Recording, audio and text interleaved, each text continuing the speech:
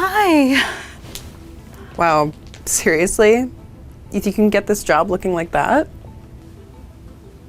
I'm confident my skills and experience will speak for themselves. Skills? What skills could you possibly have that would matter here?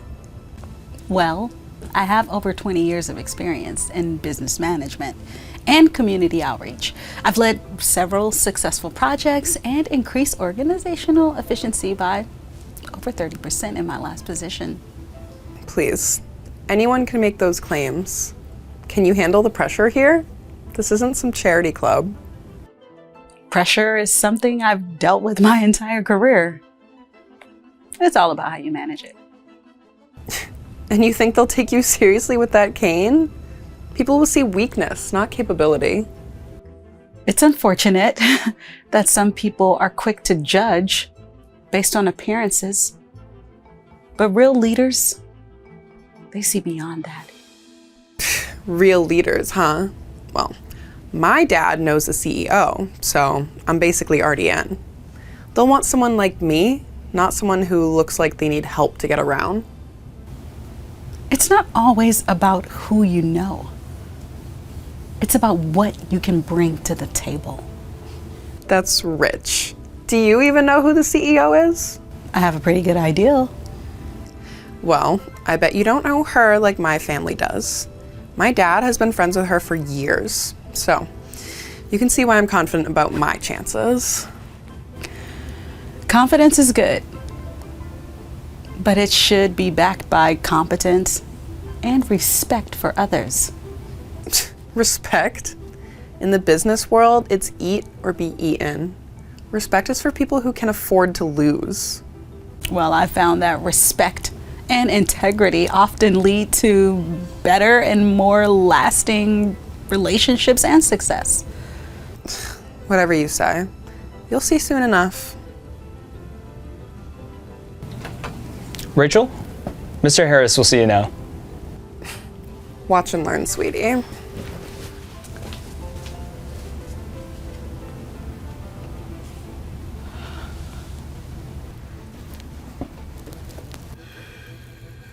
Hi, you must be our first interviewee. Come, please, sit down. Okay, why don't you tell me a little bit about yourself? Well, I'm Rachel. My father knows your CEO personally. I have a business degree from an Ivy League school, and I believe I'm the perfect fit for this position. That's impressive. Can you give me more details about your experience? Sure. So I interned at my father's company, which gave me hands-on experience in high-level business operations. I also led a project that increased our market share by 15%. Interesting. What do you consider your greatest strength? Definitely my connections. I mean, networking is key in this industry, and thanks to my family, I have a very extensive network. Connections are important, but what about your personal skills? What can you bring to the team? I'm a natural leader. I can motivate people and drive results, and I'm also great at identifying opportunities for growth. And your weaknesses? Honestly, I don't have many. I mean, I guess sometimes I can be a bit too demanding, but it's only because I have high standards. How do you handle teamwork and collaboration? I can work in a team, but I prefer to lead. I find that I get better results when I'm the one in charge. How do you handle criticism? I mean, constructive criticism is fine, but I know what I'm doing. I mean, most of the time I'm the one giving feedback. I see. How would you deal with a situation where you have to work with someone who disagrees with you? I'd listen to their point of view, but ultimately I'd make the final decision. I'm pretty confident in my judgment. Thank you, Rachel. One last question. Why do you want to work here? Well, this company has a great reputation, and I want to be part of its success. Plus, you know, with my father's connections, I know I can make a real impact here. Great, great, great. Well, I think that's good enough for me. Thank you, Rachel. You can wait in the lobby. Perfect. Thank you.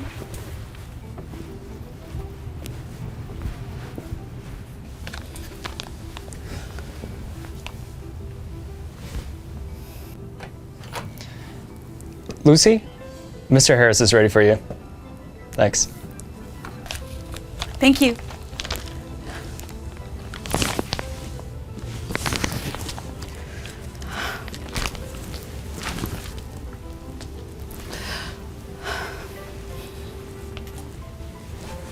And cut.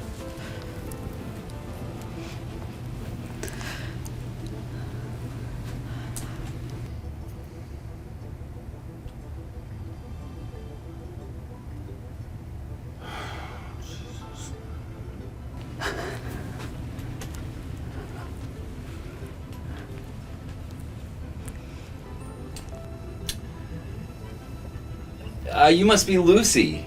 Hi, Lucy, please have a seat. Hi. Lucy, tell me a little bit about yourself. I have a degree in business administration. I've spent the last 20 years working on community outreach projects, developing strong organizational and communication skills. 20 years is a long time. What kind of projects did you handle? Oh, I've managed several large-scale projects, including one that provided resources for small businesses to grow. We increased local business success at a rate of 25%. That's impressive. But I need to address the elephant in the room here, okay? How do you think that your condition will affect your performance here? My disability doesn't define my abilities. In fact, it's made me more resilient and adaptable. I've consistently delivered high quality work despite my physical limitations. Resilience is good, but this is a high pressure environment. How do you think you'll handle the demands of the job? I've handled demanding roles before. It's all about time management and staying focused. I've led teams under tight deadlines and I've always met our targets. Always. Okay, well, we'll see. Thank you, Lucy, for coming in. Let's head out to the lobby. I have my decision. I'll let you guys know. Okay, sir. Thank you for your time.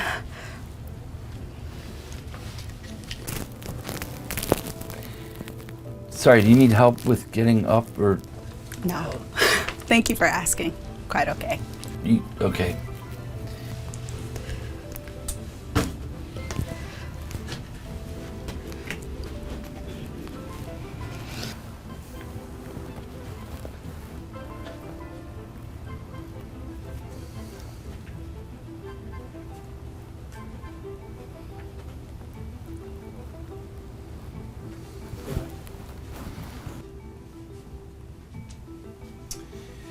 Well, ladies, at first I want to thank you both for coming in to interview. I've made my decision, and Rachel, I would like to offer you the position. Yay! Perfect. Lucy, thank you so much for your time, but we won't be proceeding with your application. Actually, Mr. Harris, there's something you should know. I am Lucy Reynolds, the CEO. I came undercover to see how our hiring process works. And I must admit, your behavior today was completely unacceptable. You are fired, effective immediately. Mrs. Reynolds, what do you... Leave. There's no need for an explanation. You are dismissed.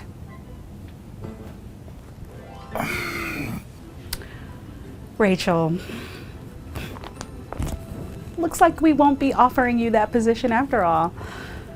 Your attitude and lack of respect, they're not what we value here.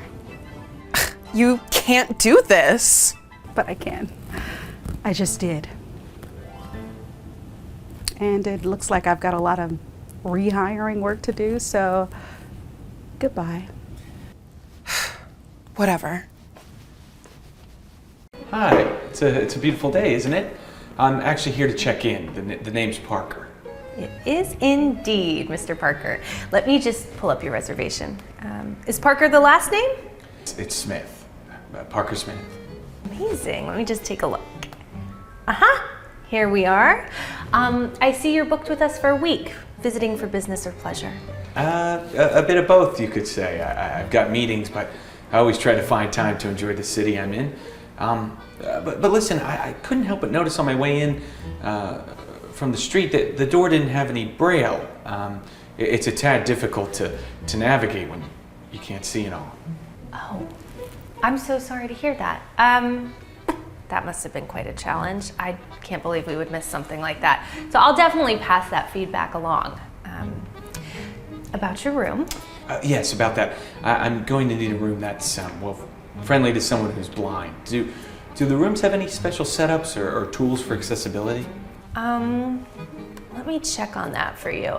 I'm fairly new here, but I haven't seen anything specific about those accommodations. Oh, that's all right. Please take your time. I'm sorry, Mr. Parker. It seems we just don't have any specific features in our rooms designed for the blind and visually impaired guests. Really? That's disappointing. How do you expect someone who is blind to navigate the hotel then? I mean, it's not about me. There must be others. I completely understand your concern. I'm really sorry. I have brought this up with management before. We need to be more accessible. It's something I care about too. I wish there was more I could do. Well, I appreciate your honesty. It's just surprising, you know. I mean, in this day and age, you'd think accessibility would be a given, not an afterthought. No, I agree with you 100%. It's something that I'm going to keep pushing for. We should be able to welcome everyone, no matter what. Is there anything else I can do for you to make your stay more comfortable in the meantime? I guess we'll have to figure something out. But really, it's a bigger issue than just my stay.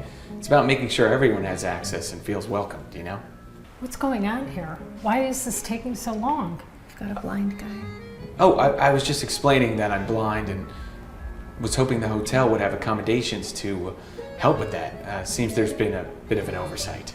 Accommodations for the blind? This is a hotel, not a... Never mind. We don't have that sort of thing here. You'll just have to manage, I suppose. Manage? With all due respect, ma'am, that's not a very helpful attitude.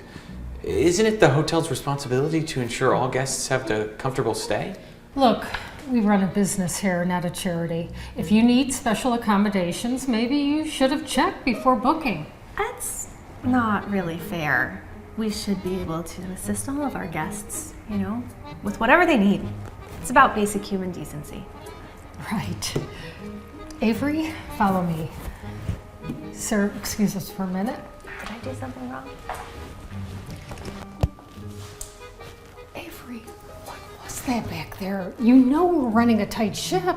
Why would you even entertain such demands? Demands? Parker was just asking for basic accessibility, Miss Lewis. It's not unrealistic to expect that in a hotel like ours. You know what, Avery? I don't have time for this. Either you get rid of the blind man or you could start looking for a new job. I'm not going to jeopardize our reputation and profits for your ideals. So that's it. Our reputation becomes, you know, more important than basic human decency. I can't accept that, Miss Lewis. I won't. Well, you're going to have to learn to accept it and accept it quick. It's your job on the line and I suggest you do what I recommend. But without further negotiation. Now get over there and kick that man out of the hotel. Miss Lewis, now. Fine, but you should really stop referring to him as the blind man.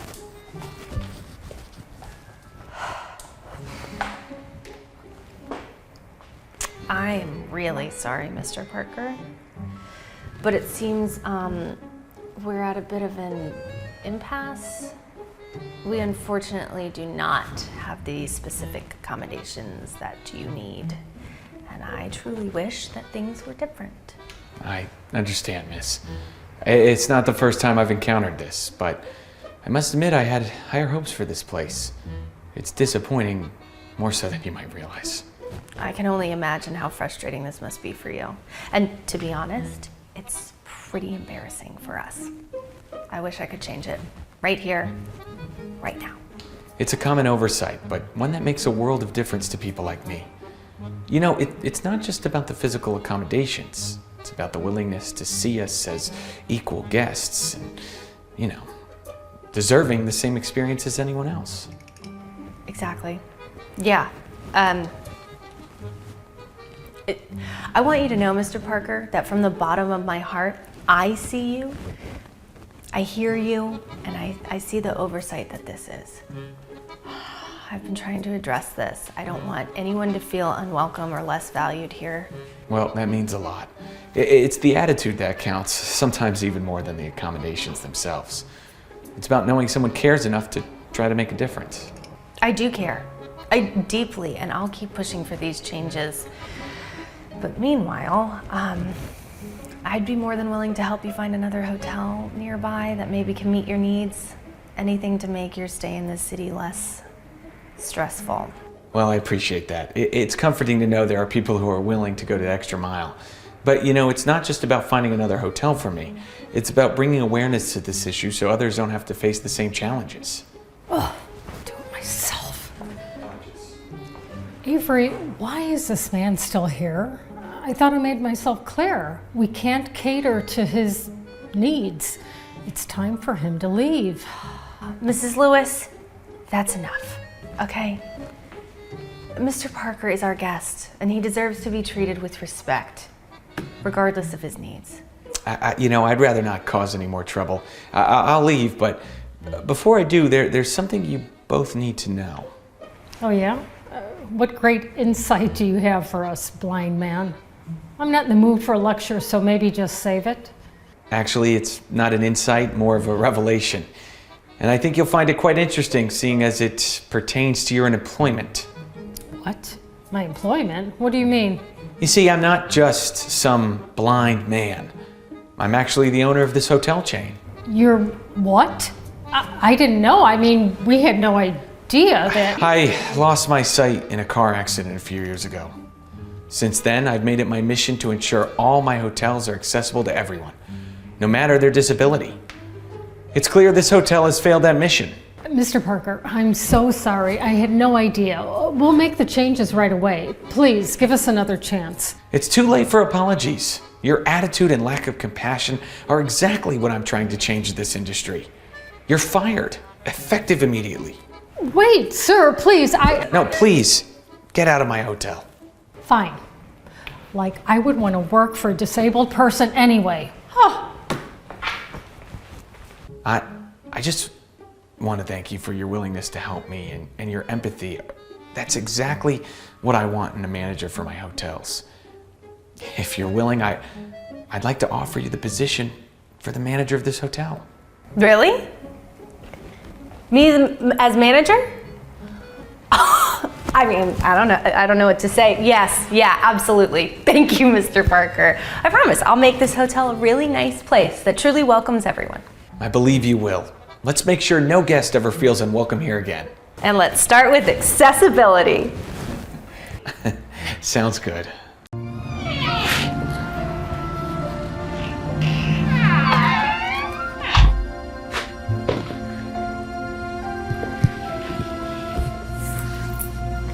Hi, how's it going? Can I help you find anything today?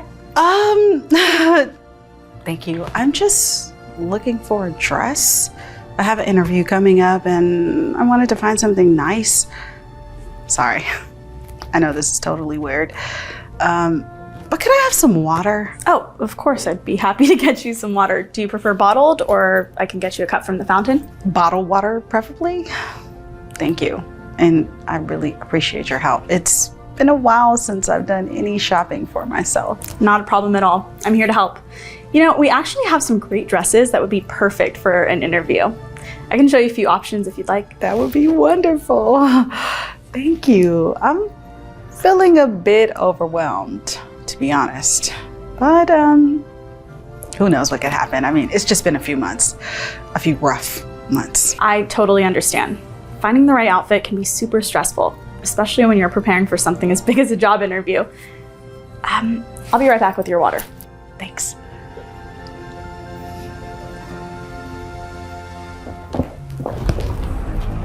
Jane, what are you doing? Why are you helping her out?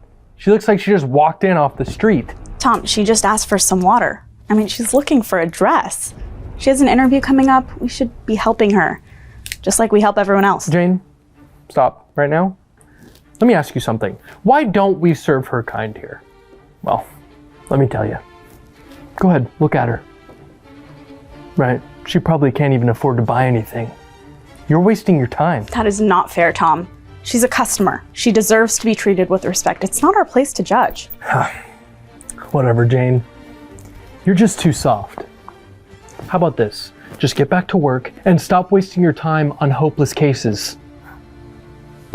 Go, go, go. Oh, come on now. This is crazy. Here you go, 1 bottle of water. Thank you. And I've got a few dresses in mind that I think would be perfect for you. You want to take a look? Absolutely. Thank you so much. You're very kind. It's been a while since anyone's treated me with such respect. It's really no trouble at all. Everyone deserves to be treated with kindness. Now let's find you that perfect dress for your interview. I appreciate it. This interview means so much to me. It's been so tough finding work these days.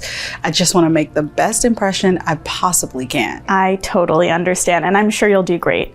You know, sometimes the right outfit can give you that little extra boost of confidence that you need. Let's go find you something that makes you feel amazing. That's just what I want. I want to feel amazing. Your kindness means more than you know. Anytime. Now, follow me. I'm ready to go shopping. Come on. What is going on here, Jane? What is she doing here still? Why are you still wasting your time? Tom, she's just looking for a dress for an interview. I mean, she saved up for months. I don't see the problem. No, you know what? The problem is, Jane, is that she doesn't belong here. Look at her. She's obviously not going to buy anything. We have a certain image to maintain, okay? Excuse me, but I'm here to buy a dress. I've been saving money for months for this interview. It's very important to me. Yeah, sure you are. Look, lady, we don't serve people like you here. You're probably just gonna try and steal something anyway. Tom, that's enough. You can't talk to people like that. Everyone deserves respect. Respect? She doesn't deserve to even be here.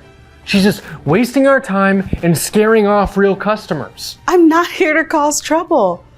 I just need a dress for my interview. I've been out of work for months, and this is my one chance to get back on my feet. Boo-hoo. Spare me the sob story, hun. Why don't you just try a thrift shop or something? Okay, this store is not for people like you. Tom, that is incredibly uncalled for. She's just looking for a dress. Why do you have to be so mean? Mean? No, I am just being realistic. If you keep coddling people like this, you'll drive away the real customers who actually spend money here. I really don't understand why you're being so hostile. I'm a single mom with 2 kids. I'm trying to turn my life around. Can't you see this interview means so much to me? Oh, yeah, whatever. Okay, everyone has a sob story. Doesn't change the fact that you don't belong here. I don't know how you even got past the front door looking like that. Tom, enough. She's already explained her situation. She's just trying to find something nice for her interview. Jane, quiet yourself. You're too soft. This isn't a charity, okay? This is a business. We have standards. Now, ma'am, I'm gonna ask you to leave, please. I don't understand. I have money to buy a dress. I've been saving this money for months. Why are you treating me like this? Because we don't want people like you here. Plain and simple. It's bad for business. Now, out.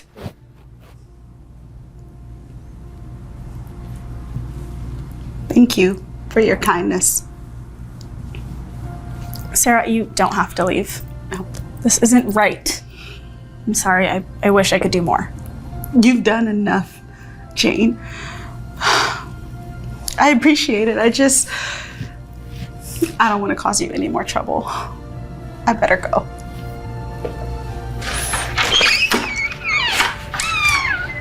You don't have to be so cruel. She's just trying to get back on her feet. What if someone treated you like that? It's just business, Jane. You'll learn that eventually. Right now, we have to maintain our image. Now, back to work. Let's go. You know what, Tom? I hope you realize how wrong this is. Everyone deserves a chance. Save your lectures, Jane. I'm here to keep this place running smoothly, okay? Not to listen to sob stories anymore. Back to work. I hope one day you understand that treating people with kindness isn't a weakness, Tom. It's a strength. And it's what this store should stand for. Okay, whatever, Jane. Please, just do your job. I am doing my job, and part of that is treating every customer with respect. You'll never get ahead with that attitude, Jane. Trust me. Okay, I'd rather be kind and fair than get ahead by being so cruel and mean to customers. Ridiculous.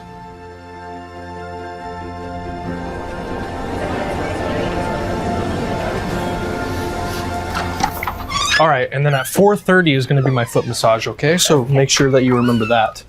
Hello, Tom. Oh! Jane. I'm Sarah Williams, the CEO of this clothing store chain, and judging by your shocked faces, I'm guessing you may already know who I am. We received some reports about mistreatment here, and I decided to investigate, and go undercover as myself. Oh, Mrs. Williams, I didn't know it was you. I mean, you look so different. I thought you were just some homeless person trying to cause trouble. That's the point, Tom. I wanted to see how my employees treated all customers, not just those who appear wealthy or influential. And what I saw, it was pretty disappointing, Tom. I'm so sorry. I was just trying to protect the store's image for you. I didn't mean any harm. It's just that, we all get all kinds of people in here and... Tom, it's not about the store's image. It's about treating every person with respect and dignity, no matter their appearance. I mean, your behavior was absolutely unacceptable. Miss Williams, I am so sorry about what happened. I tried to help, but I should have done more. I didn't stand up to Tom the way that I should have. Jane, you showed kindness and a lot of empathy in a very difficult situation. You did your best under the circumstances.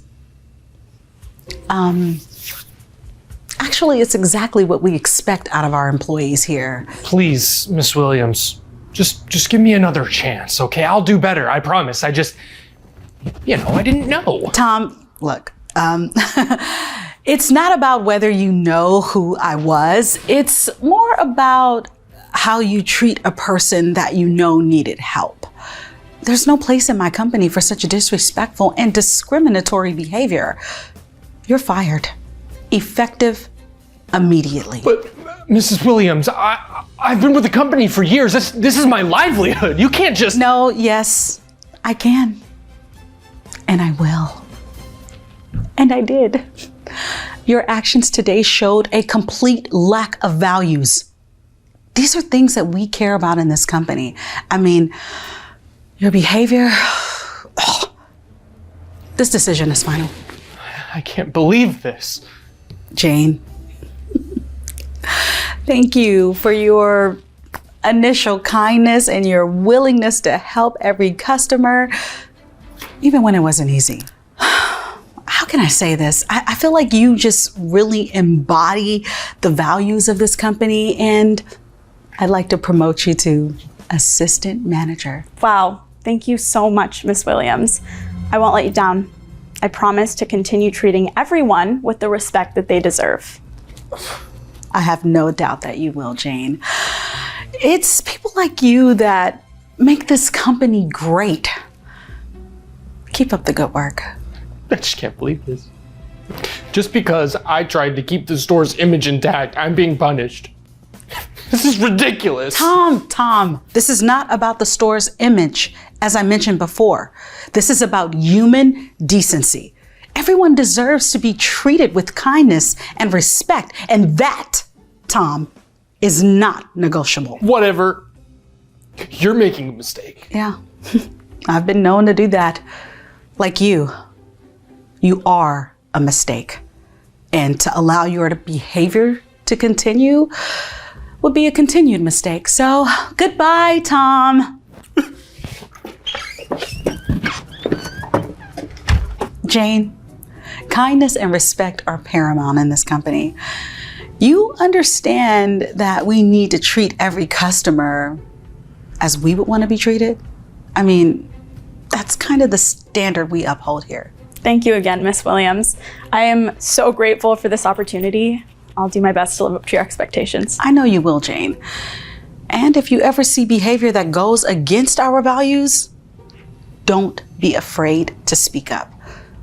We need people like you to help lead the way. I will, Miss Williams. I promise. Good. Now, let's get back to work. We've got some customers coming in to help out, and we've got a reputation to uphold. Remember, our actions define us, not just our words. Definitely. You got it, boss. Let's get to work. Let's do it.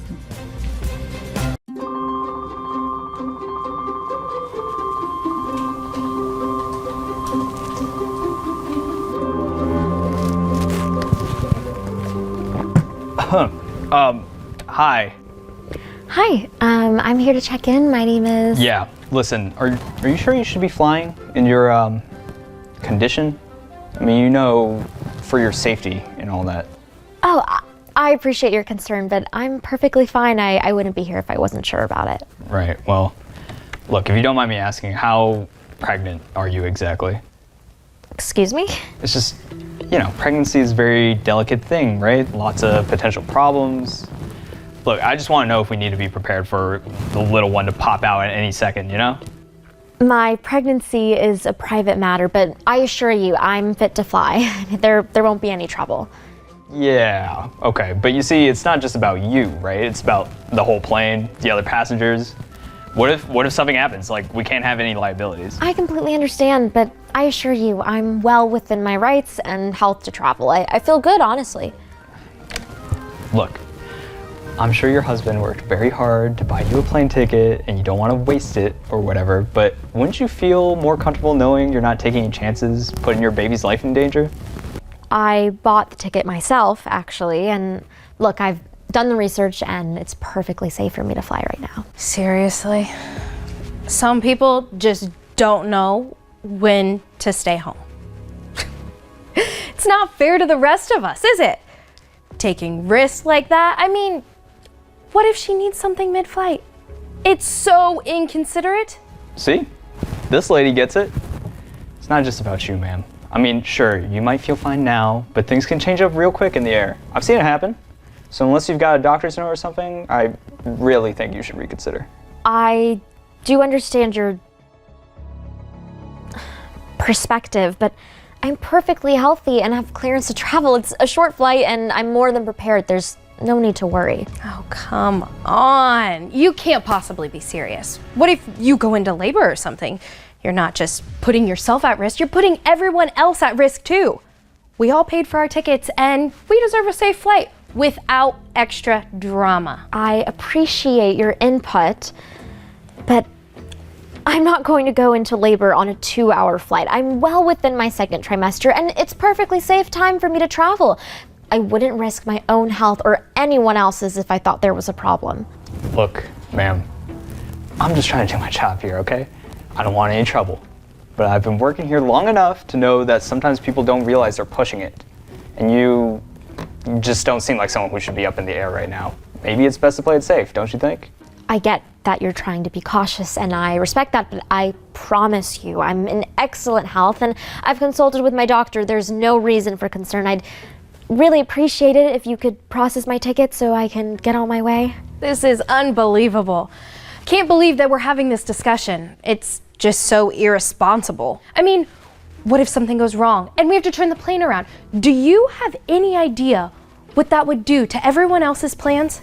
It's just not fair to put us all in that position. Look, I'm not here to inconvenience anyone, and I'm certainly not here to cause any trouble. I'm simply trying to get to my destination, just like everyone else. Well, it's my responsibility to make sure everyone gets to their destination safely. And I just can't help but feel like we're flirting with disaster here. I'm sorry. I hear you, but unexpected things can happen to anyone at any time, not just to someone who's pregnant. Oh, sure, act like everything is going to be perfectly fine. But if something happens, it's on us, isn't it? I just hope you're ready to deal with the consequences, because the rest of us shouldn't have to pay for your mistakes. Thank you for your concern, both of you. I'll tell you what, I'm going to make a quick phone call to clarify the situation. I think it'll put everyone's mind at ease. Yeah, okay, sure. Go ahead, make your call. Don't think that's gonna change anything. I've got to do what's best for everyone here. I understand. I'll be right back. She's just wasting time, you know? Probably trying to get someone to back her up, but it won't work. You're the one in charge here, and you're doing the right thing. Yeah, I know. I've been around long enough to spot when someone's trying to pull a fast one. She's probably just hoping to get some sympathy points or something, but rules are rules, and I'm not about to bend them just because someone thinks they're special. Exactly. I'm so glad you're not one of those people who just caves into whatever sob story someone tells. We need more people like you who actually enforce the rules. Thank you for your patience. I've just made a call and someone will be contacting you shortly to clear everything up. Uh-huh, sure. Well, I'm here, I'm not gonna go anywhere. But like I said before, a phone call isn't gonna change the rules. If you're not fit to fly, you're not flying. Simple as that. Exactly. I mean, I'm not trying to be rude, but this is just how it is. Safety first, you know? We're not trying to make things difficult for you, but you've got to understand that there are rules in place for a reason. I completely understand your concerns, and I appreciate that you're thinking about safety. That's why I made the call, to ensure that everything is clear and there are no misunderstandings. I'm sure you'll get the clarification you need soon. Yeah, well, okay, we'll see about that. Look, I've been doing this job for years, and I've seen all kinds of situations. You'd be surprised how many people think they can just get around the rules with a phone call, but that's not how it's gonna work here. It's not like we're trying to be difficult, right? We're just looking out for everyone's safety. If it were me, I'd be grateful someone was taking the time to make sure everything's okay. I guess some people just don't see it the way it is. Hello? Yeah, this is John. Uh-huh. I see. I didn't realize yet. Yes, sir. Yes, I understand. No, of course, sir. I'll take care of her right away. Right away. Look, sir, it was just a simple mistake. Got it. Okay.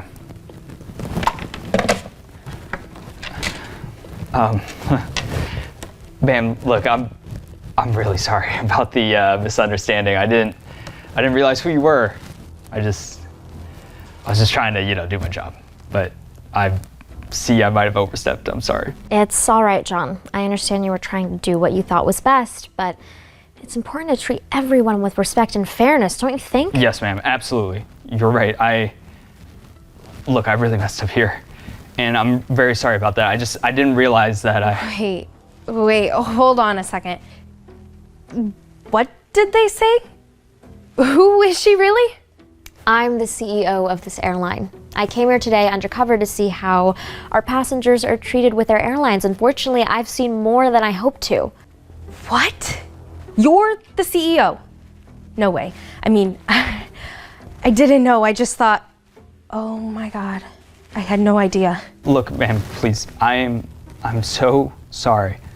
If I'd known, I would have treated you with the respect that you deserve. All right, I wasn't trying to be rude. I wasn't I just didn't realize. I didn't know who you were. It's not about who I am, John. It's about how you treat people, all people, regardless of who they are or what they look like. Everyone deserves to be treated with dignity and respect. That's something we need to ensure across our entire airline. Oh my God. I can't believe this. I really didn't mean to. I wasn't trying to be. I just thought, I'm so sorry. I didn't mean to disrespect you. I just was thinking about safety, I appreciate that you were concerned about safety, Karen, but it's important to remember that assumptions can lead to unfair treatment. We have procedures in place for a reason, and those need to be followed without bias. Look, ma'am, I'll do whatever it takes to make this right, okay? I'm so embarrassed. I didn't mean to. I know you didn't mean to, John, but there are consequences for actions, especially when they impact others. As I'm sure your supervisor just informed you, your services won't be required at this airline anymore. He did inform me that, but I was hoping maybe we could talk it through, maybe work something out. I'm really, really so sorry for judging you, ma'am. Unfortunately, my decision stands, John. Your demeaning and prideful attitude has no place in my airline. As for you... Oh my God, this is a nightmare. I didn't mean to. I'm not like that, I swear. I was just thinking about what's best for everyone. I didn't mean to cause any trouble, honestly. Ma'am, it's not just about what you intended. It's about how your actions affected someone else. It's a lesson for all of us to be more mindful of how we treat others, especially in situations like this. I swear this won't happen again, ma'am. I'll do whatever it takes to make sure everyone is treated fairly. I just didn't realize. I've never been so embarrassed in my life. It's important to learn from these experiences, John. I hope this will be a turning point for you in how you approach your work. Treating people with kindness and respect should be your first priority, always. I don't even know what to say. I'm so embarrassed. I never would have. I'm not usually like this. Oh God, I've really messed up, haven't I? We all make mistakes. What's important is that we learn from them. Please, ma'am. I really need this job, okay? Is there anything I can do? Every passenger deserves to be treated with respect, no matter what. That's the standard we set for ourselves, and that's what I expect from all our employees. You're done here. I'll be boarding my plane now. I believe John here has some news for you.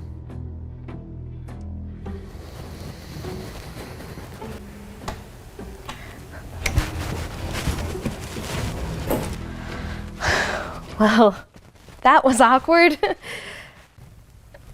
Yeah. So, may as well take a vacation now. You want to check me into this flight as your last task as an employee of this airline? Look, you're banned from the airlines. What? That's the news that she wanted me to share with you, all right? My supervisor fired me and told me that you're banned from flying with us ever again. You've been blacklisted. What do you mean? Are you kidding me? This is so unfair.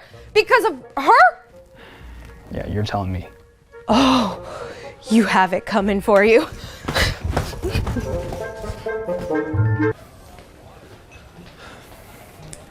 Hello, Mr. Thomas? I'm John, the new waiter. I was told to report to you for orientation. Yes, John, that's right. Look, we're really busy and short-staffed. I don't have time to babysit you today, so you'll need to pick things up pretty quickly. Got it? Absolutely, sir. I've had some experience, so I'll adapt as fast as I can. Good. You can start by familiarizing yourself with the menu. Can't afford to get orders wrong on a busy day like today. Hi, you must be the new guy. John, right? I'm Lisa. Hey. Don't worry, I'll help you get up to speed in no time. Hi, Lisa. Yeah, that would be great, because it's a bit overwhelming at first glance. I know, everyone feels that way on their first day, but you'll find your rhythm.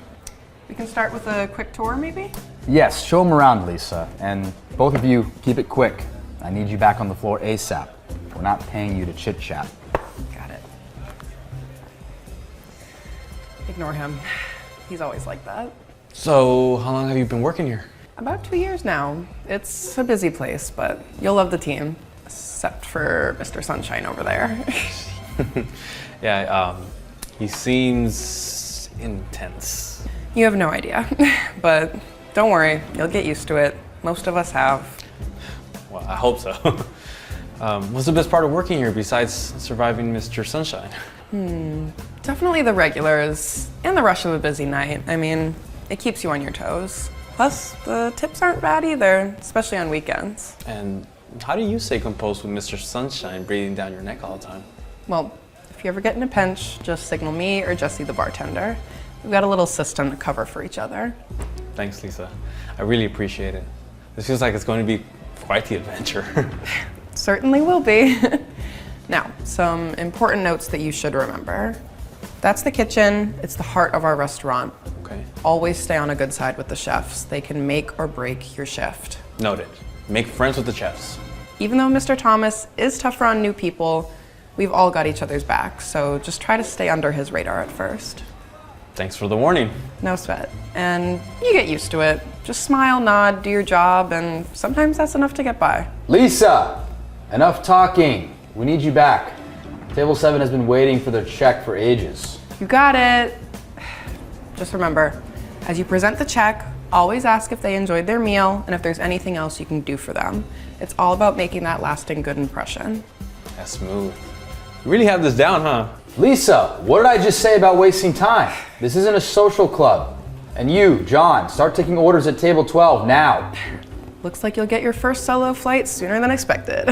Just follow the script and you'll be fine. All right. Here goes nothing. Same here.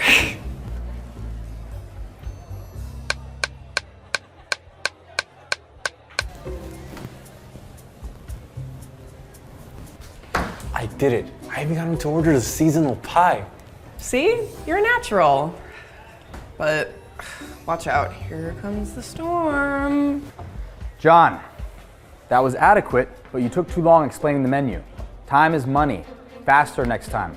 Understood, sir. I'll speed it up. And Lisa, that last drink you sent out was too slow, and the presentation was all off. What's gotten into you today? I'm really sorry, Mr. Thomas. It won't happen again. I'll make sure the next one is perfect. All right. Let's see how you handle the rush, John. The customer at the bar ordered a Cadillac margarita. Get going on it, now. Welcome to the jungle. Let's get going.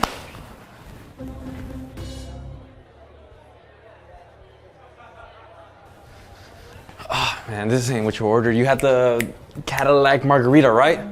I'm terribly sorry. I'm gonna get you the correct drink immediately, right? No problem. What's this I hear about serving wrong orders? Unacceptable. It was just a simple mistake, Mr. Thomas. It happens. We can fix it No right. excuses. Both of you are proving more trouble than you're worth. You're fired. Actually, Mr. Thomas, you can't fire us. Because I'm not just the employee. I'm John Smith, the CEO of this restaurant chain. Mr. Smith, I had no idea. I know you didn't. I came here to see how things were running, and I am appalled at what I witnessed. Your treatment of staff, your management style, it's unacceptable. Mr. Smith, all we wanted was a good work environment, stress-free and just happy all around. And you'll have it. Mr. Thomas, you're relieved of your duties, effective immediately. We need leaders who build their team up, not tear them down. You think you can just walk in here and understand everything in one day? You're making a huge mistake, John. I've seen enough to know that changes are needed. Mr. Thomas, your approach isn't right for our vision. My approach? My approach built this place. Without me, you'll see how things fall apart. You need me to keep this ship steady. A steady ship doesn't mean a happy or efficient crew, Mr. Thomas. Fear isn't the tool to manage people or drive success. Fear? I call it discipline. You corporate types are all the same, thinking you can run things from behind a desk. You have no idea what it takes on the ground. And yet you work for me. It's about respect, Mr. Thomas. That's what's been missing here. Respect is earned, young lady, something you all seem to forget. Respect goes both ways, Mr. Thomas. Don't you forget that. It's earned by leaders from their teams by showing them trust and support, not just through authority and fear. And what happens when the numbers drop, huh? When your friendly approach doesn't meet the bottom line? Well, we'll adjust, learn, and improve. But we'll do it together, as a team, not at the cost of our people's well-being. You'll regret this. When everything starts to crumble, remember this moment. You had a chance to keep the spine of this place intact. This chain Our team needs more than a spine. It needs a heart, which is what I intend to restore. So, good luck with your future endeavors.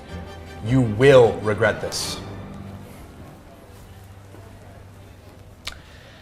I'm so sorry you had to see that, but we're all good now, right? We're gonna get back to work, and I'm gonna help you ease into this transition as much as I can, all right? I think you got it pretty figured out, but let's see what we can do together. Let's do this. We Let's got go. this. Hey there, Jill. Finally taking a little break, huh? Yeah, that water filter is the only thing in this place that doesn't argue with me. How's your day going? Jason, hi. Yeah, I decided I needed a bit of a breather. It's been one of those days, you know? Back-to-back calls and then some. How about you? Keeping things spick and span around here must be a never-ending job. You could say that again. It's like the messes spawn new messes the moment I turn my back. But hey, it keeps me on my toes. It makes the day fly by. I feel you. And how are you adjusting to the office? I know you just joined, what, last week? It's been great, actually. I really like it here, and there's been some crazy adventures, like the great spilled coffee incident 2 days ago. That was a fun one. But honestly, I enjoy it. It keeps me busy, and I've had the chance to meet some pretty amazing people, like yourself. That's sweet, Jason. Thanks. You know, it's really refreshing to see someone take so much pride in their work, no matter what it is. It really shows character. Thanks. Do you mind if I grab some water? Yeah, go for it. Thanks. Jason, don't you have tables to clean or something? Jill and I need to have a word. Business stuff, you know. Yeah, just grabbing some water. Thank Bye, you. Jill. Bye. Now, Jill, about tomorrow. We've got a big client coming in, and I was thinking, how do I put this? Maybe you could wear something a bit more appealing. You know, something that makes a statement. Appealing? Tyler, I always dress professionally, so what exactly are you suggesting? No, of course. You know, something a bit more eye-catching. Something that shows off your assets. It's all about making a strong impression. I'm sorry. Are you implying that my work isn't enough to make a strong impression? That somehow my appearance is more important? No, not at all, Jill. It's just that, well, you know, we're in a competitive market. Looks matter. They can tip the scales in our favor. It's reality. That's a rather shallow perspective, don't you think? My job performance should speak for itself. I shouldn't have to tip the scales with my appearance. Jill. It's not shallow, it's smart. Everyone does it. It's about playing to your strengths, and let's be honest, you're just not smart. You're attractive. I mean, why not use that to our advantage? Because it's demeaning, Tyler. It reduces my value to merely how I look, not what I bring to the table professionally. Demeaning? It's strategic. Look, I'm not saying it's right or wrong, but it is what it is. Our competitors are doing whatever it takes to win. We need to do the same. There's a line, Tyler, and suggesting I need to dress provocatively to win clients is crossing it. My professionalism and ethics are not negotiable. You're missing the point, Jill. It's about being adaptable. Look, the business world isn't always black and white. Sometimes you need to bend a little to get ahead. Bend or break? There's a difference between being adaptable and compromising my integrity. Integrity, this is business, Jill. And in business, the end often justifies the means. Look, you want to succeed, don't you? Sometimes you have to play the game. Not like this. Success at the expense of my self-respect isn't success. It's exploitation. Oh, you are being so dramatic. It's just a different strategy. You'll see, it'll work. And when it does, guess what? You'll thank me. I doubt that, Tyler. I believe in earning respect, not manipulating perceptions. And I clearly won't thank you for suggesting I compromise my values. Look, Jill, I am just trying to do what's best for the company. Think about it, okay? We need this client. I'll think about how to best serve our clients with my skills and knowledge, not by how much skin I show. That's not negotiable, Tyler. Oh, come on, Jill. You know how these things work, and let's be honest, in this industry, looks can be just as important as brains. It's not sexist, it's just the way of the world.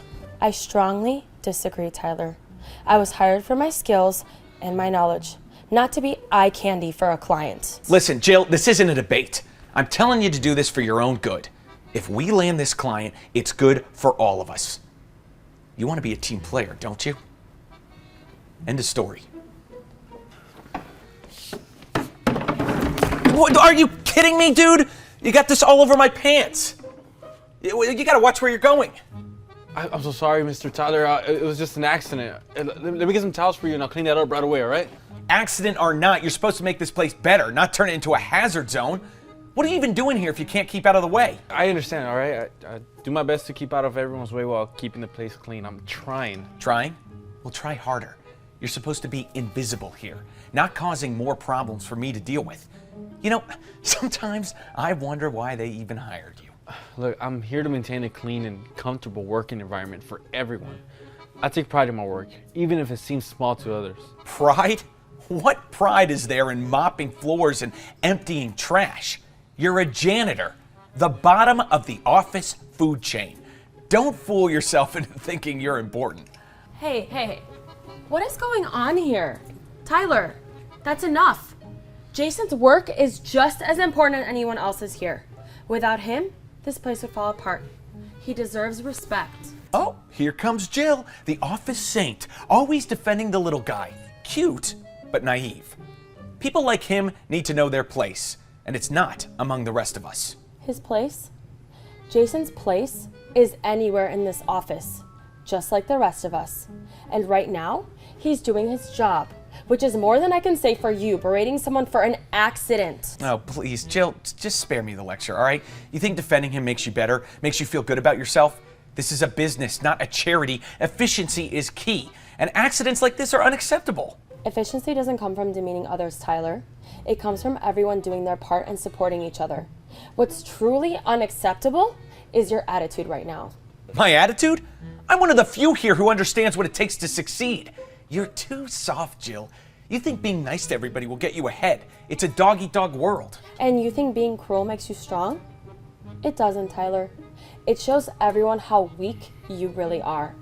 Being kind and supportive is what builds a strong team. Kind and supportive? This isn't a support group, it's a business. And in business, results are what matter, not feelings. Results are important, but how we achieve them matters too. We don't have to step on others to succeed. We're better than that, Tyler. Or at least we should be. You're living in a fantasy, Jill. But hey, you know what? Keep on dreaming if it makes you happy. Just don't expect the real world to change to fit your dreams. A little kindness and respect can make a big difference. And I won't let you discourage that. Don't listen to him, Jason. You're doing a great job, and we appreciate it. Don't let anyone make you feel less than. Yeah, whatever. Thank you, Jill. It means a lot hearing it from you. I'll keep trying my best, all right? I appreciate you.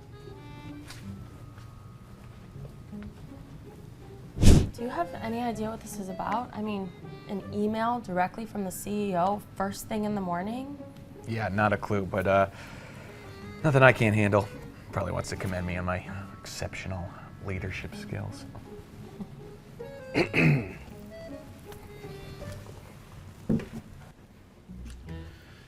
Good morning, Jill, Tyler.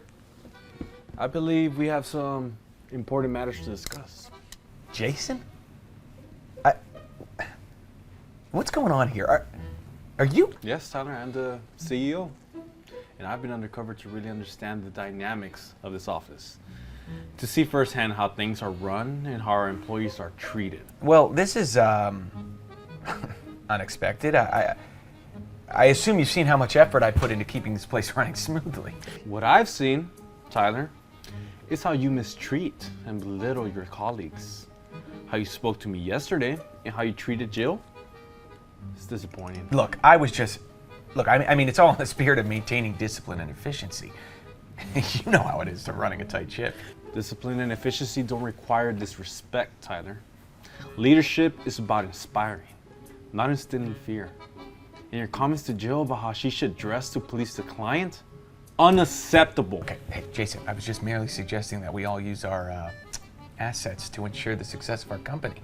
It's a competitive world out there. And in our world, respect and integrity are our greatest assets. You've shown a complete disregard for both. Look, maybe I got carried away, sure.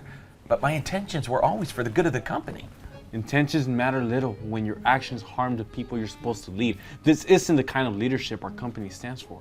So what? Okay, maybe I'm a bit harsh, but we're succeeding, aren't we? Success in spite of you, not because of you, Tyler. You know what? I've seen enough. I'm sorry, but you're being relieved of your duties effective immediately.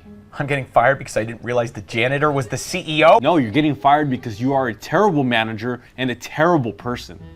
And Jill, your integrity and courage in standing up for what's right hasn't gone unnoticed. Thank you for saying that, sir. I was just trying to help. And that's exactly why I'm promoting you to take over Tyler's position. What? We need leaders like you, Jill. Leaders who understand the importance of respect, integrity, and true teamwork. I'm overwhelmed. Thank you, Jason. I promise to lead with those values in mind, to create a workplace where everyone feels valued and respected. I know you will, Jill. And together, we'll ensure our company is not just successful, but a place where everyone is proud to work. This is insane. It's insane. Congratulations. Thank you, sir. And I will make you proud.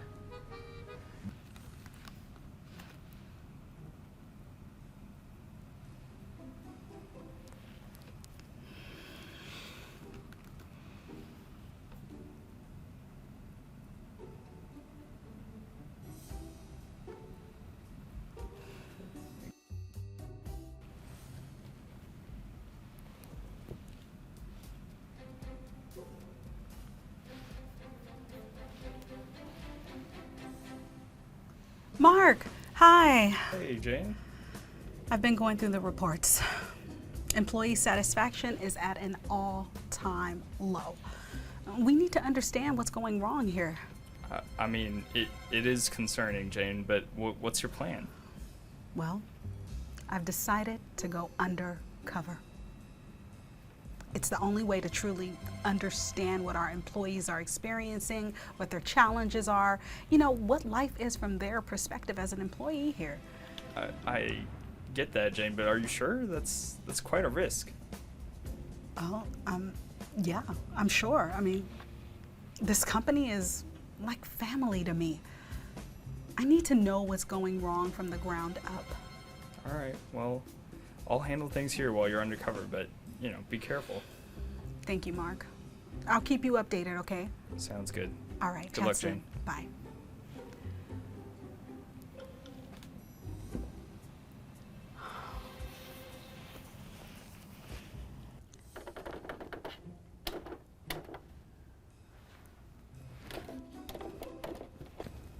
First day, huh? This machine can be a little tricky.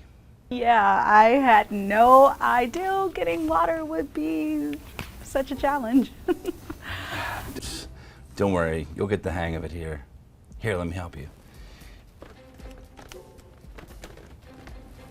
Thank you so much. I'm Jenny, by the way. Nice to meet you, Jenny. I'm Michael.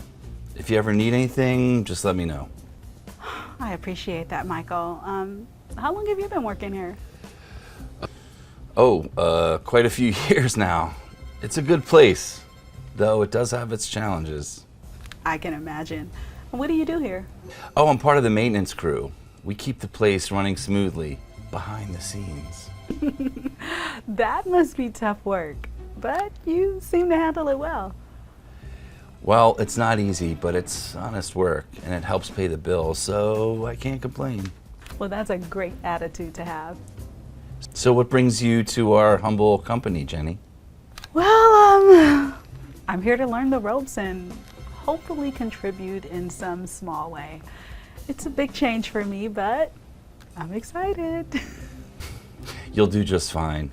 Just remember, everyone started where you are now.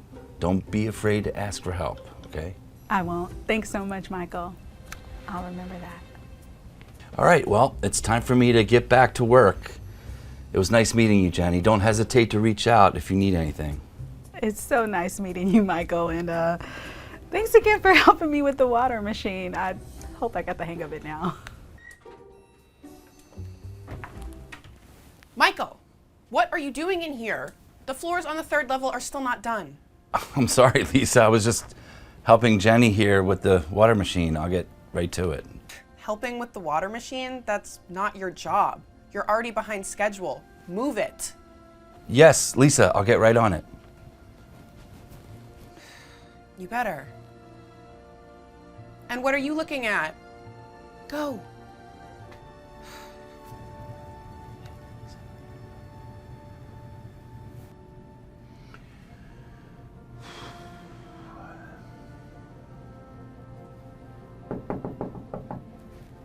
Hey, Michael. Burning the midnight oil? Oh, yeah. Hi, Jenny. Yeah, just trying to catch up on some paperwork here.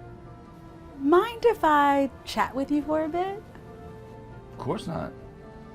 What brings you here so late? Well, I noticed you do a lot around the office. I just wanted to check in. It seems like you have a lot on your plate. Yeah. It's been a bit hectic lately, but it's nothing I can't handle. It seems like more than a bit hectic. You are the last one here. Is everything okay? It's just, I have another job after this, and I need to finish up here before I head over there. Another job? Well, that sounds exhausting. How do you manage? It's tough, but I don't have much of a choice, you know. My son's in college, and he's studying to become a surgeon, medical school. The tuition fees are pretty steep. Wow, a surgeon, that's amazing. You must be so proud of him. I am. He's the first in our family to go to college. It's a huge deal for us, but it's also a huge financial burden. That's incredible, Michael. And you're doing all this to support his dream. It must be hard on you, though. It is, but it's worth it. He's so talented and dedicated, and I know he'll make a great surgeon. And seeing him succeed will make all the sacrifices worthwhile. You're such an amazing father. Not everyone would go through such lengths for their kids. I'm just doing what any parent would do. He deserves the best chance at success, you know? I just wish I had more time to rest. Sometimes it feels like I'm running on empty. I can imagine. Have you talked with anyone about this? Maybe there's a way that the company can help you? Oh, no. I don't want to cause any trouble or, you know, seem like I'm asking for special treatment. I'm just grateful to have this job, so. It's not about special treatment. It's about recognizing hard work and dedication. I mean, you shouldn't have to bear this burden alone. Thanks, Jenny. It means a lot that you say that, but I'll manage. I've always found a way to get by. Michael, what are you still doing here? The reports from earlier still aren't finished. Lisa, I'm sorry, I'm just finishing up now. I'll have them done in a few minutes, I swear. That's not good enough. We can't keep having these delays. Do you understand how this reflects on me? Yeah, Lisa, I understand. I'll make sure it doesn't happen again. It better not. And who's going to clean up the conference room? It's a mess from the meeting earlier. I'll get to it right after I finish these reports. You should have done it already. This kind of negligence is unacceptable. I'm sure Michael is doing his best, Lisa. He's got a lot on his plate. Stay out of this, Jenny. You're new here and you don't understand how things work yet. It's okay, Jenny. I'll take care of it. See that you do. And next time, prioritize your tasks better. Actually, Lisa, there's something you should know. What now? I'm not just a new hire here. I'm Jane, the CEO of this company. What? You're the CEO? Yes. I've been undercover to see what's really going on here. And what I've seen is unacceptable. Michael, your dedication and hard work have not gone unnoticed. Your story is inspiring, and I am deeply moved by your commitment to your family and to this job. Thank you, Jane. I'm just doing what I can. Well, we appreciate it. And because of that, this company will cover all your son's university fees. Additionally, I'd like to promote you to a managerial position with a substantial raise if you're willing to leave your second job. Thank you so much. I don't know what to say. Say yes. I mean, you deserve it, Michael. And as for you, Lisa, Your behavior has been completely unacceptable. Effective immediately, you are terminated.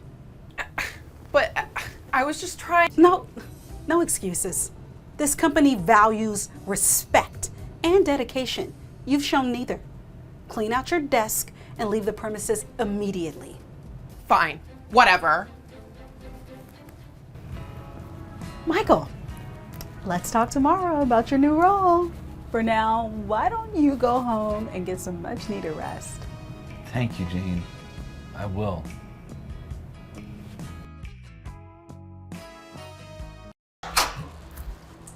Hello. Can I? Sorry. Look, no need to waste my time. We don't allow people like you in our hotel. You mean like really good-looking people? I'm sorry, I don't understand. People like me? Yeah, people who think they can just waltz in here and get service without proper decorum or status. Look, this is a high-end establishment. We don't want people thinking this is one of those hotels for homeless people. There must be some sort of a misunderstanding. I'm not homeless, and I'm not here as a guest. I'm actually Oh, what a guest, the new maid. Kitchen staff? Well, we have a separate entrance for that, so. No, Marcus. I'm here to work as a receptionist, just like you. A receptionist? You? Well, this should be entertaining. Did you get lost on your way to the job fair? I assure you, I am quite capable of fulfilling the role. I was told to report here for training. Well, if you're supposed to be here, then someone's idea of a joke is far beyond me. Good luck figuring things out without my help. Hi, I couldn't help but overhear. I'm Sophia Johnson. Let me officially welcome you to our team. Thank you, Sophia. I'm Elizabeth Wright. It's my first day here. I'm supposed to start training as a receptionist. Well, Elizabeth, you've come to the right place. And despite the rough start, I assure you you're going to love working here. Let's get you settled in. Good luck teaching her, okay? Some people just aren't cut out for this level of service. Ignore him. Everyone starts somewhere, and we're all here to grow. So now let's start with the basics of our check-in process. I'm ready to learn. I want to ensure that every guest feels welcome and valued from the moment they step into our hotel. Well, the most crucial thing is that you always maintain professionalism, even in challenging situations. Our guest comfort and satisfaction are our top priorities. It's very insightful. What do you find most rewarding about working here? Seeing a guest smile of appreciation or receiving a heartfelt thank you. It reminds me why I love hospitality. It's all about making people stay memorable. It's wonderful. Sophia, I hope to embody that same passion in my work here. Don't forget to teach her about dealing with difficult guests. It seems like she might attract a few. Let's continue. I'll show you how to handle reservations next. And don't worry about difficult guests. It's all about how you manage the situation. You'll learn to navigate it with grace.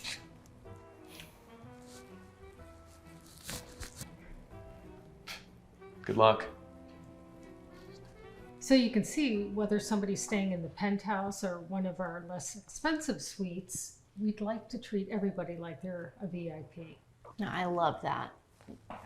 You know, Sophia, it's great we're all about inclusivity and diversity here, but maybe we should also consider a support plan for our more financially challenged employees. I'm sorry, Marcus, are you referring to me? No, I'm just saying this industry moves fast and we need to keep up. Wouldn't want you to strain yourself. Marcus, it's enough. Background has nothing to do with one's ability to perform their job. No, of course. You're right, Sophia. My apologies. It was just an observation. But, you know, appearance, the way we relate to our more affluent guests, it's a lot to keep up with. You sure you're up for the challenge? Marcus, I appreciate your concern, but let me assure you, I am more than capable of learning and adapting. Diversity can bring experience, something that can greatly benefit our team and enhance our guests' experience. Don't you agree? Yeah, no. Whatever you want to tell yourself, Oscar the Grouch. Look, I think it's time for my lunch break, all right? Don't mind him. I mean, you're the perfect person for the job. Well, thank you, Sophia. Appreciate you sticking up for me. Sophia, I just don't understand like the decisions that are being made here. I mean, this is a nice hotel. We have a reputation to uphold. What kind of message are we sending? I mean, Ric Flair was in here last week. I just don't understand what's going on with. Stuff it, Marcus. Oh, Sophia, come on. Are you serious? I mean, what? I have a reputation. I can't be working at a dump. Marcus. What? Sophia, seriously. Keep your voice. Wow, look at this. Someone cleans up nicely. Jeez. I think it's time we had a little chat. My first day has been eye-opening, to say the least. Oh, are you ready to call it quits already? Hospitality isn't for everyone, especially not for the faint-hearted. Marcus, your assumptions couldn't be further from the truth. I'm not here to quit. In fact, my role here has been more complex than I let on. Oh, yeah? Yeah. I'm not just a new receptionist. My name is Elizabeth Wright, and I am the CEO of this entire hotel chain. My visit today was to understand how our staff treats their colleagues and our guests. You're the CEO? But why would you pretend to be a new hire? That is so... I believe leadership should come from the ground up. It's important to understand every aspect of our operation, including how our employees interact. Unfortunately, what I witnessed from you today, Marcus, has been deeply disappointing. Disappointing? What?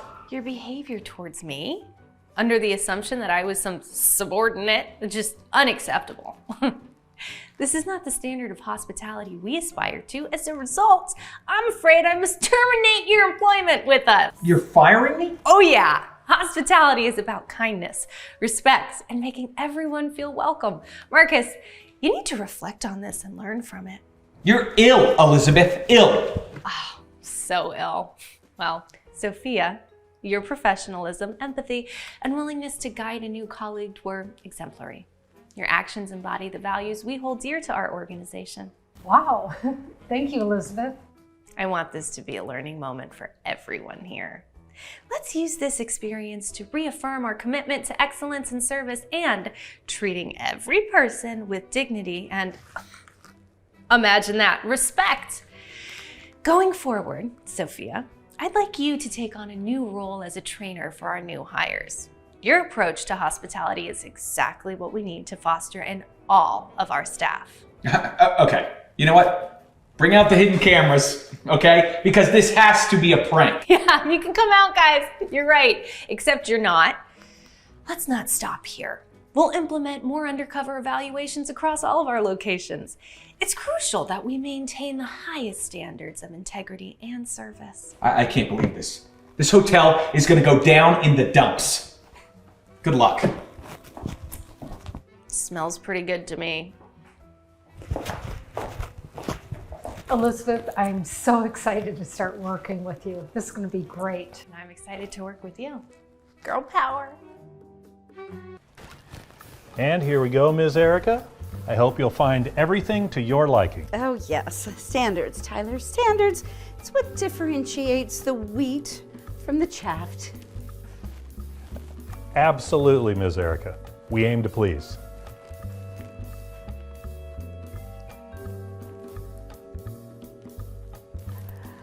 Oh, no. This will not do at all. Look at this place. Oh, it's so pedestrian. I specifically requested luxury accommodations. This looks like something out of a budget hotel brochure. Where's the opulence? The splendor. I'm very sorry to hear that this room isn't up to your expectations. Miss Erica, however, according to our records, you booked a standard package, which includes the accommodations similar to this room. Standard. Good Lord. Do I look like someone who does anything standard? I was very clear when I booked. I require accommodations benefiting my status. I mean, look at this view. Oh, if I squint hard enough, I might just be able to see the parking lot aesthetic charm. This is a disaster. I truly apologize for any misunderstanding, Miss Erica. Unfortunately, our premium suites are fully booked. However, I can assure you that this room offers all the comforts and conveniences you might need. Comforts? Conveniences? Tyler. This room screams dated wallpaper, IKEA furniture. I'm probably have to assemble it yourself. Okay, look. I mean, I was expecting the silk sheets, the jacuzzi, something that tells the world that Erica is here. I understand. And again, I apologize. I wish there was more that I could do. For the additional amenities, I'm more than happy to arrange a spa package, which includes a silk robe and premium bath sheets, and the finest that we have to offer. Though, I must inform you, there is an additional charge for those items. You're charging me for a robe and toiletries? What is this, a youth hostel? I thought this was supposed to be a reputable establishment, and I am utterly shocked. I demand you make this right, Tyler. Miss Erica, we strive to treat all of our guests with the utmost respect, and we provide the best possible service within their selected packages. I can assure you, adding these amenities will indeed enhance your stay. But as per our hotel policy, regarding the package you've selected, I'm afraid that there is an extra charge for those specific requests. This is preposterous. Absolutely unacceptable. I have stayed in hotels around the world, and never have I been nickeled and dimed over robes and bath sheets. And now you're telling me I can't even take a shower unless I fork over more cash?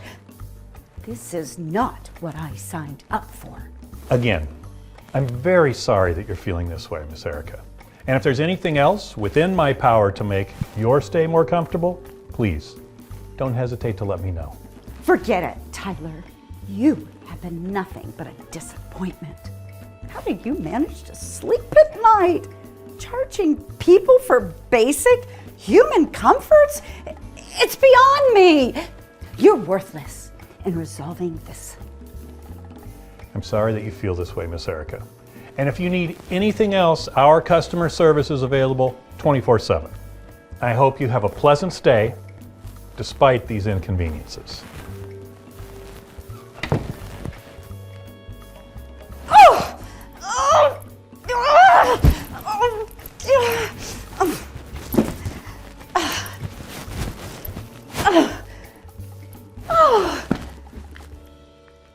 And don't forget my luggage!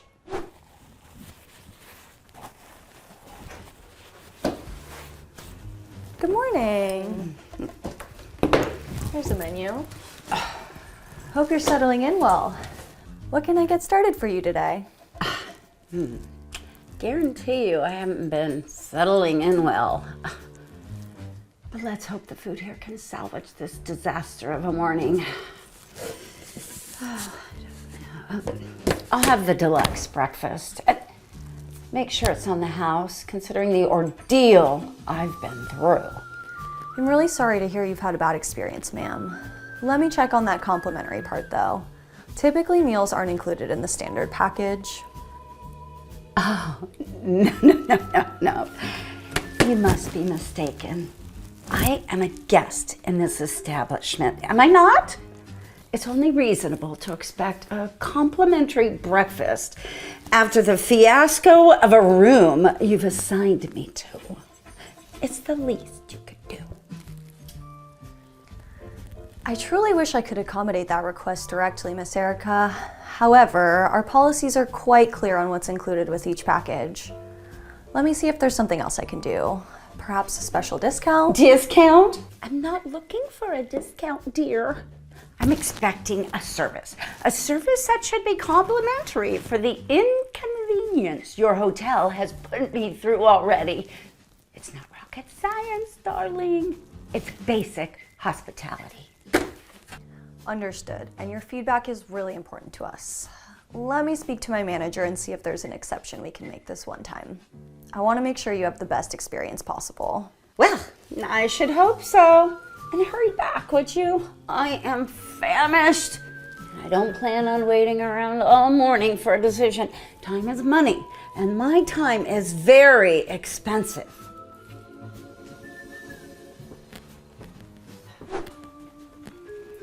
Thank you for waiting, Miss Erica. I've spoken with my manager, and while we can't offer the meal for free, we can offer a significant discount. We're really trying our best here to make your stay pleasant. This is insane. I have never been so insulted in all of my travels. A discount? What do you take me for? I was promised luxury, and instead I get this miserly attempt to make me feel better? No, this will not do at all. I'm so sorry you feel that way. We're genuinely just trying to help. Perhaps there's something else on the menu that might be more to your liking, something to make your morning a little bit brighter. Brighter? Listen, the only thing that would brighten my day is the service I rightfully deserve. I'm a guest, a patron of your hotel. It baffles me, truly, how anyone can be so disconnected from the concept of customer satisfaction. Ma'am, please believe me when I say we value all our guests and their satisfaction is our top priority. I'll personally see to it that your breakfast is made with extra care. How does that sound? Oh, spare me the platitudes. You know what? Just bring me the classic breakfast and make it vegan. And coffee. I see that there's coffee on the menu, but I would like a latte, double shot, extra foam, and a little bit of that, I don't know, those sprinkles on the top, like cinnamon. I want some cinnamon. I'll deal with your manager later about this. Misunderstanding? Of course, ma'am. I'll have your order out in no time. Thank you for your patience. Ugh. I'm gonna write a review. Tell them how they treat their guests and how miserable this hotel is. Ugh.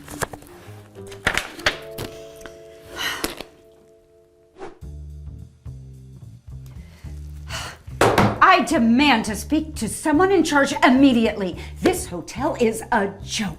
The room, the service, the breakfast wasn't even vegan. The coffee, there was no foam. It was whipped cream. It's all been one big colossal disappointment. Ms. Erica, I'm the manager, and I promise I'm here to help. I understand you're upset, and I'm truly sorry for any inconvenience you've experienced. How can we make the rest of your stay more comfortable? Comfortable? More comfortable? Are you kidding me? It's beyond salvaging. Tyler, I've been subject to what I can only describe as a nightmare disguised as hospitality. Let's start with the room. A jail cell would have been much more welcoming. We really did try to accommodate your needs, Miss Erica, both with the room and your breakfast this morning. Truly sorry that it hasn't met your expectations. Accommodate. Not only was it not vegan, but you charged me for basic amenities. Then you have the audacity to call it hospitality. You should be doing everything in your power to make this right, not nickeling and diming me at every turn. We understand your frustration, and it's never our intention to make any guest feel undervalued.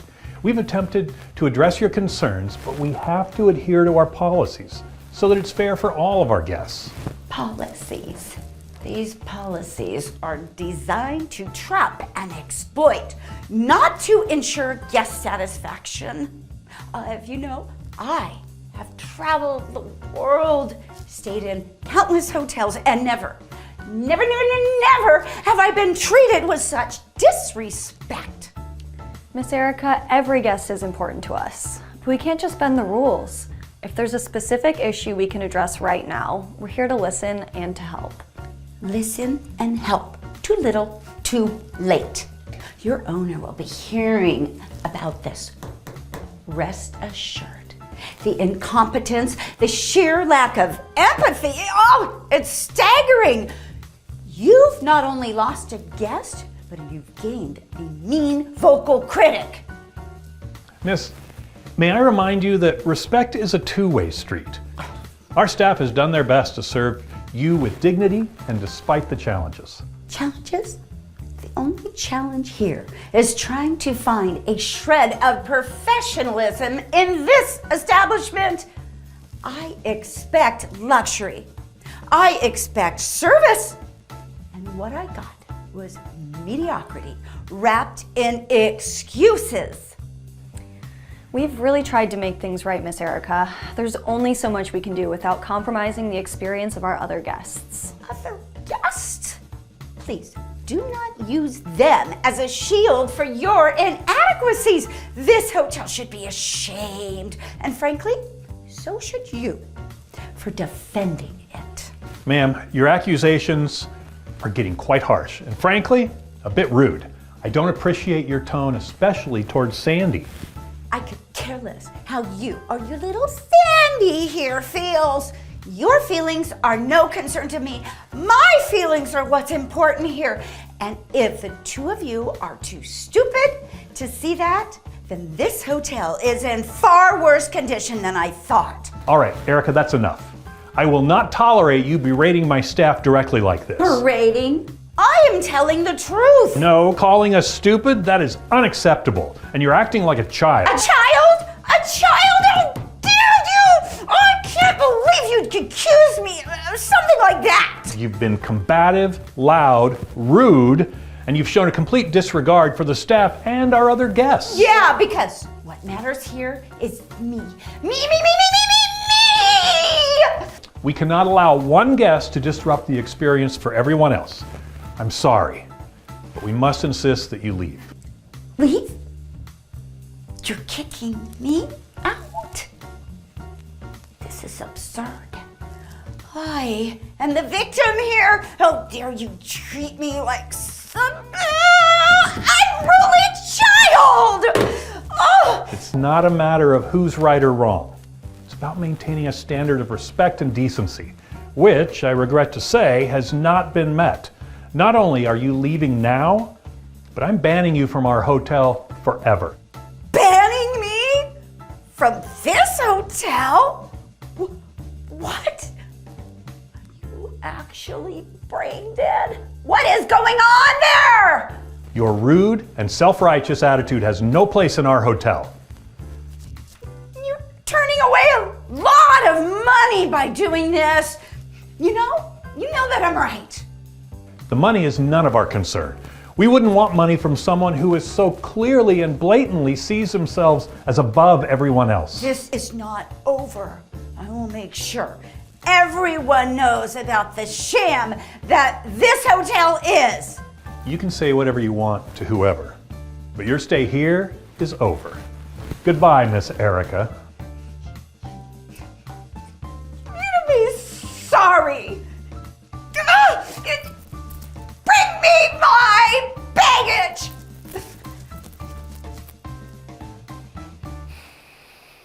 Well, that was something.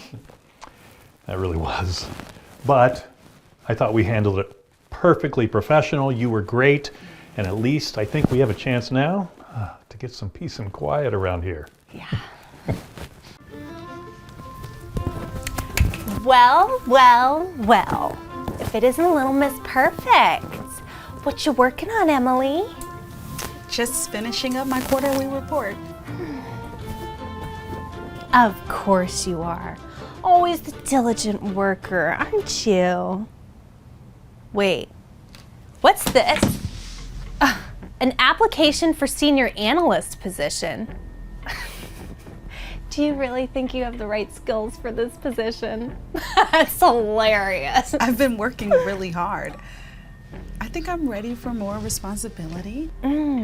More responsibility, please. You can barely handle what you have now. This is a joke. Hey! the heck, Lisa?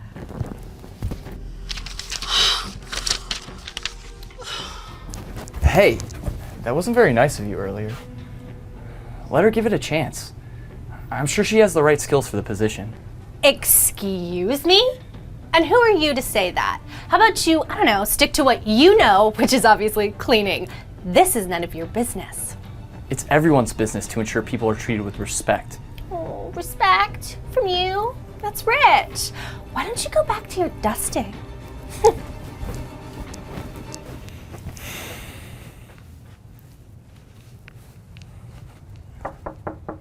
Hey, I was cleaning out there. I heard everything. Don't let her get to you. You're better than she says. It's hard not to. She's always like this. I can see that. But you've got to remember your worth. Tell me, what's something great you've done recently?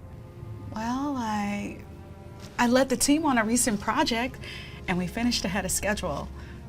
Everyone was really happy with the results, too. See? Isn't that impressive? You're talented and capable. Don't forget that. Thank you. I just wish I could believe it more. You should. You have every reason to. Just keep doing your best and don't let people like her bring you down. Thanks. Hey, what's your name anyway? Your name's Miles. Miles. So nice to meet you, Miles. Thanks for the encouragement. Of course. I'll see you around. Take care, Emily.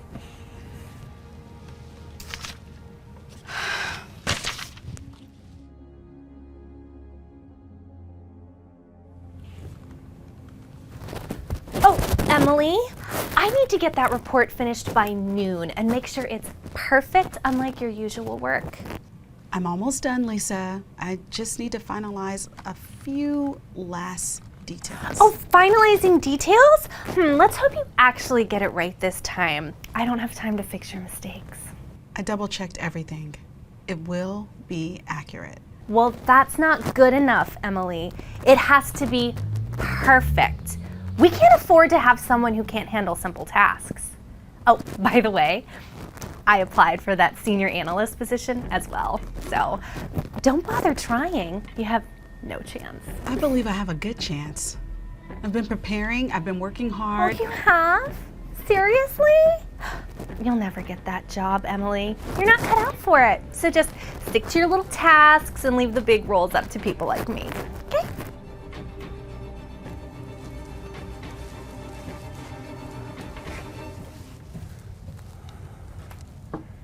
Hey, Emily.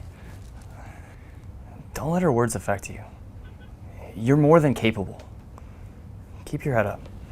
I will. It's just, it's hard to keep believing in myself when she's always tearing me down.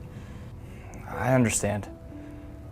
But remember, it's not her opinion that matters. It's the quality of your work and your dedication.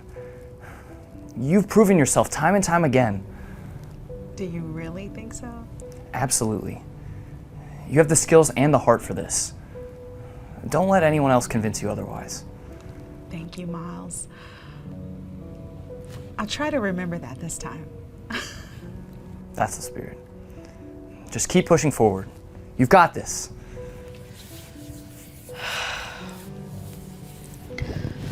Yep. I got this.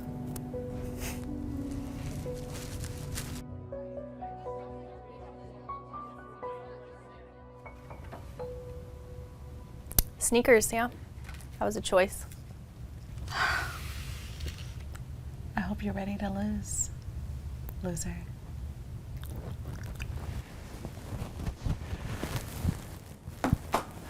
Thank you both for coming in. I have something I'd like to share with you both. Wait a second. You are the CEO. I can't believe it. Yes, I've been undercover to observe how my employees treat each other. And what I've seen has been quite revealing. I didn't mean any harm. I was just trying to motivate her, you know, tough love. Tough love. Is that what you call it? From what I witnessed, it was nothing short of bullying and disrespect. No, you've got it wrong. I was trying to help the company to ensure that we have the best people in the right positions. By tearing down a fellow employee. By mocking and belittling her. That's not the culture we strive for here. Emily, despite the challenges and the hostile environment, you've shown resilience and dedication. You are the perfect fit for the senior analyst position. I am? Oh, thank you so much. I promise I will not let you down. I know you won't. Your work speaks for itself. You've proven yourself hardworking and capable. Well, this isn't fair. She doesn't have what it takes. I'm the one who should have the job. Enough, Lisa. Your behavior has been unacceptable. This company does not tolerate bullying. You're fired. Effective immediately. Okay, so please, give me another chance. Just one more chance. I swear I'll be so much better. It's too late for that. We need to ensure a positive and supportive work environment. Please leave the premises. Security will escort you out. Bye-bye.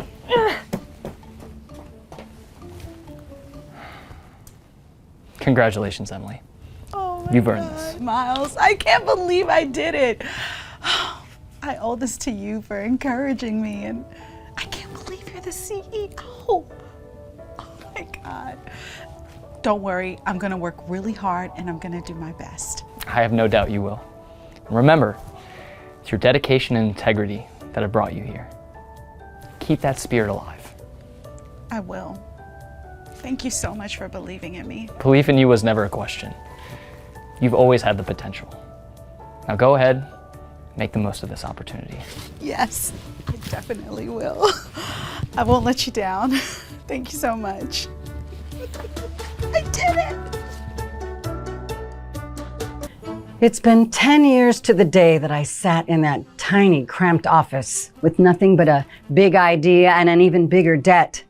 10 years since we promised to change the industry without letting it change us. But somewhere along this meteoric rise, the reports on my desk tell a different story. Numbers, targets, projections, they all sing praises. But it's the murmurs of discontent, the whispers of dissatisfaction that echo louder in these halls.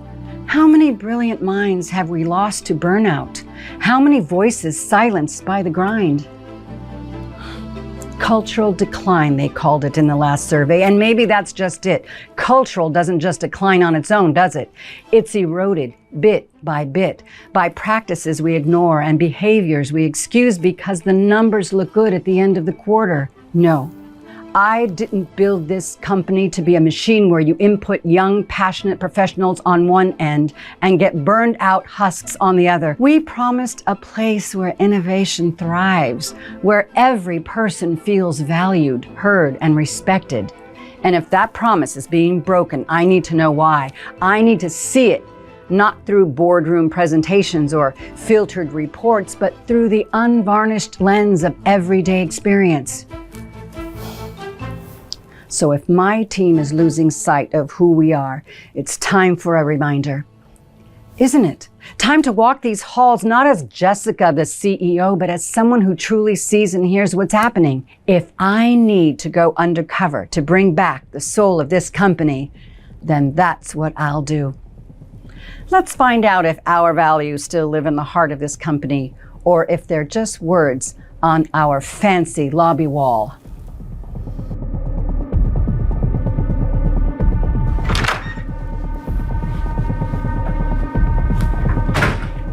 You're the new secretary, right?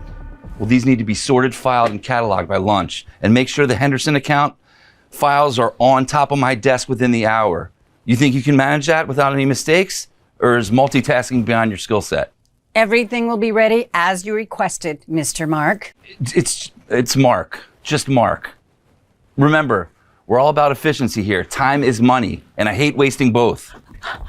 Mark, I've completed the financial analysis for the presentation next week. I've included the additional projections you asked for and cross-referenced them with last quarter's figures. Just add it to the pile over there. And Sarah, it's about time you start taking some initiative. Maybe by start getting me my afternoon coffee, 2 sugars, no cream. Surely that's not too complicated? Yes, of course, Mark. I'll bring it right over. Great. And Sarah, about your report presentation, try and sound confident, will you? You mumble through it every time. It's not just about having the numbers, it's about commanding the room. You do know that, right? I understand. I'll work on that. Thank you for the feedback. What's with the look, Jenny? You got something on your mind? Just focusing on the task at hand, Mark. The Henderson files will be with you shortly. Yeah, see that they are. And Jenny, I noticed you're a bit slow on the uptake. This isn't some mom and pop shop. We operate at a pace here, okay? So keep up or you'll find yourself out the door. There's a difference between fast pace and chaos, between leadership and tyranny. Did you just say something, Jenny? Just reminding myself about your coffee preferences, Mark. I wouldn't want to make a mistake. Smart. And remember, perception is everything. How you present yourself and your work, it all counts. Time for some big changes around here. Do you even know what this is about, or? No, I got the same email like you.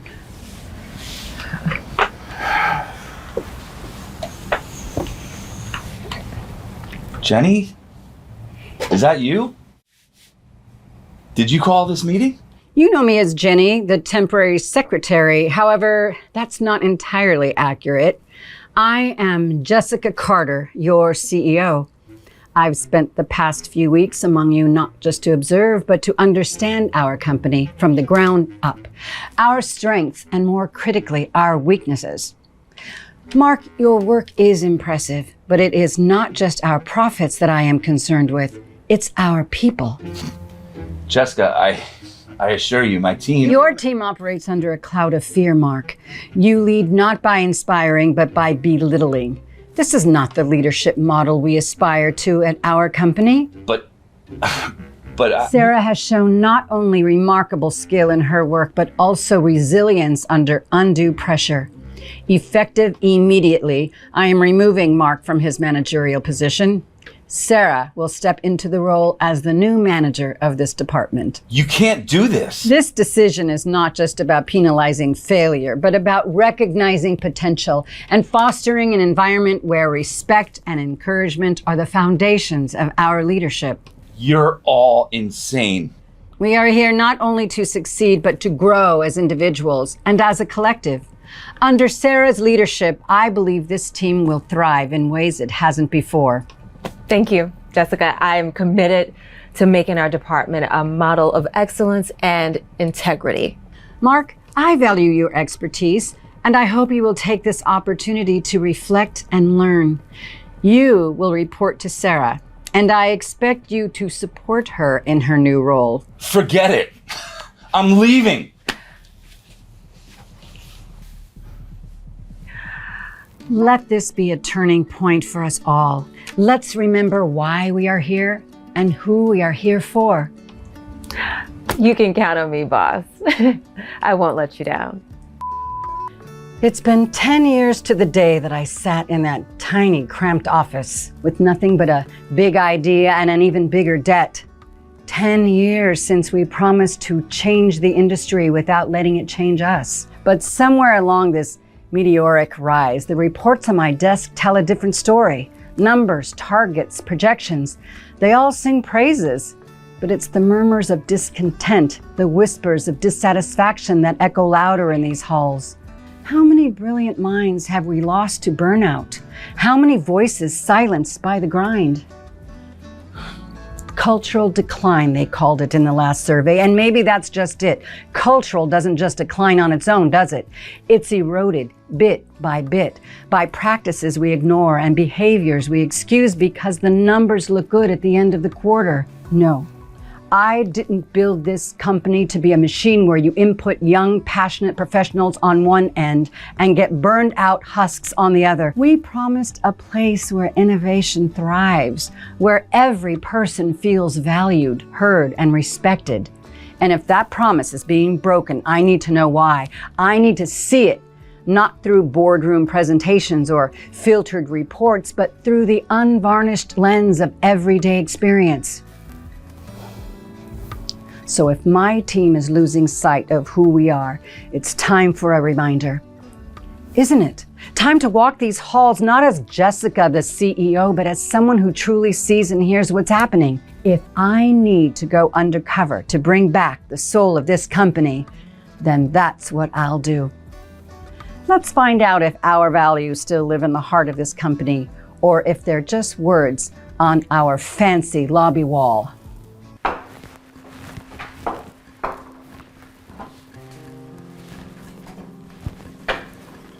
Hi, I'm Lisa. I'm starting as a new waitress today. Ah, the new girl. Welcome. Let's see if you can handle it here. You know, waitressing's no joke. I'm ready to give it my best shot. I've heard great things about this place. Great things, huh?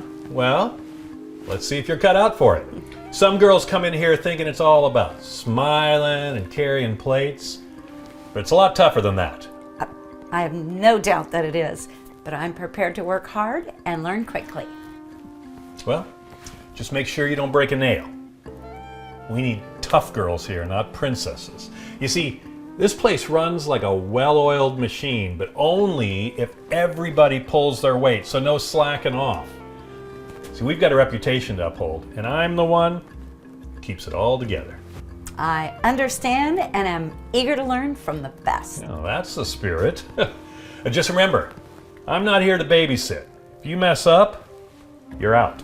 Simple as that. Okay, I will keep that in mind. Could you introduce me to the team? Sure, follow me.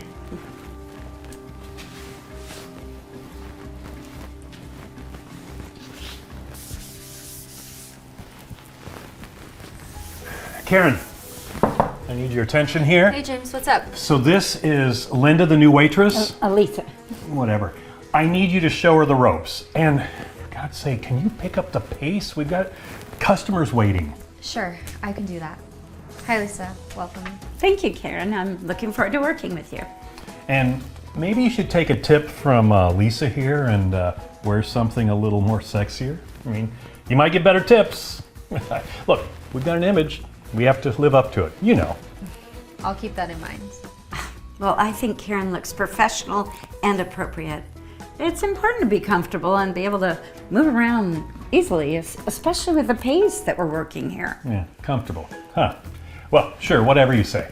Just make sure you keep those customers happy. Remember, the more tips, the more money for everyone.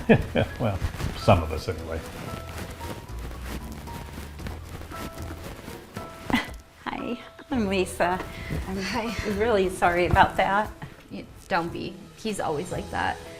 He thinks he's God's gift to this place. Does he always talk to you like that? Yeah, for the most part. And, you know, he's kind of unfair with tips too. I'm pretty sure he's just skimming off the top. We work hard, but it never really seems to add up. That's terrible. We need to stick together. It's nice to have someone who understands. Most of the new girls who come just quit after a week, and it's especially hard to stay motivated, especially with him breathing down your neck every single second. I can imagine. But we're here to do our best, and maybe we can make some positive changes. Yeah, I hope so. It's been tough, but having someone around like you might make it just bearable. So, Lisa, what brings you in here? I mean, you seem a little different from our usual hires. Oh, well, I just wanted to get some of that hands-on experience and see what it's like to work in a place like this. You can learn a lot from being on the ground. That's true. I mean, well, it's a tough job, but it's honest work. And when you get a good day with nice customers, it just about makes up for everything else. What about the team? How do they usually get along with each other? Yeah, you know, most of us get along just fine. It's just James that's really the problem. And we've tried to complain about it, but nothing ever really changes.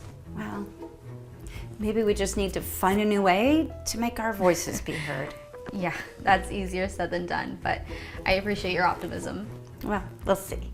Sometimes a fresh perspective can make a big difference. I really hope so. It's about time that someone did something about this mess. I am here to help in any way I can. Let's take one step at a time. Sounds good.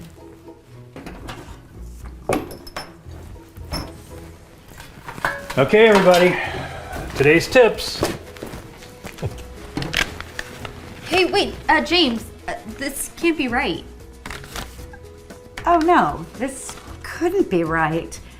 We had a ton of patrons today. You know what? If you don't like it, you can find another job. But we worked hard today, James, and there's no way that this is all the tips that we earned. Okay, maybe you're just not as good as you think you are. Or maybe the customers don't think you were worth more. Actually, I have something to say about that. What now? I'm not a waitress. I'm the CEO of this company. And guess what? You're fired. What? Is this some sort of joke? No joke. I've been here long enough to see how you treat and handle the tips. It's unacceptable. Pack your things and leave. Thank you, Lisa. I mean, this means so much to us. Okay, look. Linda, I can explain. Lisa. There's been a misunderstanding. We can work this out. The only misunderstanding is that you thought you could get away with this. Your behavior and dishonesty end here. Okay, you don't understand. This place will fall apart without me. I mean, I've kept it running smoothly. The staff relies on my leadership. Without me, they don't even know what to do. And the customers, they come here because of the atmosphere that I've created. You're gonna lose money. This business will go under. I disagree. The staff here are more than capable and hardworking. They've been doing their jobs despite your poor management. We will thrive without your negativity and dishonesty. In fact, I believe the restaurant will do much better once we create a fair and respectful environment. This is a big mistake. You're gonna see that. This place is a disaster without me. The staff can't handle the pressure. The customers, they're gonna notice. They're gonna notice the difference. We'll take that chance. I have full confidence in the team. It's time for a change, and it starts with you leaving. Goodbye, James. Man, this is so wrong. Whatever happened to forgiveness? Things are gonna change around here, I promise you. I wanna hear your concerns. We're gonna make this a place where you're feeling respected and valued. Thank you, Lisa. We've needed this for so long. We're gonna make this the best company ever, and you are gonna be fairly taken care of for all your hard work.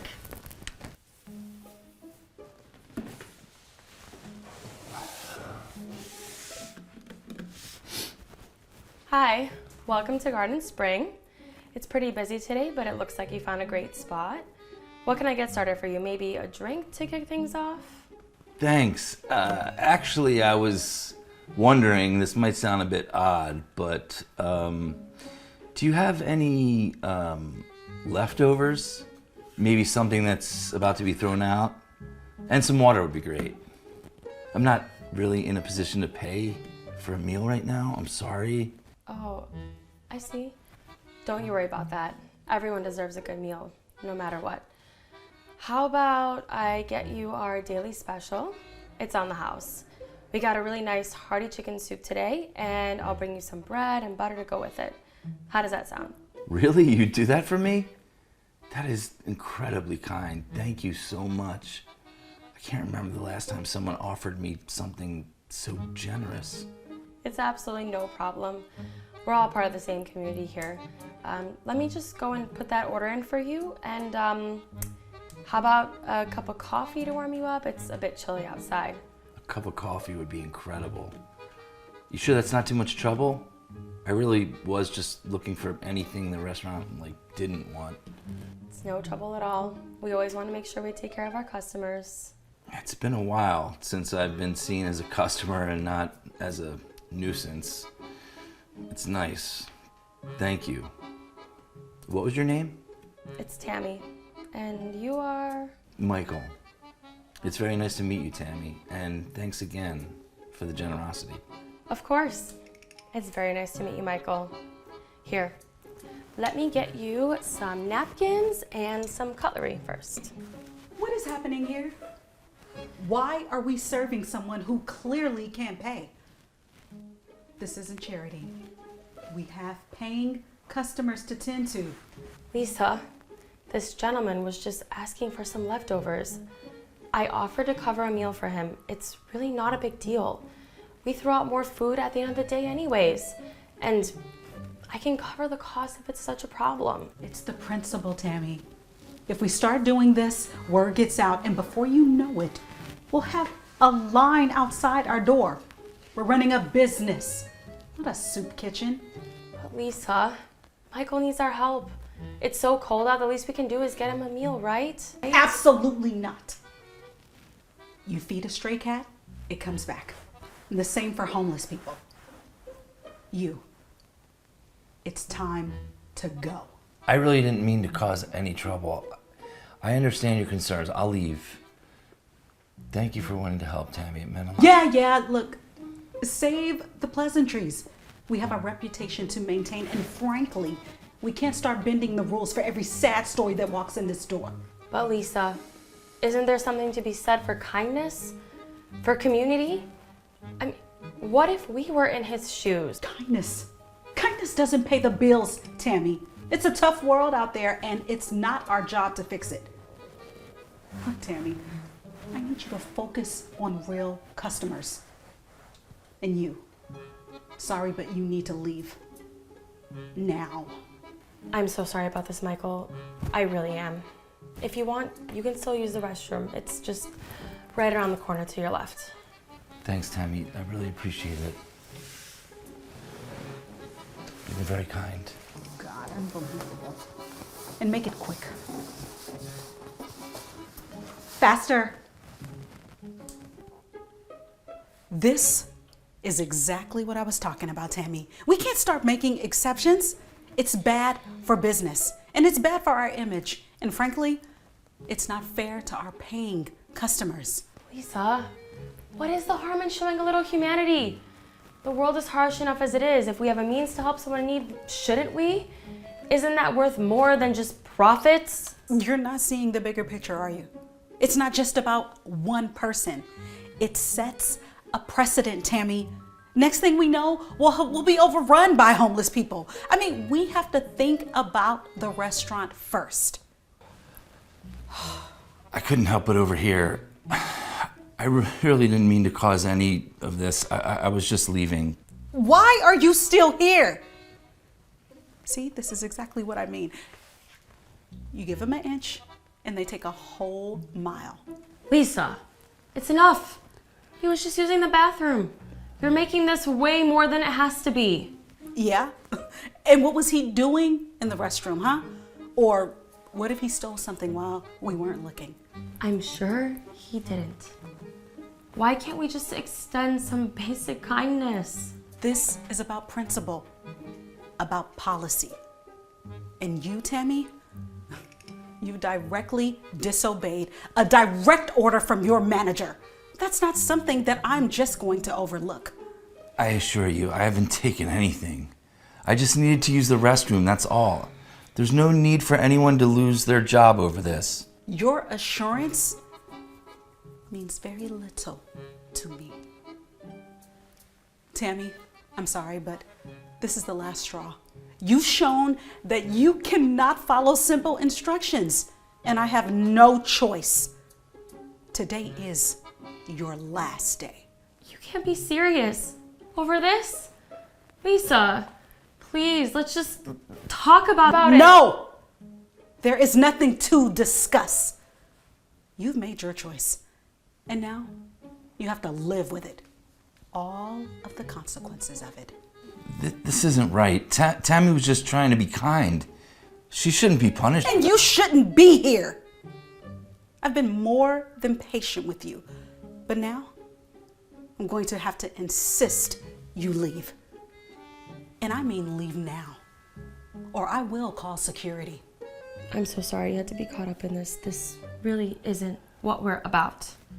It's not your fault, Tammy. You did what you thought was right. I'm sorry it had to come to this. Enough talking. This is over. Tammy, finish the day and then clear out your locker. And you, get out before I call the cops. I hope you're happy, Lisa. There's right and there's wrong. Today, you chose wrong.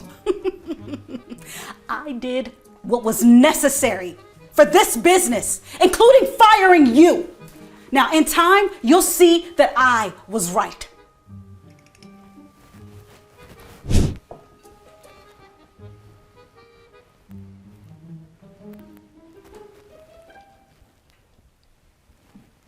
What do you think you're doing back here?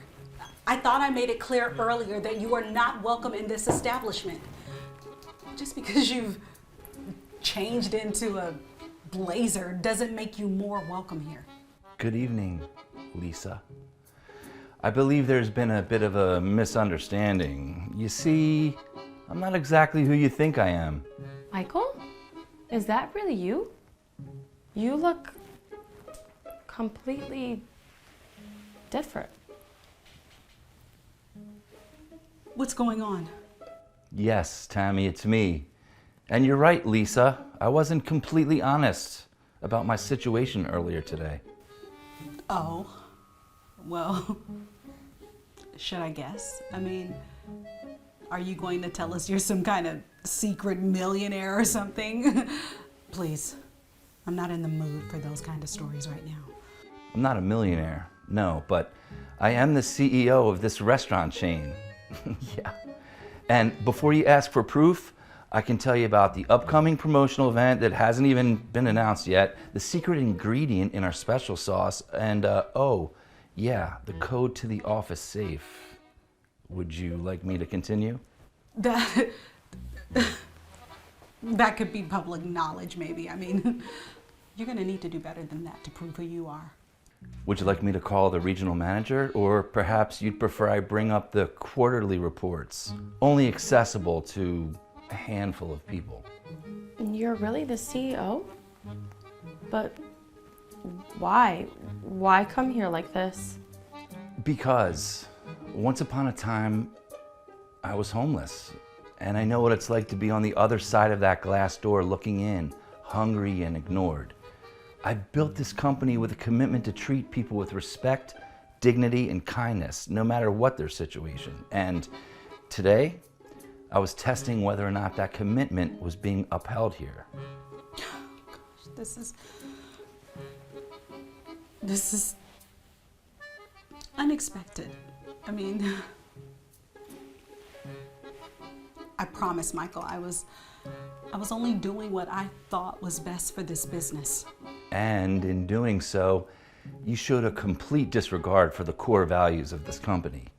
Treating people with respect and kindness is the foundation of our business, not an afterthought. I absolutely understand. I didn't realize It's not about realizing, Lisa. It's about embodying those values. And unfortunately, you've shown that you're not capable of that. I have no choice but to let you go. This is not just for today's incident, but for failing to embody the ethos this company stands for. Let me go? Are you serious? Dead serious. You can leave now, Lisa. Thank you for your time, but your prejudice, it's not welcome here. I cannot believe this.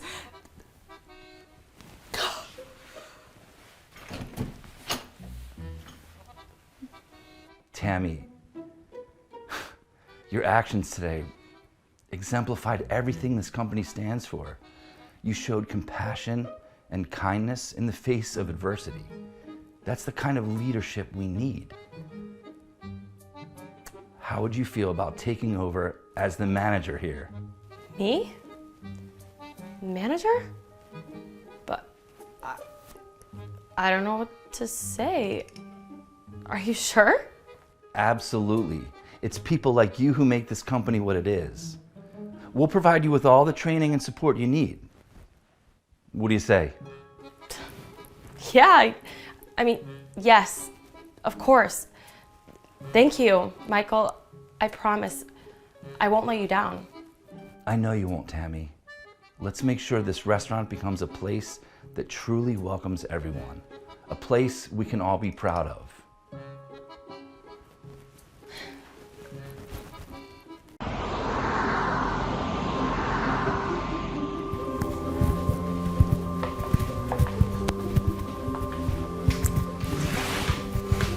Let's see how this plays out. Are you going to order something? Hi, good morning to you too. Could I maybe get a menu? Well, you can check out our menu online on your phone. I'll come back in a bit to take your order. Right. Could I maybe get something to drink while I look it over? You can't just wait to put it together with your order? Just wanted to get a coffee while I checked the menu, that's all. Fine. I'll bring it out in a bit. Thanks.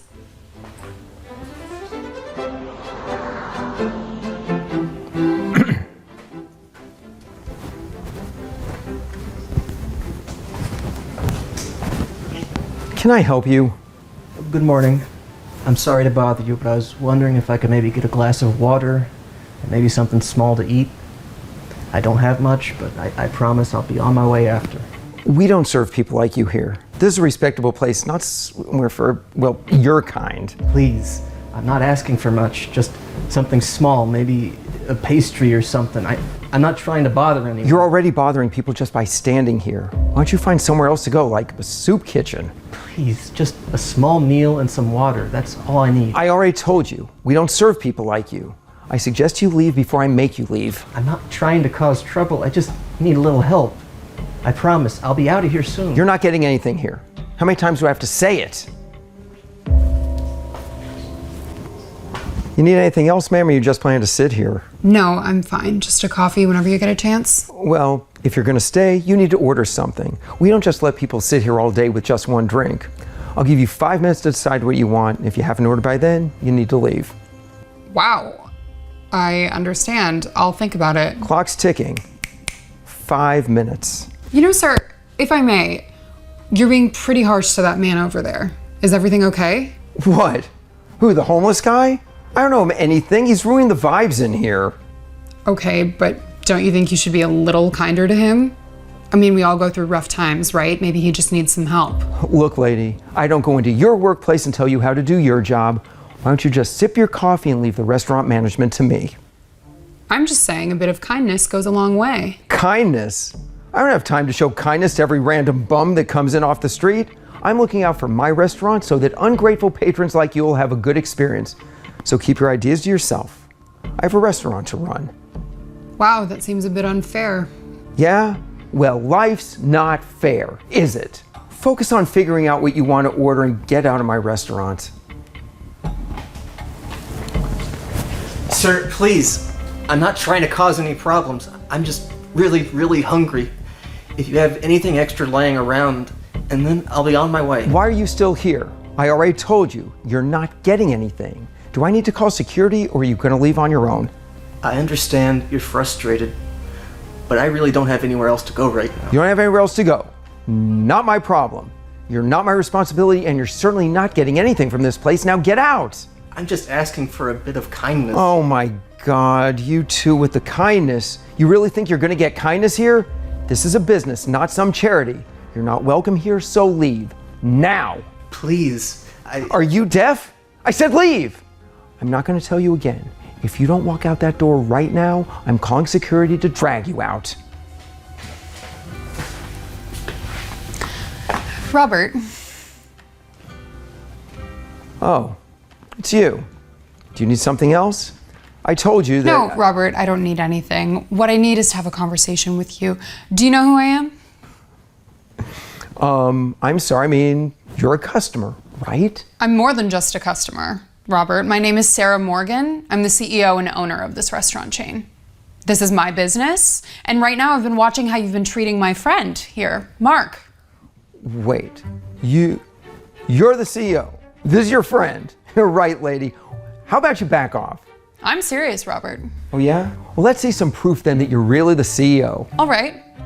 If I wasn't the CEO, how would I know that you've been working with us for 2 years now? And in that time, we've received over 20 complaints about the way you treat customers. How would I know that in your second week here as manager, you almost caused this location to shut down because you got into a huge fight with one of our customers? Oh my God, you really are. I didn't know. I'm sorry. I didn't realize. If I had known. That's exactly the problem, Robert. You didn't know. You saw a man walk in here who didn't fit your idea of a paying customer, and you immediately treated him like he didn't belong. You dismissed him, you insulted him, and why? Because of the way he looks. No, that's not what I meant. I was just trying to keep the place running smoothly. I thought he might be causing trouble or making other customers feel uncomfortable. I didn't mean anything by it. You didn't mean anything by it?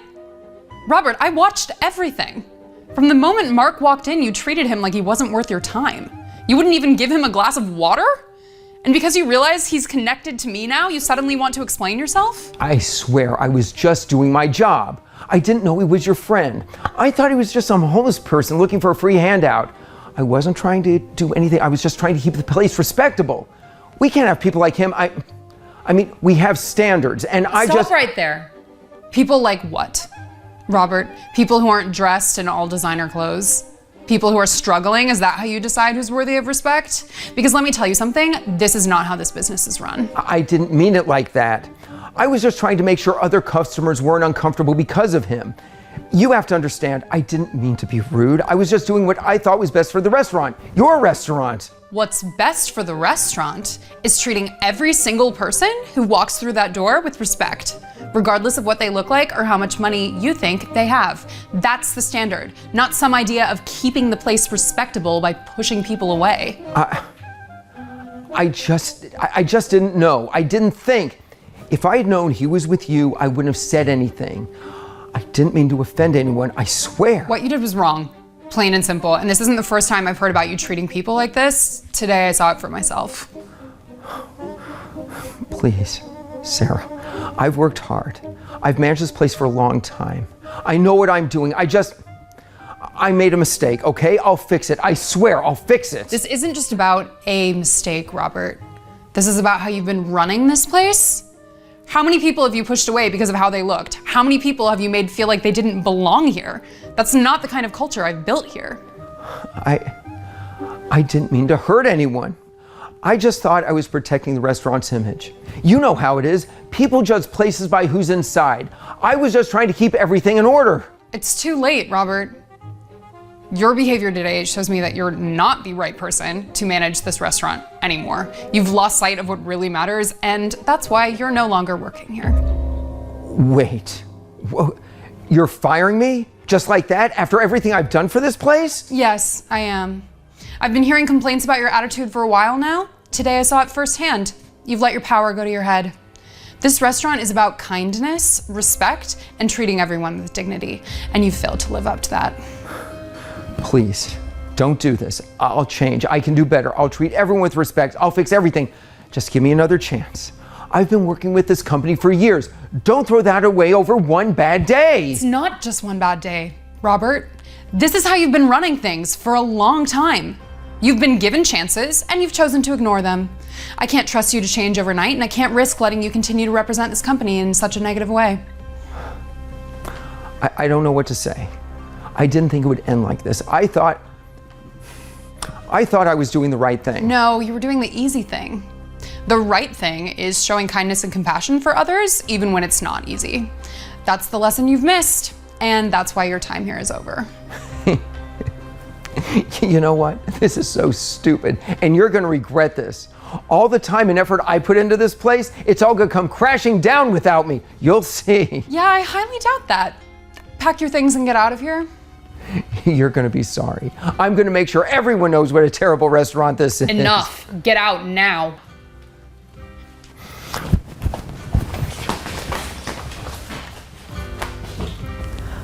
Well, that was something. Mark, I'm sorry you had to go through all of that. It should have never happened. I know we planned this little test, but you deserve more than what you were just put through. It's okay, Sarah. I knew it was part of the plan, but honestly, I didn't expect it to go quite like that. You handled it well, though. I appreciate that, but no one should ever be treated the way Robert treated you. People deserve respect, no matter their situation. That's why your restaurants are so successful, you know. You've always cared about the little things that other places ignore. I'm just glad to have played a little part in making that happen. That's exactly why I had to make sure Robert was dealt with. I can't have someone like him running my restaurant. It goes against everything I've built. You know, this isn't exactly how I imagined my day going, but I've got to say, I'm glad I was part of this little test. Pays to have a friend who's an actor, huh? You're a great actor, Mark. Well, I'm glad you were part of it too, and I'm even more glad we caught this before it got worse. Now we can move forward and the restaurant will be better because of it. But enough about him. Let's talk about what you'd like to eat, for real. Anything on the menu catch your eye? I wasn't expecting the VIP treatment, Sarah. I truly was just hoping for a glass of water and maybe a sandwich or something. Water and a sandwich? Come on, you deserve way more than that. Look at the menu, pick whatever you want. This meal's on me. All right, well, if you insist, I'll go for the steak. You happy now? Now we're talking. Steak it is, and I'll make sure they bring you the best one we've got. All in a hard day's work. Here's to making sure we always do what's right, no matter who's watching. I'll high five to that.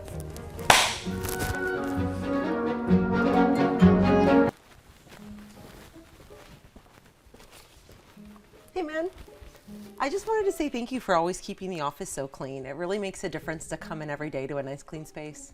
Oh, no problem. I'm glad it's making a positive impact. How's your day going? Can't complain too much, you know, the usual office grind. But hey, it's a job, right? It keeps the lights on at home. Absolutely. I hear you. You've been long with the company? Yeah, a couple of years now. It's been good to me. I've seen lots of change, but I love the work.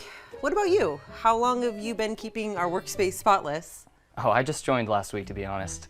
It's a good gig. Keeps me busy. And I meet a lot of people. Speaking of which, I saw Tracy congratulating you earlier. Everyone seems to really appreciate your hard work around here. Thanks, man. I try to do my bit. It's all about the team, right? Without a good team, it's hard to get anything done. That's the truth. It's always about teamwork. It makes me wonder how things run behind the scenes. You ever think about that? How everyone's role kind of interconnects? All the time. It's like a well-oiled machine. Each of us a cog in a larger mechanism. Speaking of roles, do you have any family? I imagine they would appreciate what you do as well. Yeah, I've got a family. They're supportive, always cheering me on. It's good to have that kind of support system, you know? Definitely. It's everything. I'm actually a single parent. Got 2 kids at home. They're my world, you know? That's so admirable. Being a single parent isn't easy. You're doing a great job balancing work and family. I appreciate that. It's not always easy, but my kids make it worth it. Had some rough patches, especially after, well, it's a long story. Life throws you curveballs, right? Yeah, I'm really sorry to hear about that. I mean, life sure does have its way of testing us. But sounds like you've got a strong spirit. Your kids are lucky to have you. Thanks, Jared. That means a lot. I try my best for them. It's funny how life works out sometimes. You think you've got it all figured out, and then boom, everything changes. I know exactly what you mean. But hey, it's those changes that shape us, make us stronger. You're a testament to that. You're not wrong there. It's all about keeping on, pushing through. Anyway, I didn't mean to dump all this on you. Just nice to have someone to talk to, you know? Hey, don't mention it. We're all here together. Might as well support each other. If you ever need to chat, I'm around. Thanks, man. Really. It's good to know that there are still good folks around. Not everyone's so easy to talk to. For sure. I understand. But that's what makes these little conversations worth it. Helps us remember we're not alone in this. Couldn't agree more. Well, I'd better get back to it before they start wondering where I vanished to. Really, thanks for the chat, Jared. Brighten my day. Anytime. You take care now. And hey, if you ever need anything, any help, just give me a shout. Will do. And same goes for you. Take care.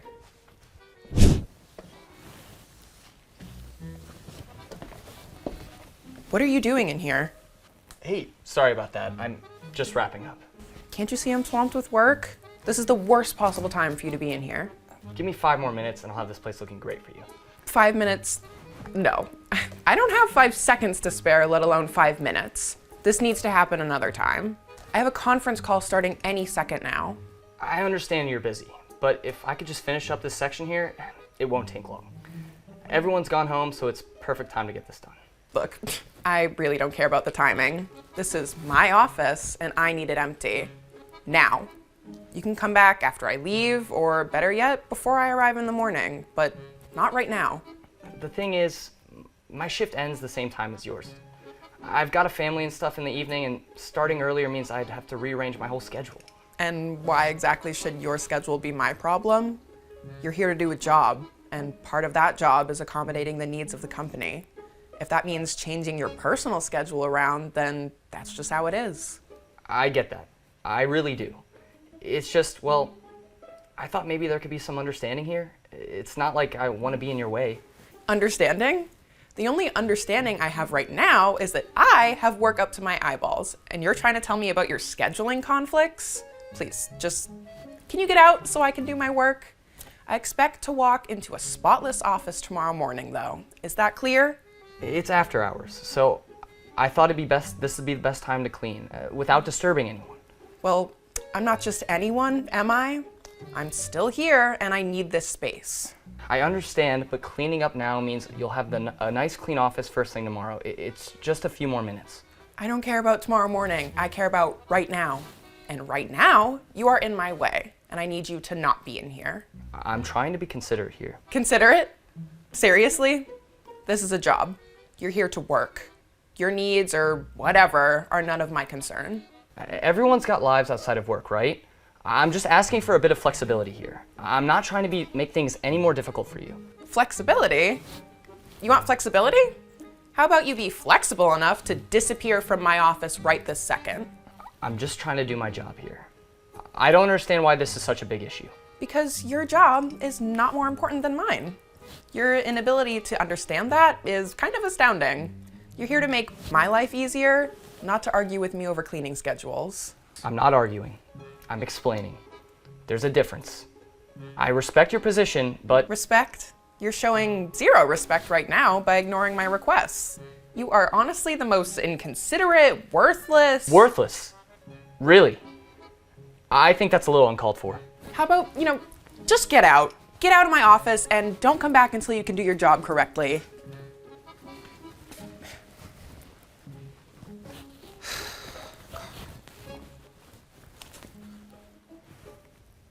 Hey, Cassandra. Yeah, so listen, for tomorrow night, for our girls' night, I'm thinking we can do Sound Nightclub. What do you think about that? Yeah, of course. I'll cover everything, and I'll just put it on the company card. No, they won't know. I'll just say it was a business expense with a client or whatever. Yeah, exactly.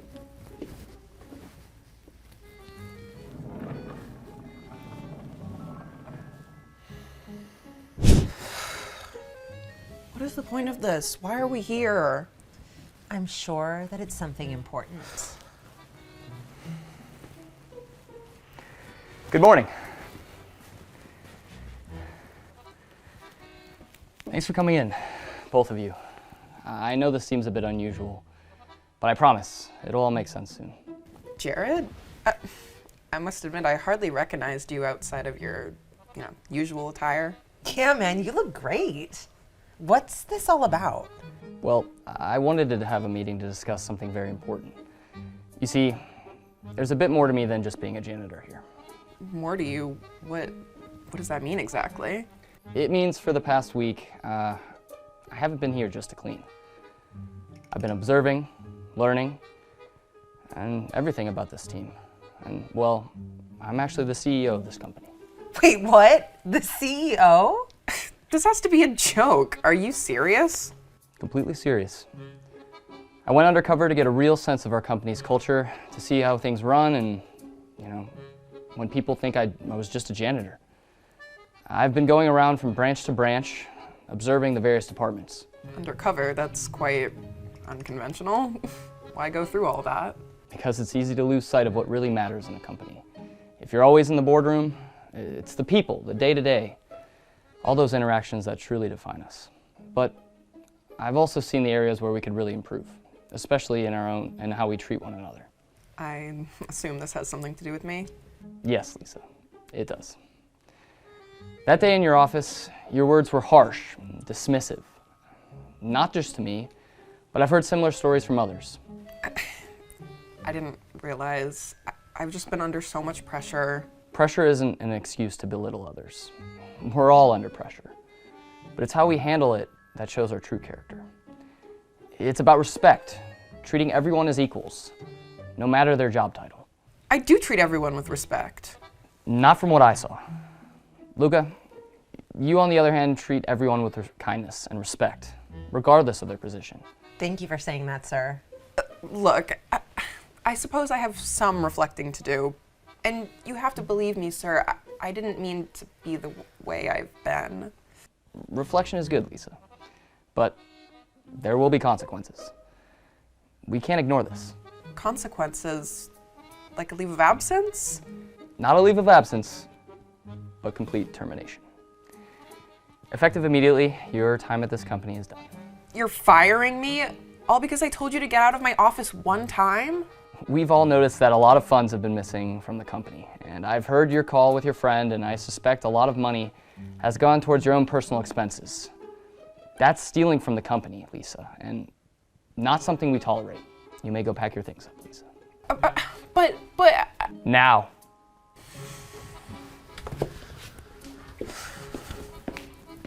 And Luca, your dedication and positive attitude haven't gone unnoticed. I want to offer you the position of office manager. I believe you have the qualities we need for our leadership. Me? Manager? Wow, I don't know what to say. Thank you, Jared. I won't let you down. I know you won't. Looking forward to all the great things you'll do for this place. Good morning. Ah, you must be the latest addition. Anna, isn't it? I must say, you're not exactly what we had in mind. This establishment usually prefers a staff with a younger, more vibrant energy. Yes, I'm Anna. I understand your concerns, but I assure you my years are filled with invaluable experiences and skills that could greatly benefit your team here. Invaluable experiences, you say? You know, this is a fast-paced environment, Anna. Our guests are young, affluent, and expect a certain agility in service. I'm not convinced someone of your vintage can keep up. Mr. Thompson, I've managed teams, handled crises, and have always adapted to the needs of my clientele, regardless of their age or background. I'm more than capable of meeting, if not exceeding, your expectations. Adapting, you say? Well, this isn't about adapting to serve tea at a leisurely pace, Anna. It's about running a luxury hotel that caters to a clientele who won't tolerate a second's delay. You know, I fear you just might slow us down. Sarah, yes, can you come here, please? Take Anna under your wing, will you? Show her how we do things at a pace she's probably not accustomed to, and try to keep her out of the guests' way. Of course, Mr. Thompson. Welcome to the team, Anna. I'll do my best to show you around and get you up to speed. Oh, thank you, Sarah. I really appreciate it. And Sarah, make sure to speak up. We wouldn't want Anna to strain herself trying to hear you.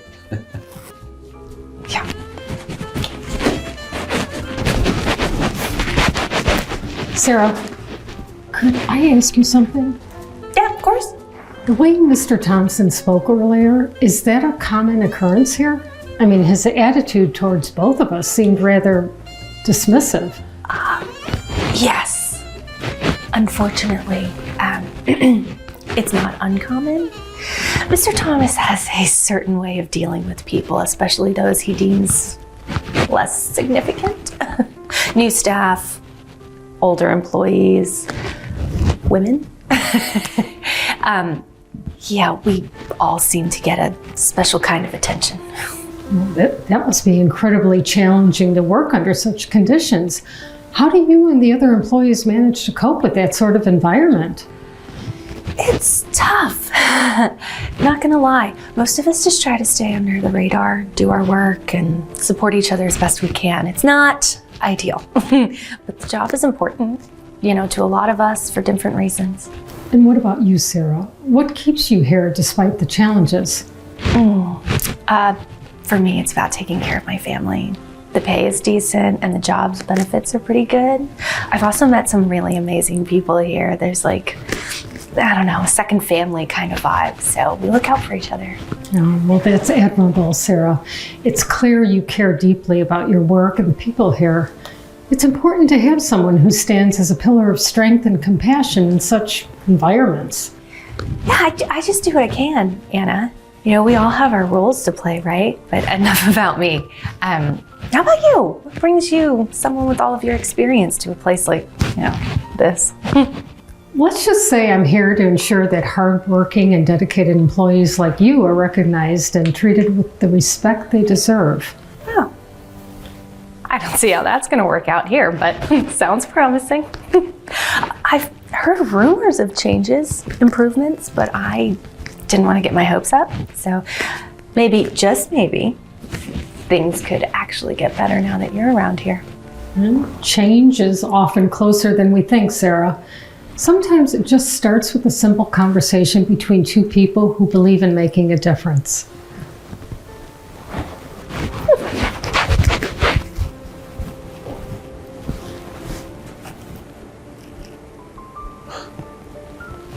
Excuse me, what are you doing? Oh, I was just admiring this painting. Now, shouldn't you be in the back trying to figure out how a smartphone works? Or maybe learning the basics of email without sending everything to the spam folder? Actually, Mr. Thompson, it's important to appreciate the finer details that contribute to the overall atmosphere of the hotel. I mean, it adds to the guest experience. Wouldn't you agree? Guest experience? Please, the guests care about fast service and modern amenities. They're not here to watch someone from the Stone Age learn about art. Besides, shouldn't you be more focused on not getting lost on your way to the staff room? I find that understanding and appreciate the environment we work in enhances our ability to serve our guests. And as for navigating modern technology or the hotel itself, I assure you I'm quite adept. Adept? Let's be clear, Anna. This hotel thrives on cutting-edge service and innovation. I doubt someone who probably thinks a tweet is the sound of a bird can contribute to that. Innovation and service are indeed crucial, Mr. Thompson, but so is wisdom, empathy, and the ability to connect with people on a human level. I mean, qualities that come with experience and age, which I believe are just as valuable. Wisdom, empathy.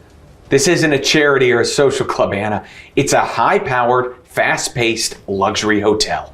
We're in the business of impressing, not coddling. You do well to remember that. And impress we shall, Mr. Thompson. Dismissing the value of seasoned insight is myopic as ignoring the potential of youth. Myopic, is it? You've been here, what, a minute, and suddenly you're an expert on our operations?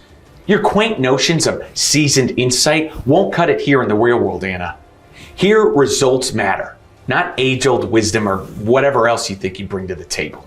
Results are indeed paramount, Mr. Thompson. Perhaps in time you'll see that the contributions of all employees, regardless of age, bring value to those results. Diversity in perspective and experience can only enhance our success.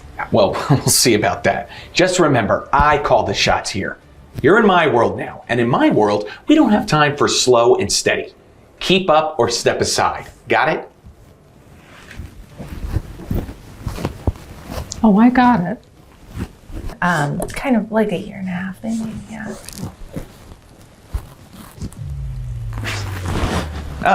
What is this? A secret meeting in the middle of the workday? I don't pay you to whisper sweet nothings to each other. There's work to be done, or have you forgotten? Mr. Thompson, your approach to management and your treatment of staff are unacceptable. It's time for a change. Unacceptable? And who are you to make such demands? You've been here, what, a day? And suddenly you're an expert on how things should be run? It's it's not just about like one day though. It's about every day, and it's kind of filled with like a lot of disrespect and like belittling. Okay, all right, stay out of this, sweetheart. This is between me and the new relic. Enough, Mr. Thompson. This behavior, your attitude, it's over. You've crossed the line one too many times. Oh yeah, and what are you gonna do about it? Remind me who you think you are? You come here with your outdated ideas and expect to change how things are run? Go back to where you came from. This isn't a charity or an old people's home.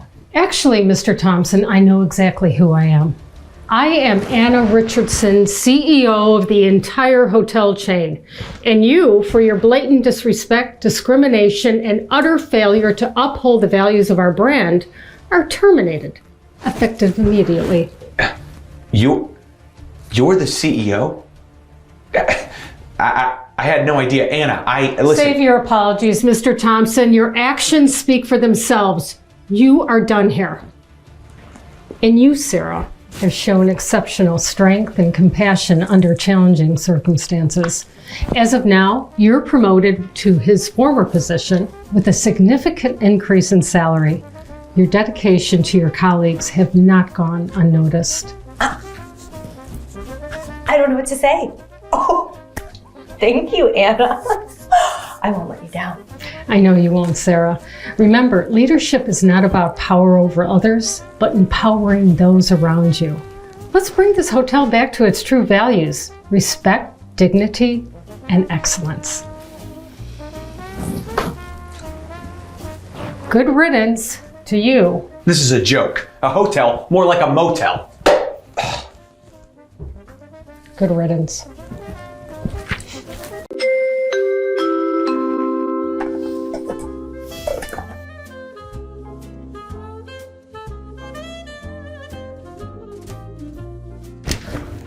I'm so sorry I'm late, Talia. Maria, what is going on? We almost had to take off without you. You know that means we would have been down a flight attendant. The whole team would have had to pick up your slack. I know, I'm so sorry. Maria, this is unacceptable. Your lateness has become a recurring issue. This is a professional environment, and your personal problems cannot interfere with our operations. I'm so sorry, Talia. The traffic was a nightmare, and I had to ensure that my daughter was taken care of. I understand the importance of being on time, and I promise this will not happen again. Maria, I've heard your apologies before, but it seems my words aren't getting in that thick skull of yours. Your personal issues are not my concern, nor the airlines. When you signed up for this job, you agreed to a set of responsibilities that you consistently fail to meet. I understand, Talia, and I don't mean to make excuses. It's just been particularly challenging balancing my job and, being a single mother. But I assure you, I am committed to making this work. Your commitment is on shaky ground here, Maria. Being a single mother is not an excuse. Many of us have challenges, yet we manage to show up on time every day. Your constant tardiness is a liability to the efficiency and reputation of our airline. Please, Talia, I'm begging for your understanding. I have arranged for more reliable childcare to prevent this from happening again. I just need a little empathy during this transition. Empathy? Maria, this is a business, not a support group. I don't care about your personal issues. You need to understand that your job here is a privilege, not a right. Your repeated failures to meet our basic expectations are not only a reflection on you, but on the entire team. I realize that, Talia. I'm truly sorry. From here on out, you'll see a new level of dedication from me. I'll do whatever it takes to prove myself worthy of this position. I've heard enough of your promises, Maria. Actions speak louder than words. This is your last warning. Yes. Crystal clear. I won't let you down again. Thank you for giving me another chance. Another mistake, another excuse, and you will find yourself without a job. Is that clear? Yes, Talia. Crystal clear. I won't let you down again. Thank you for giving me another chance.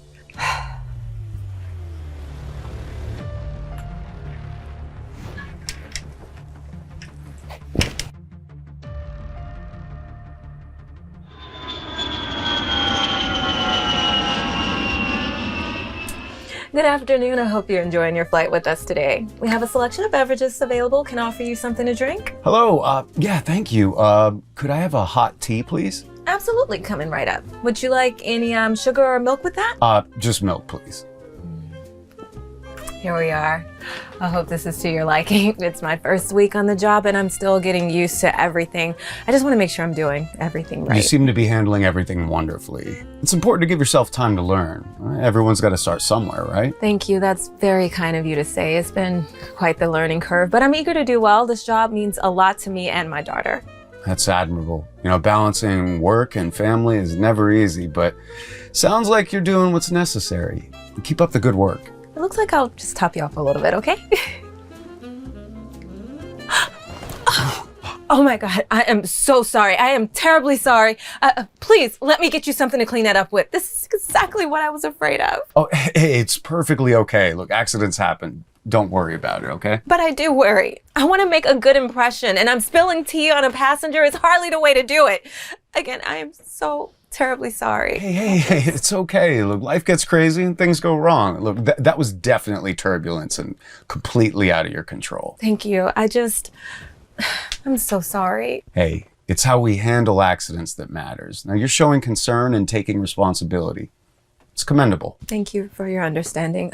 I'll be right back with something to clean us up with. And of course, if there's anything else I can do for you, anything to make your flight more comfortable, please let me know. Just keep smiling and do your best. Look, that's all anyone can ask for. And maybe another cup of tea when you have a moment.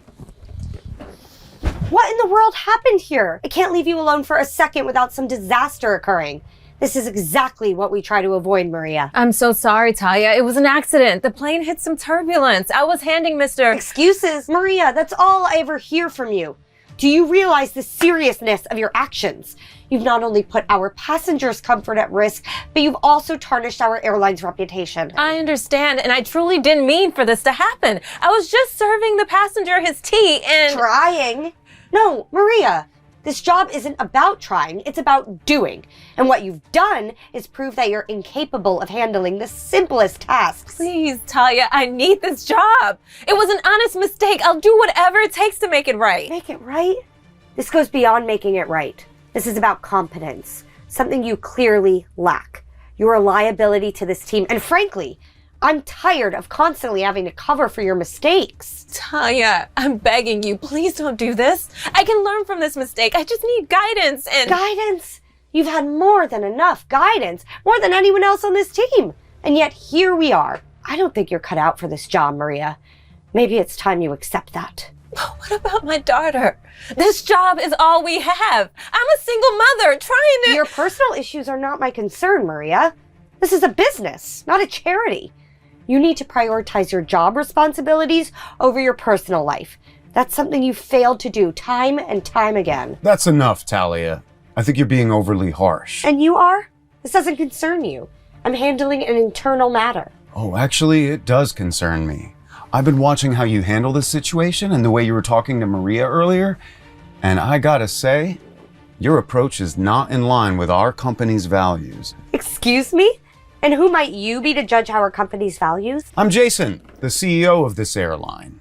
And from what I've seen, your leadership style is more about intimidation than inspiration. The CEO? I don't believe you. Show me some proof. Oh, I had no idea. I apologize for my behavior, Mr. Lark. I'm so sorry. No, Talia. I'm afraid apologies won't suffice this time. Your actions today, and presumably on other occasions, do not reflect the kind of leadership we value in this company. We expect managers to support and guide their teams, not belittle them. I was only trying to maintain discipline and ensure high standards of service. There's a difference between maintaining discipline and demeaning your staff. Effective leadership inspires and uplifts. It doesn't tear down. Unfortunately, your actions today have shown that you are not the right fit for this leadership role. Please, I didn't mean any harm. I was just trying to do my job. Doing your job means leading with respect and empathy, something you've clearly failed to do. I'm sorry, Talia, but we'll have to let you go. This kind of behavior is unacceptable. We cannot allow it to continue. Mr. Lark, please. I have been with this airline for 5 years. And as far as I'm concerned, that's 5 years too many. It's a shame the airlines didn't catch up to your poor leadership earlier. You have no idea what you're doing. This airline would crumble without me. At this airline, we strive to treat everyone with respect, Talia. All of our passengers and our staff. You clearly don't have that in you. I'll be calling the office as soon as we land. Turn in your badge and employee identification as soon as we land. You'll be sorry. If this airline is okay with such loose rules and employees, this company is as good as finished. It's not about the discipline of our employees, Talia. It's about how we treat each other with empathy and respect. Now get out of here. You know what? I'll sue this airline for wrongful termination. I would love to see you try. Bye, Talia. Mr. Lark, I don't know what to say. Thank you for standing up for me. Maria, it's important that our team feels supported and valued. Mistakes happen, and it's how we learn from them that matters. You're a valued member of our team, and I want you to succeed. Thank you so much. I promise I won't let you down. I believe in giving people chances to improve and grow. Now let's take this experience as a learning opportunity, move forward. Thank you, Mr. Lark. I promise I'll be doing everything I can to help this airline. That's the dedication I like to hear. And if you ever need anything, Maria, please just let us know. We want to make this an airline that values everyone on board.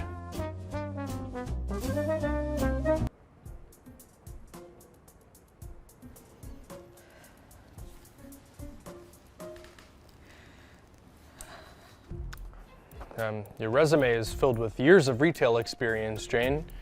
On paper, you're more than qualified, but I have to be honest, you're not really what we're looking for. I don't understand. Would you mind elaborating on that? I've dedicated my life to retail and fashion. I believe I can bring a wealth of experience to your team. It's not just about experience, it's about the image. Our brand targets a younger demographic. See, we're looking for staff who can embody the youthful, vibrant essence of our clothing line. I mean, it's marketing 101. I see. But don't you think it's short-sighted to only target young people? I mean, people of all ages wear clothes, and they might appreciate seeing someone they can relate to. It's not short-sighted, it's strategic. Our research shows that our target market prefers to engage with brands that reflect their own image and aspirations. And older staff doesn't really fit that image. But that's just it. I mean, fashion is universal, it's timeless. And by including staff members from different age groups, I mean, you're not diluting your brand, you're enhancing it. You're showing that clothes are for everyone. I appreciate your passion, but I think you're kind of missing the point. Fashion, especially our brand, is about aspiration. It's about looking forward and not backward. An older face representing our store sends the wrong message. And you're saying that I don't have aspirations? I'm saying that you're too old to be representing such a youthful brand, that's all. That's incredibly ageist. I mean, you're saying that because of how I look, I'm incapable of representing forward-looking images of your brand? I mean, my age doesn't define my ability to sell or to understand fashion trends. No, it's not personal, Jane, it's business. At the end of the day, it's about what sells, and what sells is an image that you just don't fit. I disagree. I mean, what sells is knowledge, experience, and the ability to connect with the customers. And those are qualities I possess in abundance. I mean, my age, it gives me an advantage, not a disadvantage. Now look, I admire your tenacity, but our decision is final. We need staff who can attract our target market. It's not just about selling clothes, it's about selling a lifestyle, and well, unfortunately, you're just not the lifestyle we're selling. So you're saying my years of experience, my passion for fashion, and my desire to help others are worthless because of my age? I mean, that feels like an oversight on your end. Who are you talking to right now? Am I the one being interviewed? Look, I didn't sign up for a lecture, all right? You're saying I don't have worth. You can't expect me to not have some thoughts about that. It's not about worthlessness, it's about fit. And you don't fit the brand that we want to project. I'm sorry, but that's the reality of the fashion industry, honey. And you don't see how damaging that perspective is. Not just the potential employees, but to your customers. I mean, you're perpetuating a stereotype that beauty and relevance fade with age. I'm focused on catering to our market. I'm sorry you feel this way, really I am, but you need to leave now.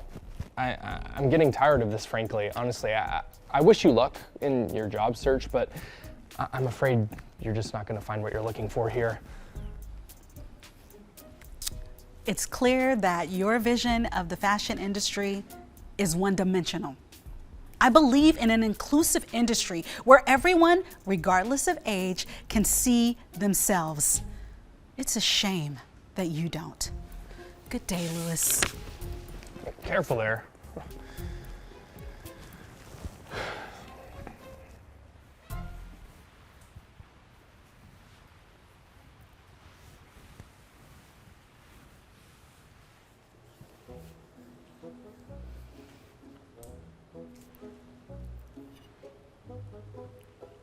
Hi, you finding everything you need today?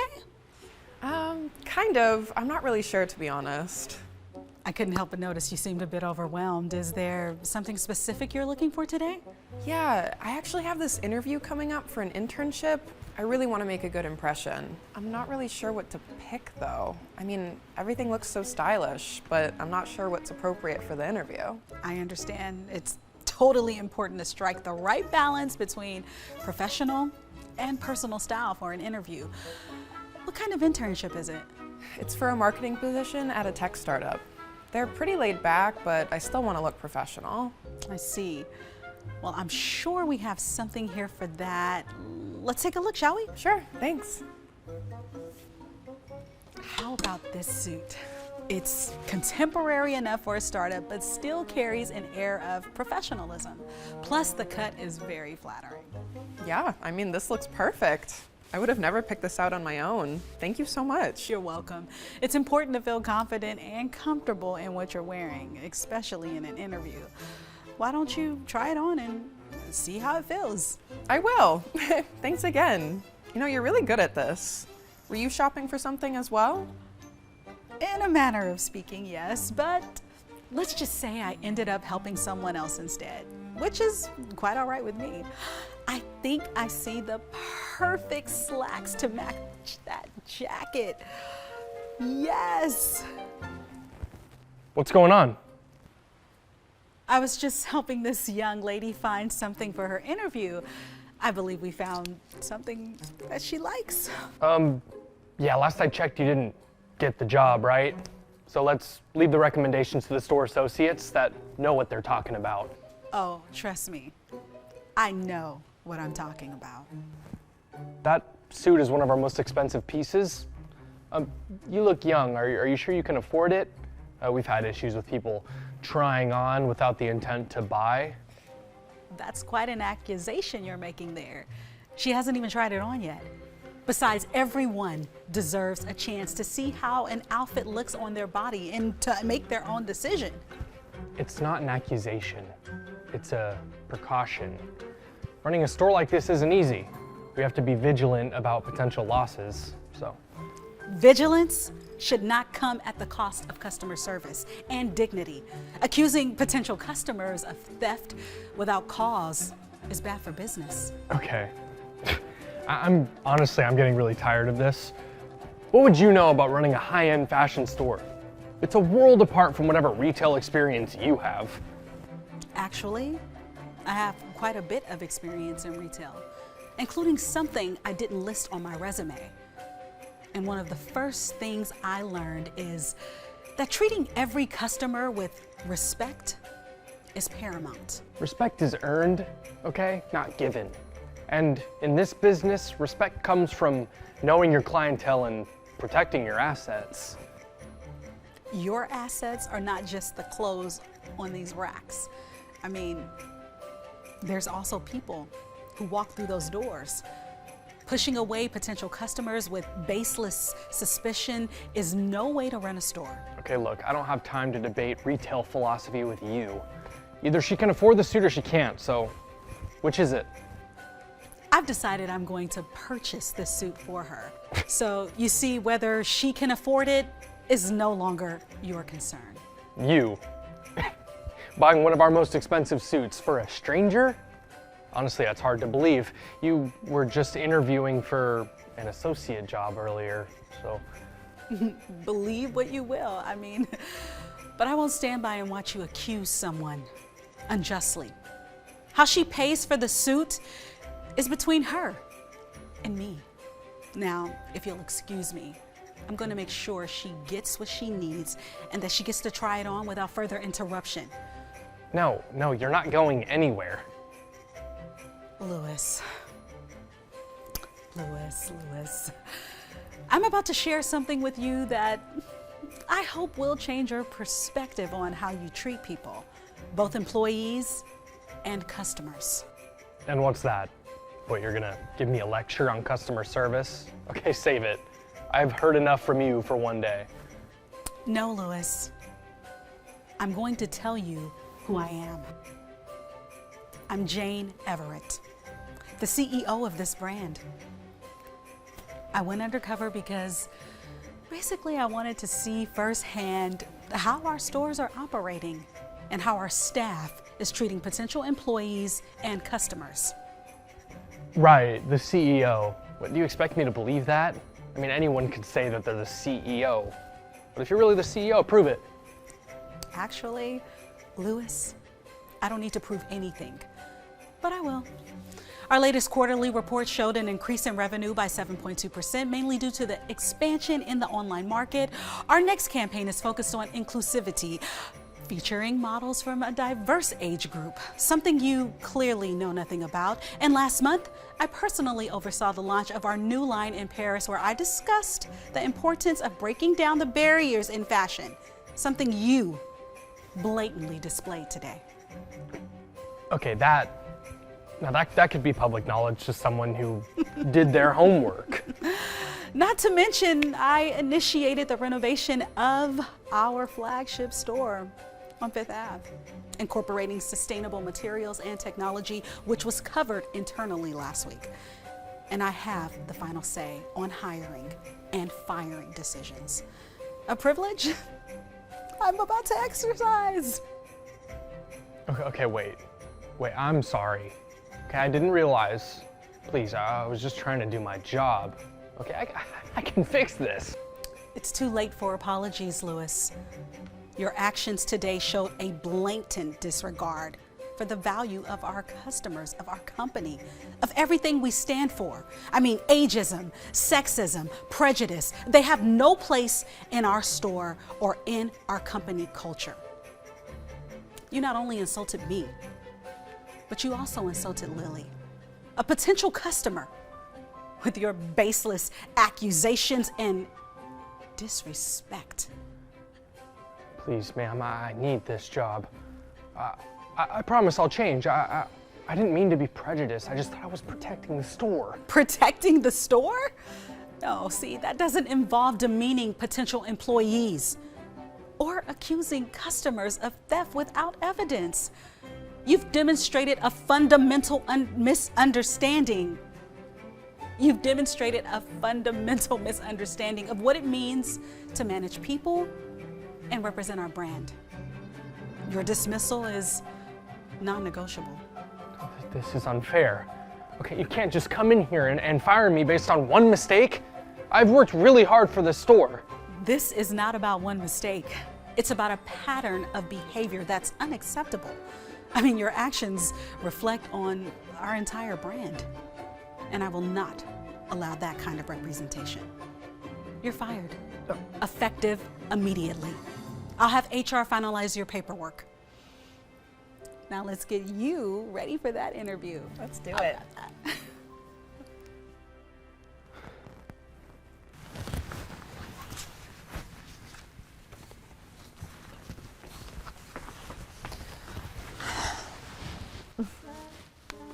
You're here for the sales manager gig, right? I mean, it's pretty obvious given the setting and, well, let's just say your humble presentation. Yeah, I am here for the interview. Good luck to us both, I guess. Luck? Oh, darling, I don't need to rely on luck. I've got something much better. But go on, tell me about your strategy to land this job. Well, I believe in the value of hard work and innovative ideas. I've actually prepared extensively for this interview. Thank God, that is adorable. Really, it is. But see, in this world, it's not what you know, it's who you know. Hey, intern. I'd like an iced almond latte, please, with half calf. Thank you. Okay. Idiot. And as I was saying, it's all about connections.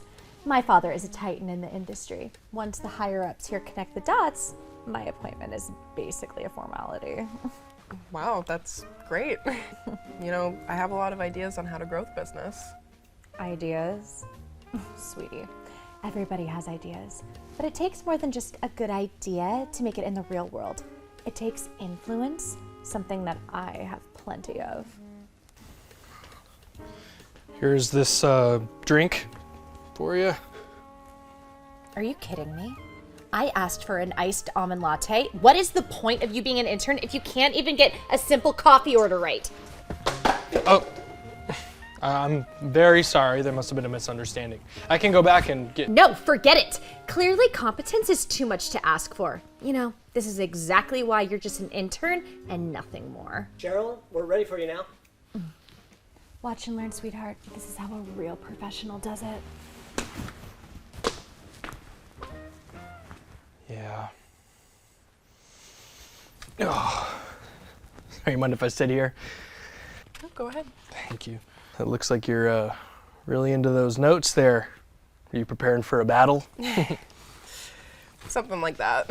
It's more like preparing for an opportunity I can't really afford to miss. I'm actually here for the sales manager position.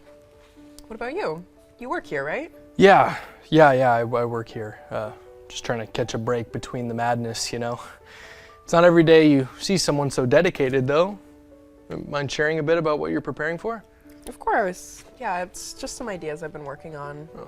You know, ways to enhance client relationships, streamline sales processes, and increase efficiency. I just believe a personal touch in business can make a significant difference. That sounds impressive. Where do all these ideas come from? You seem to have a real passion for this. Yeah, well, they're born from experience mostly. I didn't really come from a wealthy background or anything growing up. My family owned a small business, and I watched them both struggle and succeed against the odds. It taught me a lot about resilience, innovation, and the importance of genuine connections. Wow. I thought that's really inspiring. Seeing firsthand the impact of those struggles and achievements can really provide invaluable insights, really. Exactly. And I believe those lessons are applicable to any business, regardless of size. It's about understanding what your clients need and valuing those relationships above all else. I couldn't agree more. Understanding and valuing clients is key. So tell me, if you were to get this position, what's the first thing you'd focus on? Well, I think I would start with the team. You know, building a strong, motivated team is crucial. And I just want to make sure everyone's on the same page, aligned with the company's values, and then also feeling valued and understood. Team alignment and motivation. Yeah, that's crucial indeed. And how would you deal with challenges, say resistance to change within the team? Well, communication is critical.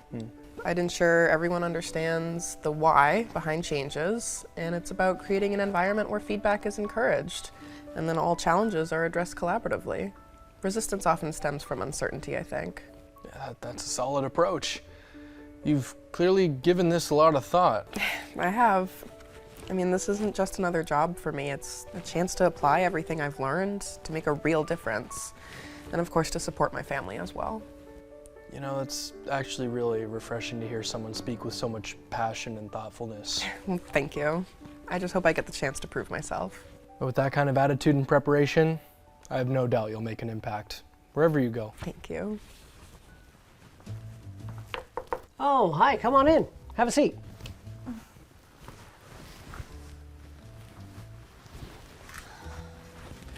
So, Cheryl, why don't we start with you telling me a bit about your experience relevant to the sales manager position? Oh, well, you know, I mean, I've been around the business block, so to speak. My father, as you might already know, is quite the figure in the industry, so I've absorbed so much just by being in his orbit. Networking, understanding market trends, you name it. I see. Can you give me a specific example of a project or initiative where you directly contributed to a positive outcome?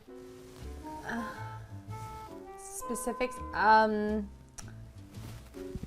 Well, there was this one time I organized a gala for one of my father's ventures.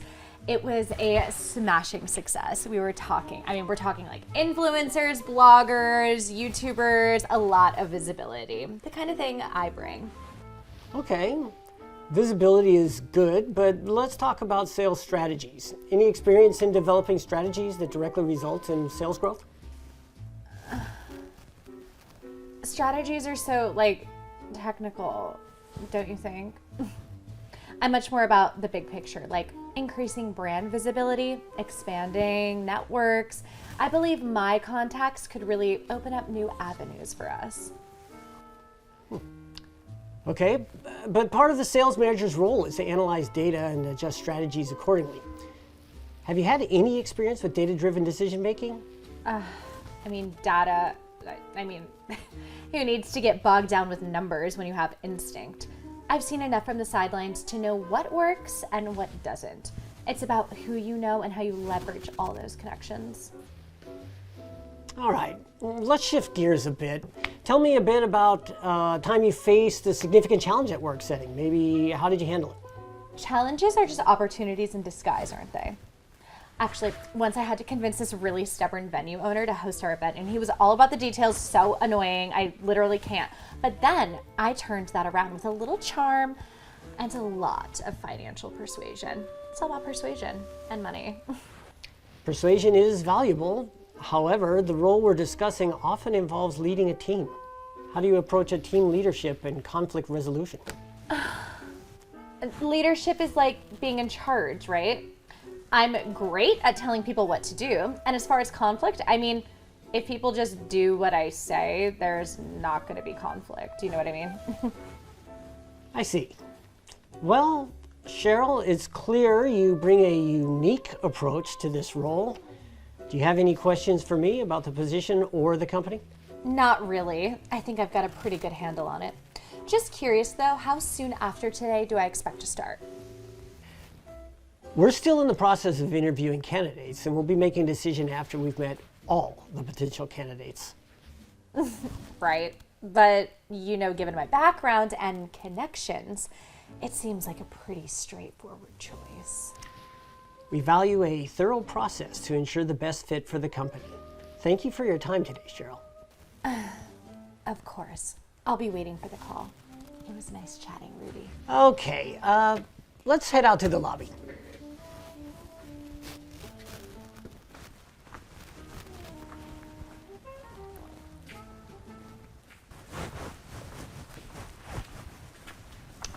Kurt, how's everything going out here? Hey, Rudy. It's been an interesting morning, that's for sure. I've just had a fascinating conversation with Rena here about her vision for the sales manager position, actually. Is that so? And what might that vision entail? Well, it's all about fostering a culture of innovation, collaboration, and deep understanding of our clients' needs to drive sustainable growth. Oh my God. Okay, wait, who is this? This intern is involved with decision making for hiring? Actually, Cheryl, I'm the founder and CEO of this company. I've been keeping a close eye on the interviews today, albeit a bit more incognito. The CEO? But you're so young, I thought...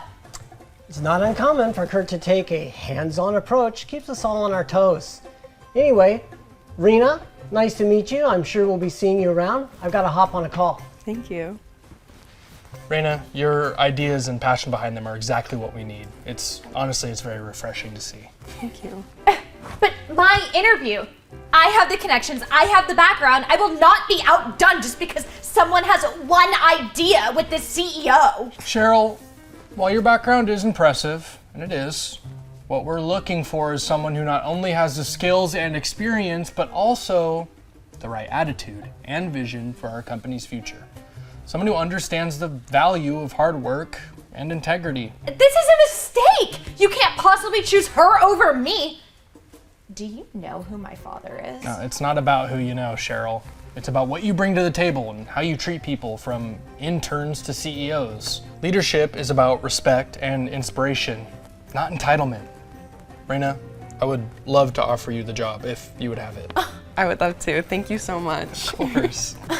You're gonna regret this. You don't know what you're missing. I wish you the best, Cheryl. Sometimes the greatest lessons come from the opportunities you don't get. My father will hear about this.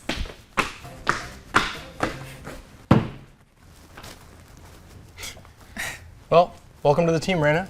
We're very happy to have you. There's a lot of work ahead of us, but I'm confident that we made the right choice. I'm ready. Let's do it. Yeah? Okay, Let's let go. me give you a tour of the office. Awesome. Sounds good.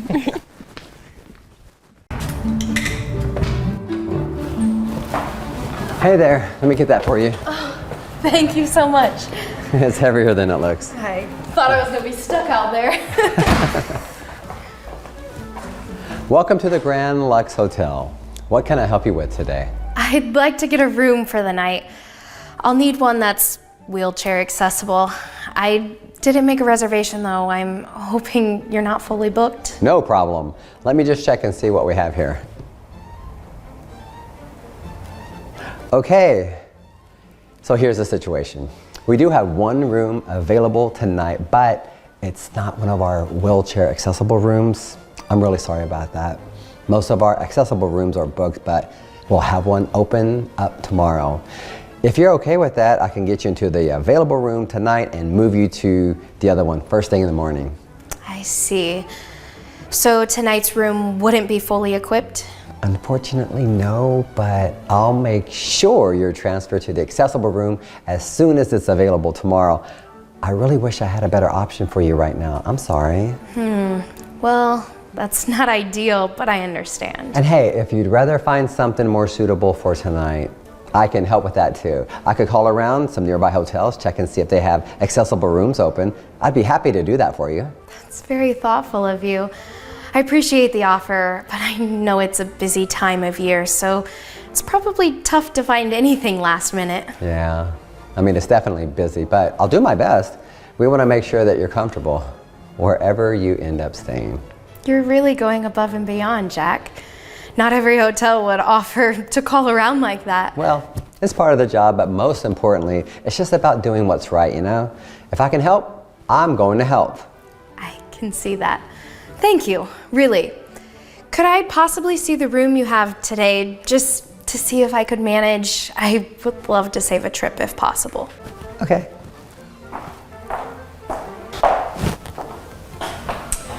Jack, what seems to be the problem here? Oh, hi, Miss Williams. This guest is looking for a wheelchair accessible room, but we're fully booked except for the one standard room. I was just offering to call around some nearby hotels to help her find a room tonight, or we can move her to an accessible room tomorrow. We don't have any rooms available, Jack. We're fully booked. You should know that by now. But we do have one room available, and if we could That room isn't suitable for her. We can't put her in a room that's not fully accessible. She'll just have to find another place to stay. I appreciate the concern, but I think I can manage in a standard room just for one night. No. It's too much hassle. We're not taking any risks. It's not our problem if she didn't plan ahead and make a reservation. I promise I'm more than okay with taking the standard room just for the night, if it works. And I'll just switch to the accessible room tomorrow, no worries. Well, ma'am, I run this hotel, and I know exactly what we have, and I'm telling you, we don't have any suitable rooms for someone like you. I suggest you try another hotel. Maybe we could still call another hotel to see if they have something more accessible for tonight. I'm happy to do that for her. Jack, enough. I said no. We're done here. This guest is not our responsibility. Look, on your website, I can see the one available room and all the pictures of it. Yes, it doesn't have some accessibility features, but I'm confident I can make it work. Isn't that enough? Are you trying to tell me that you know this hotel better than I do? The manager? Yeah, I don't think so. I'm telling you, that room won't work. Even if it did, we don't want you here. Honestly, you're ruining the atmosphere in here just from the few minutes you've spent wheeling around in the lobby. I see how things are.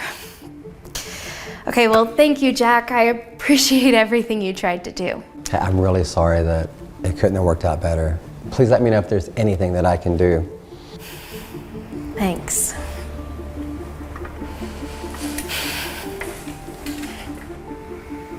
You need to learn how to follow orders, Jack. It's not your job to bend over backward for every single guest, especially not ones who didn't bother to plan ahead. We're not here to accommodate everyone, you understand? Yes, Miss Williams. And honestly, how dare you question my authority? You think other guests are going to want to see some person in a wheelchair wheeling around in here? You have a standard to uphold and you're on thin ice, Jack. You get that? Yes, Miss Williams. Good.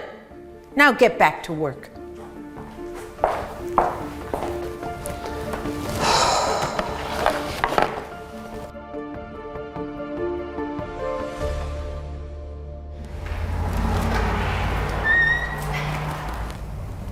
Wait, you were in the wheelchair earlier, right? How are you? It's a long story, Jack, but yes, that was me.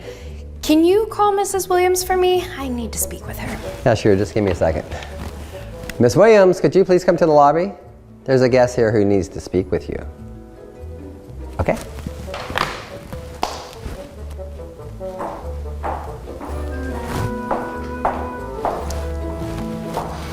You again? Wait, weren't you just... In a wheelchair? Yes, but that was just part of the test. Test? What are you talking about? Let me introduce myself properly. My name is Claire Wright. I am the CEO of this hotel chain. I came here today undercover to observe how my staff handles guests, particularly guests with special needs. You know, it's easy to put on a show when everything's going smoothly, but the real test comes in when something unexpected happens. I didn't realize, Miss Wright. I mean, if I had known... That's the point. You weren't supposed to know, and I've seen exactly what I needed to see. Ms. Wright, I can explain everything. I was just trying to maintain order. We're a very busy hotel, and we have certain standards to uphold. And Order? Is that what you call what I saw earlier today? Refusing to help a guest, ignoring Jack's efforts to assist me, dismissing the available room, even though I could have stayed in it for one night. That's not order. That's poor management, Mrs. Williams. I didn't mean it like that. I was just thinking about what was best for the hotel, for our reputation. We can't always accommodate every single guest who comes through here, especially without a reservation. This isn't about reservations. This is about how we treat people. I didn't expect perfection. I know things don't always go according to plan, but your response wasn't about logistics or availability. It was about dismissing me because you didn't want to deal with the hassle. I just didn't want to cause a situation where we couldn't properly take care of your needs. I thought it was best to avoid any complications. That's your reasoning? You would have left me without a place to stay because you didn't want the inconvenience? That's not how we treat people at this company. And Jack here, he was the only one who actually tried to help me. He was professional, empathetic, and did everything he could to find a solution, even when you told him not to. Thank you, Miss Wright. I was just trying to help, and I didn't want to leave you without options. And that's exactly what you should have done. I'm incredibly impressed with how you handled everything today. You didn't hesitate to step up, even when it wasn't easy. You went out of your way to make sure I felt welcome, even when Mrs. Williams was making it very difficult. Ms. Wright, please. I've been with this hotel for years. I've always been committed to running this hotel efficiently. Today was just an oversight. Mrs. Williams, what I saw today wasn't an isolated incident. It's a reflection of how you've been managing this hotel, and it's clear to me that your priorities are in the wrong place. You put convenience above people. That's not what we are about. I can change. I didn't realize. It's too late for that. Your behavior today showed me exactly why things need to be changed here. You're terminated from your position as manager, effective immediately. Oh, please, Ms. Wright, I can fix this. I didn't mean to. I've made my decision. Pack your things and leave. Fine. You know what? This is insane, testing your employees like this. I wouldn't want to work for a CEO like this anyway. You can stop making excuses for your terrible behavior. Now get out of my lobby before I call security.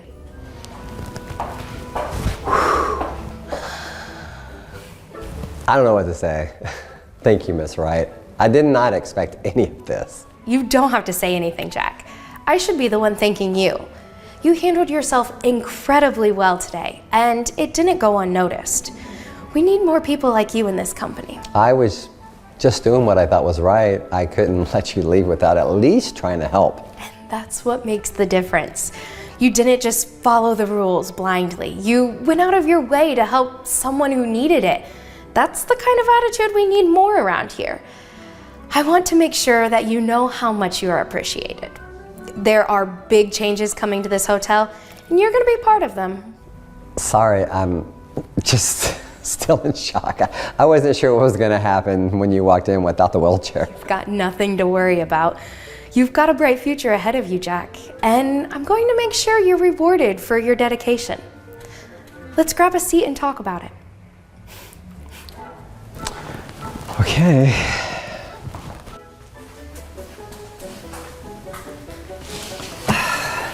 So I'm still trying to wrap my head around all this. You're really the CEO, like the actual CEO of the whole chain? Yes, Jack, the actual CEO. I know it's a lot to take in, but I do this sort of thing from time to time. Go undercover, see how things are really working at the ground level. It's the best way to see the true sense of how our guests are treated. That's incredible. I mean, I've heard of stories of the CEO doing that, but I've never thought that I'd be a part of one. And the wheelchair, the whole thing, it's honestly brilliant. I didn't have a clue. That was the point. If people knew who I was, they'd treat me differently. I wouldn't get an honest look at how things are really run. But you, Jack, you treated me exactly the way you should treat any guest, no matter who they are. And that's exactly what I wanted to see. I appreciate that so much. Honestly, I've been working here for a few years, and it seems like people don't notice when you try to go that extra mile, you know? Like, we're just here to keep things running, and that's it. Oh, I notice. And that's exactly why I wanted to talk to you about your future here, Jack. My future? What do you mean? I want to offer you a promotion. You've demonstrated today that you're not just doing the bare minimum, you care about the guest, you care about how our hotel operates, and you care about doing what's right. That's exactly what we need in a leadership position. Wait, you want me to be in management? Yes, Jack. You've shown me that you have what it takes to lead by example. You're patient, you think on your feet, and you prioritize the guest experience above all else. Those are qualities we need in a manager. Wow. I don't even know what to say. You deserve it, Jack. You've earned this opportunity. And I want to make sure that people like you who genuinely care about the work they do are given the chance to grow in this company. You're exactly the kind of person we need in leadership. This is unbelievable. Thank you so much. I know it's a lot to process, but I'll be working closely with you to make sure you're supported in your new role. I'm so grateful. And this is just the beginning. There's a lot more to come, and I'm looking forward to seeing what you'll accomplish. I won't let you down. I am ready for whatever comes next. I know you are. Let's make this hotel the best it can be, together.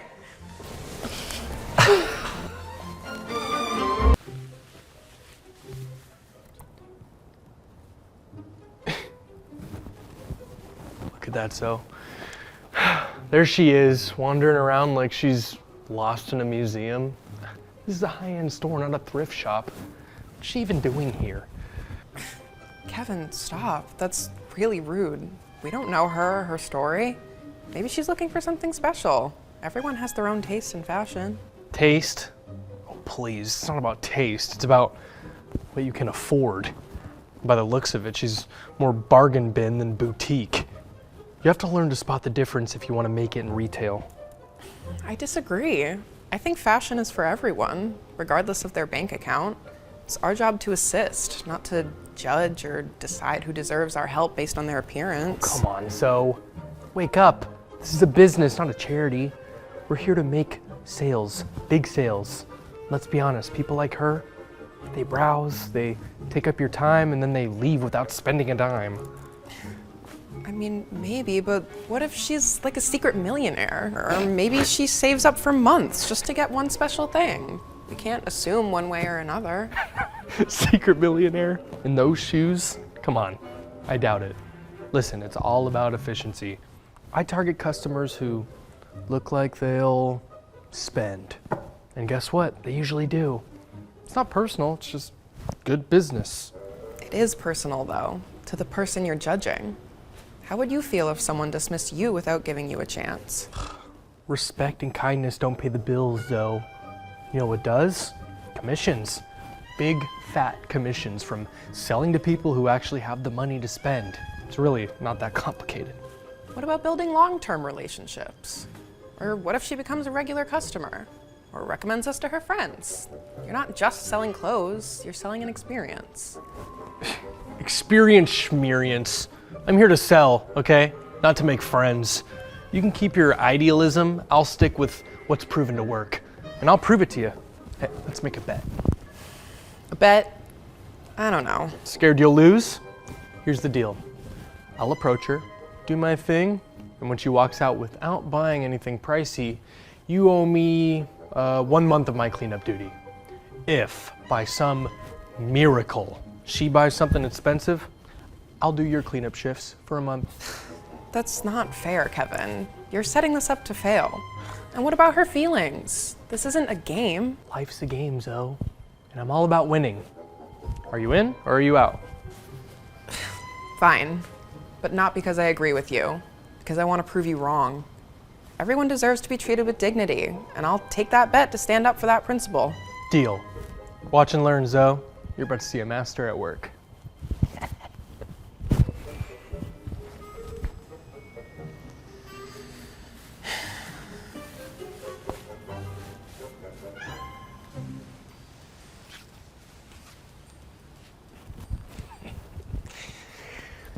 Good afternoon. Welcome to our store. I couldn't help but notice your interest in our latest collection. My name is Kevin, and I'm here to assist you with anything that you might need. Aw, well, thank you, young man. It's lovely, the store you have here. I mean, I was just admiring these pieces. Look at this. I mean, it's so exquisite. Absolutely. Our designers are top-notch. Now I see you've picked a few of our premium items. They are indeed beautiful, but just to let you know, they are part of our exclusive line, which means that they're a bit pricier than the other items. I understand that. Price isn't my primary concern. I'm looking for quality and something that kind of speaks to me, you know? I've always believed in investing in really good clothes. I mean, you get what you pay for. Investing? Right.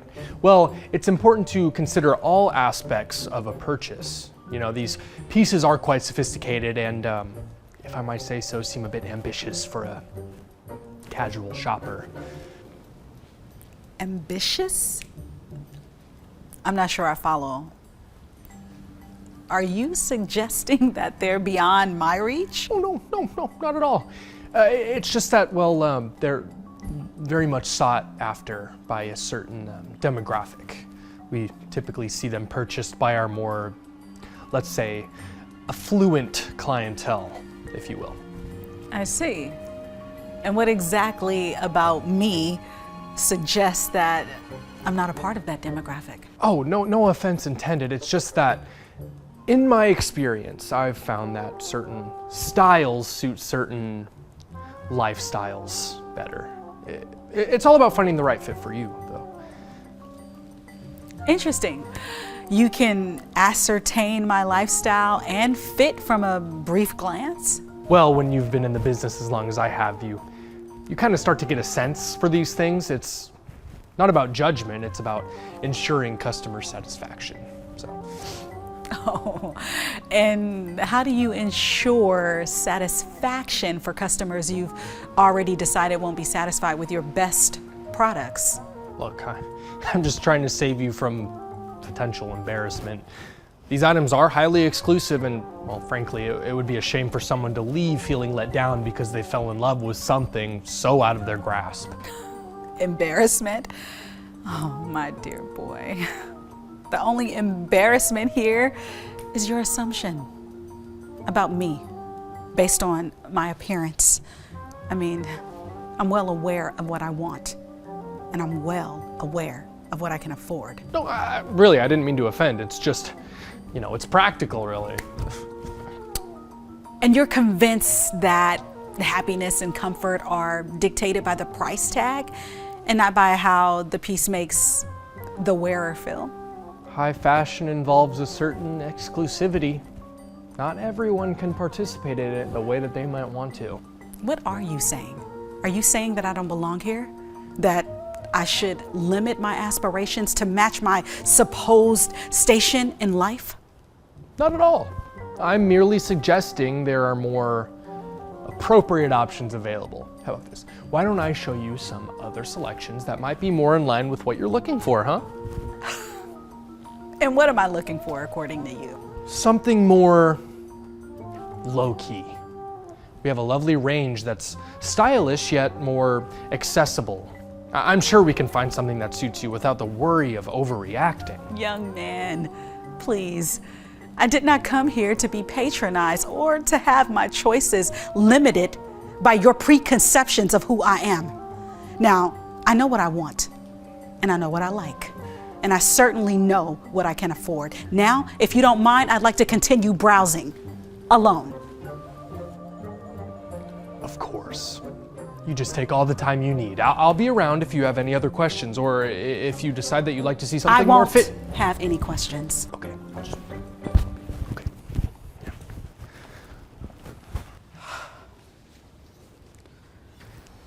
I'm so sorry about that, ma'am. I hope you're finding everything okay. If there's anything specific you're looking for, or if you have any questions, I'd be more than happy to help. Well, thank you, dear. That's very kind of you. Your colleague over there, he was quite the salesman. Very assertive in his opinions. I mean, what's up with him? Yeah, Kevin can be a bit enthusiastic about our products, but what's most important is what you think and feel about the pieces.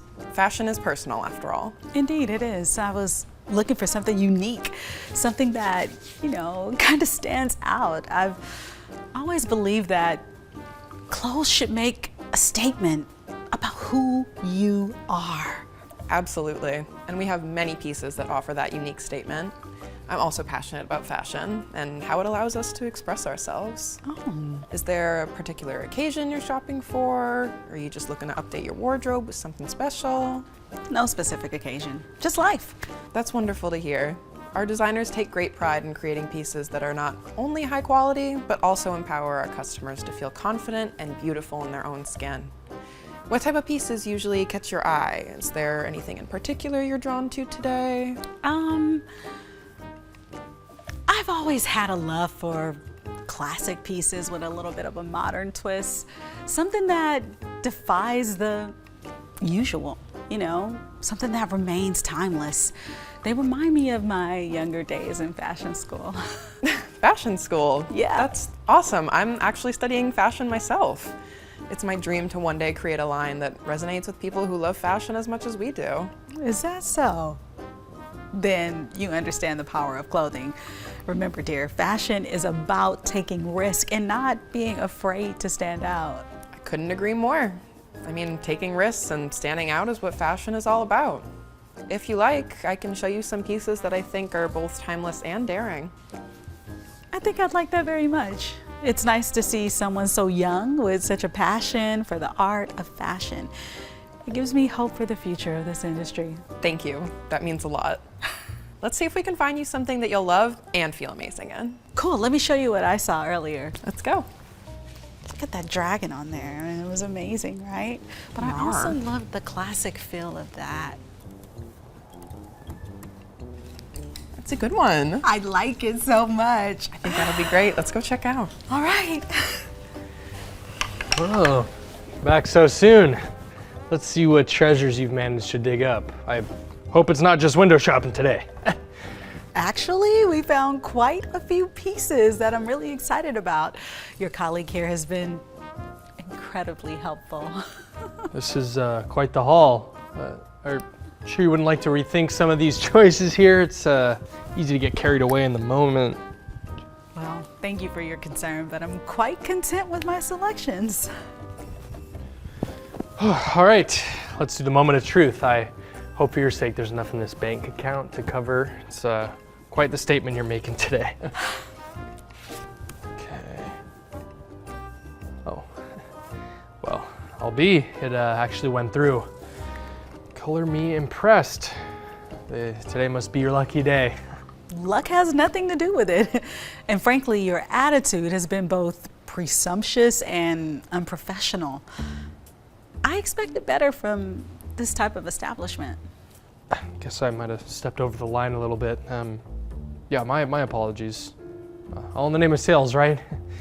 Sales should not sacrifice respect. And on that note, I believe it's time for me to reveal something that might be of interest to you. Okay. I am in fact the CEO and owner of this clothing chain. I'm making my point to visit all locations unannounced to ensure our values are being upheld. I had no idea. I'm so sorry, I was out of line. Please, I hope you can forgive my behavior. While I appreciate your apology, your actions today have shown a total disregard for the values we hold dear in this company. Respect, integrity, and customer service are paramount. Unfortunately, I can't overlook this. Kevin, I'm afraid we must part ways. Your approach to sales and customer interaction does not align with our brand's ethos. Please, I swear I didn't mean any harm. I was just trying to be efficient with sales. Okay, please, give me another chance. I'm sorry, but my decision stands. I mean, we must always strive to treat our customers with the utmost respect and dignity. And Zoe, your conduct today has been exemplary. I mean, you've demonstrated the values we cherish, and for that, I'd like to offer you the position of store manager. Me? Manager? I don't know what to say. Thank you so much. I promise to uphold the values you've mentioned and to lead by example. I have every confidence in you, Zoe. Your passion for fashion and your respect for people shines brightly through you. Let's work together to ensure our store remains a welcoming place for all. Absolutely. Thank you for this opportunity. I won't let you down. I know you won't. Congratulations, Manager Zoe. Let's make a difference together.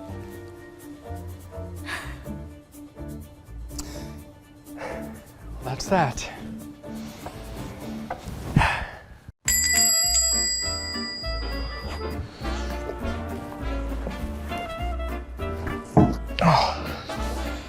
Hi there. My name's Julie and I'll be your server today. Can I get you started with something to drink? Hi, I'm John. Just some water would be fine. Thank you, I appreciate it. Absolutely. We also have some hot tea instead if you'd like. That's quite all right, but if I could just get the water hot, that would be amazing. Yeah, we can definitely do that. Thanks. I hope it's not too much trouble that I'm here. No, not at all. I mean, you look like you could use a warm meal. Could I interest you in today's special? It's very kind of you, but I must confess I'm not really in a position to pay for a meal right now. I wouldn't want to impose. It's no imposition at all. We can put it on the house. Consider it our way of just saying welcome. You know, everyone deserves a hot meal, especially on a chilly day like this. What do you think? Well, in that case, yes, a hot meal sounds wonderful. Thank you, truly. Of course, coming right up. I appreciate your kindness, miss. It's rare these days, especially towards people like me. Of course. I mean, everyone deserves to feel welcome. Are you from the area? Boston originally, but ended up here a couple years ago. It's a bit of a sad tale, really. I used to be quite the businessman once upon a time. Had my own startup and everything. It was thriving, growing, until life decided to throw a curveball. I'm really sorry to hear that. You know, business can be so volatile. I'm actually studying business management right now. Really can be rewarding, but very challenging. I loved it, every bit of it. Until I lost the most important person in my life. My wife. She was everything. After she passed away, I just couldn't bring myself to care about the business anymore. It felt meaningless without her. Yeah, I'm so sorry to hear that. You know, losing someone you love, I can't even imagine what that must be like. If you don't mind me asking, how did you find yourself in this situation? It was a downward spiral, really. Depression hit me hard. I couldn't keep the business afloat while battling my own demons. Eventually, I lost everything. My home, my work, my purpose. I've been trying to pick up the pieces ever since, but it's a slow process. Yeah, I mean, you've been through so much, yet here you are sharing your story with me. I mean, that takes a lot of strength. If there's anything I can do for you, please let me know. Your kindness is more than enough. A hot meal is a luxury these days. Thank you, really. No problem. I'll get that for you right away. And genuinely, don't worry. I meant it when I said on the house. Julia, what is this? Did I hear you were getting this man a meal? We can't afford to give out free meals, especially to people from off the street. It's bad for business. It's bad for our image. Talia, please. John here has fallen on hard times, but that doesn't mean he doesn't deserve compassion. I'll cover the cost of the meal myself. It's just the right thing to do. The right thing? Do you think running a restaurant works on charity? Today it's one person, tomorrow it's 10. Then what? We become a shelter instead of a business? Is that what you want? I believe in helping wherever we can. It's not about turning the restaurant into a shelter. It's just showing a bit of humanity. Humanity? It's naivety. That's what it is. You are not thinking straight. This is exactly why you're still a waitress and not in charge of anything important. You can't see the bigger picture, can you? The bigger picture doesn't mean turning away those in need. What if it was someone you cared about in John's place? Enough! I won't argue with you. This is a business and not a charity. Talia, please, you're scaring the customer. Oh, so now you're telling me what to do? You know what? I don't have to deal with this. In fact, this has been a long time coming. Congratulations, you're fired, Julia. And you, John, I'm sorry, but there's no free meals here. You're gonna have to leave too. Fired? Talia, wait, you can't. Oh, I can, and I will. You just earned yourself a one-way ticket to the unemployment office, and you're one step closer to joining John here on the streets. So sorry, not sorry. Talia, please. No, both of you, get out. Get out of my restaurant, now. Get out now!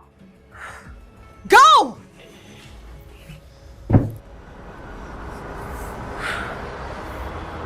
I can't believe this. I lose my job just for trying to do something good. What kind of world do we live in? The world is a complicated place. But remember, darkness cannot drive out darkness. Only light can do that. Hate cannot drive out hate. Only love can do that. And you chose to be the light today. But look where it got me, John.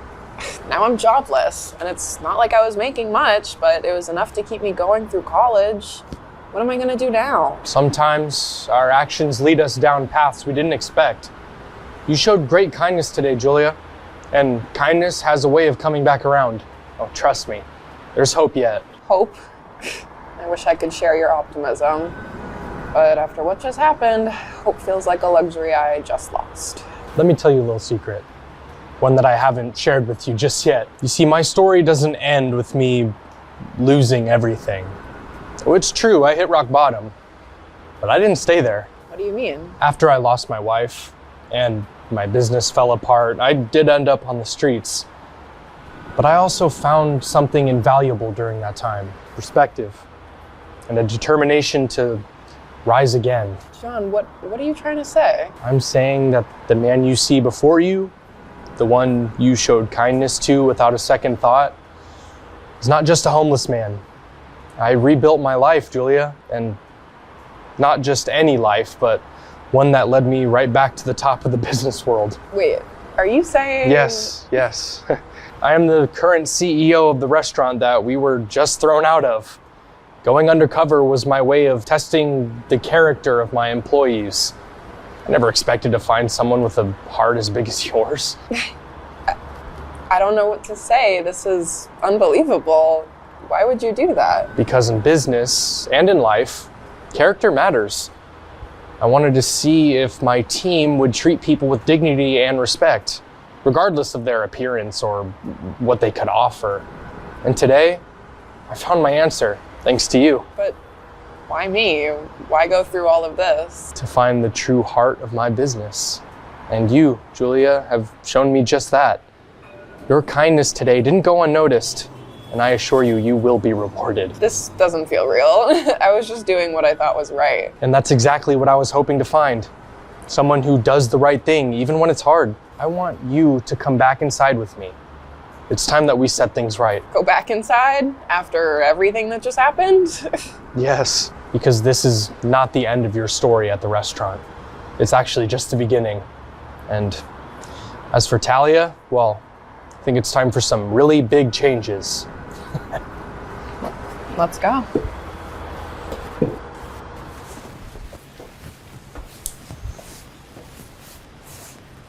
Talia?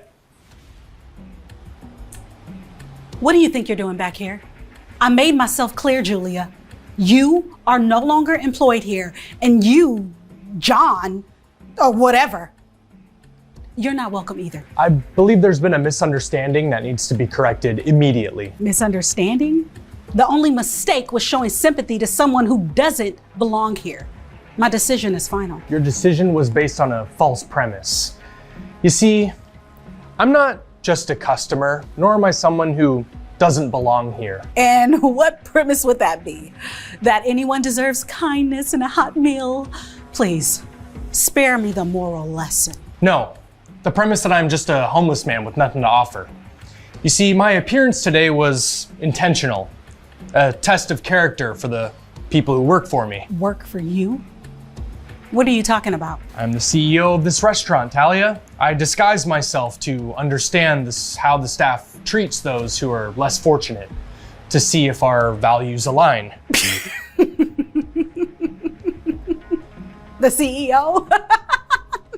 That's the most absurd thing I've ever heard. I mean, do you expect me to believe that? Whether you believe it or not, it's irrelevant.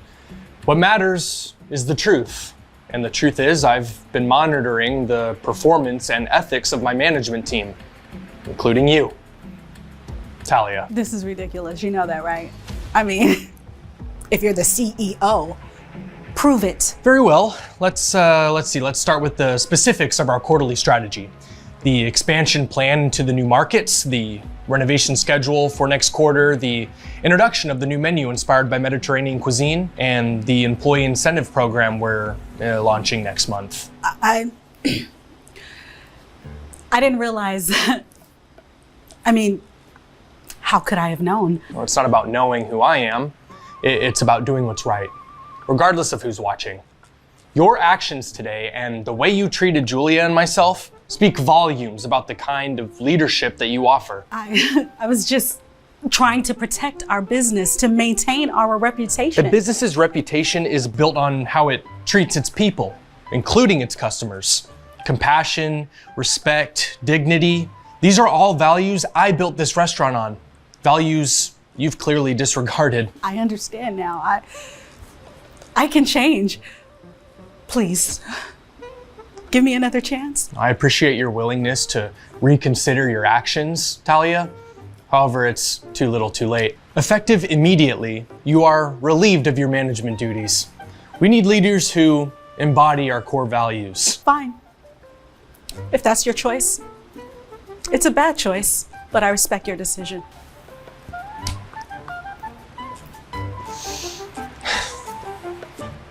Julie, today you demonstrated the exact values and leadership qualities that are essential to our success. Your compassion, integrity, and courage are exactly what this restaurant needs. I don't know what to say after everything that just happened.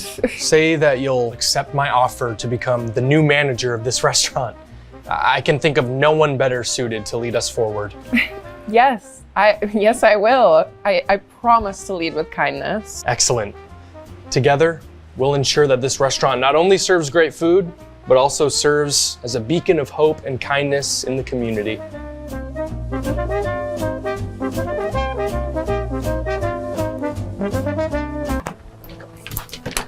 Oh, that's a little heavier than I thought.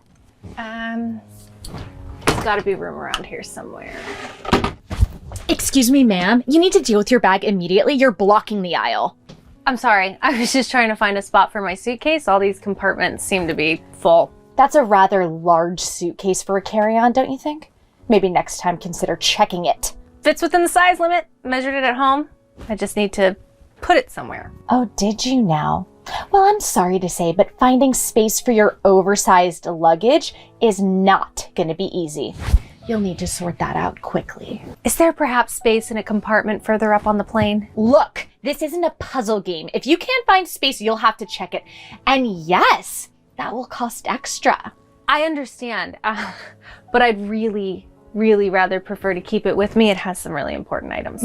Okay, well, important or not, rules are rules. We can't delay the entire flight for one sad passenger. Maybe I could shuffle things around in my compartment, make some room. Well, aren't you just a knight in shining armor? Don't you think if it was that easy, I would have already done it? Hey, I'm trying to help you out. Yeah, well, your attempt to help is wasting all of our time. So why don't you just buckle your seatbelt and stop talking? Hey, there's no need to talk to this man like that. All right, ma'am, look, my patience is running thin. Stop trying to change the subject! He was just offering to help. I would really like to find some space in the cabin for this bag. Ma'am, I'm telling you now, it's not going to happen. Make your decision now. Check it or leave it on the plane. And from the way you're dressed, I can tell you right now that the cost will be a deciding factor for you. So I'll just go ahead and let you know it's going to be $50. How I'm dressed? What's that supposed to mean? I'm just giving you all the information you might want before making the decision, miss. So what's it going to be? Fine. I'll pay the extra fee, but I must say that this is quite the inconvenience. Really? And you don't think it's an inconvenience for me to now have to carry this bag off of the plane because you tried to pack more than you're allowed to? Again, this bag is not oversized. Of course it isn't, but people should know their limits. Now please, take your seat.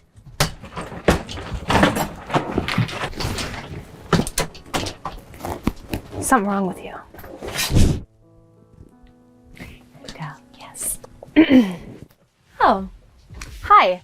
You again. Hi. Yes, me again. I was just wondering how I could get one of those meals, like the one you just gave to that passenger right there. All of our in-flight meals have to be pre-ordered prior to the departure date. Did you order one when you bought your ticket? No. Then there's no meal for you. Sorry. Really?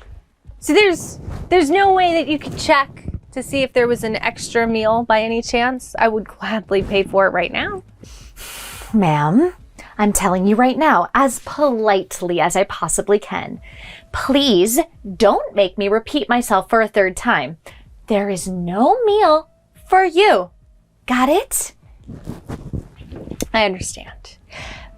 But what about snacks, like cookies or juice? Surely the flight must have some kind of in-flight purchase options. You know, I really don't have time for this. We have standards here, and quite frankly, you're just not meeting them. I'm not asking for much.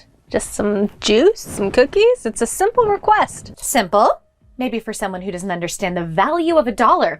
Look around you. Do you really think you fit in here? My fitting in shouldn't have anything to do with the service I receive. But it does. You see, when people like you board the plane, you take up space. Space that could be used by someone more deserving. Are you saying that I'm not deserving of basic courtesy? Exactly. You're taking up precious space on this flight, space that could be occupied by someone who wouldn't be such a burden. I don't believe I'm a burden to anyone. Of course you don't. You people never do. You come in here with your oversized luggage and your lack of manners, and you expect to be treated like royalty. All I asked for was some juice and some cookies. Juice and cookies. Honestly, it's like dealing with a child. You don't get it, do you? This isn't some budget airline where we just hand out snacks like candy. This is premium service for premium people. I see. So my money is good enough, but I am not. Now you're getting it. Your money might buy you a seat, but it doesn't buy you class. And unfortunately for you, we cater to a class above yours.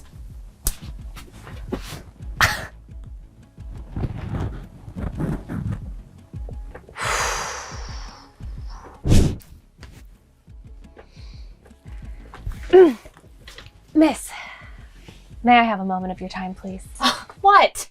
What are you still doing here? Ma'am, everyone has deplaned, and so should you. Yeah, well, I have something that I would like to discuss with you. Okay, look, if this is about the meal service again, I already told you we don't cater to... Actually, it's about something else. I wanted to discuss your behavior during this flight. Okay, my behavior? Look, I'm just doing my job, lady. Your job is to provide service to all passengers, regardless of their perceived status. Your attitude and remarks were not only unprofessional, but also deeply offensive. Look, I call it like I see it, and if you can't afford to fly properly, maybe you shouldn't be flying at all. That's exactly the attitude I'm talking about. Do you realize how damaging such a mindset can be? Not just to the passengers, but to the reputation of this airline. Oh, so what, now you're an expert on running an airline? Please, you don't look like you've even run anything bigger than a lemonade stand. Actually, I do have some experience in that arena. You see, I'm Tessa Myers, the CEO of this airline. Okay. You, the CEO, really? That might have been the funniest thing I've heard all day. That's funny, but I'm being serious. Oh, okay, yeah, and what, I'm the Queen of England. So why don't you and your raggedy clothes and your greasy hair get off my plane before I call security? If I'm not the CEO, then how would I know that your name is Rachel Lynn? That you've been with this airline for 3 years, and that just last month, you've had 3 separate passengers file a complaint against you. But how did you know all that? Because I'm the CEO! You're lying. You can't be. Yes, I am. And this was a test flight to evaluate the quality of service our passengers receive. I'm so sorry. I had no idea. Your apologies won't suffice, Rachel. Your behavior was unacceptable. It's clear to me that you have a deep-seated prejudice and a lack of respect for people you deem beneath you. The complaints that we've received about you, they are incredibly concerning. No, but I was just trying to do my job. I get that. But there's a way to properly go about it, especially in regards to your attitude.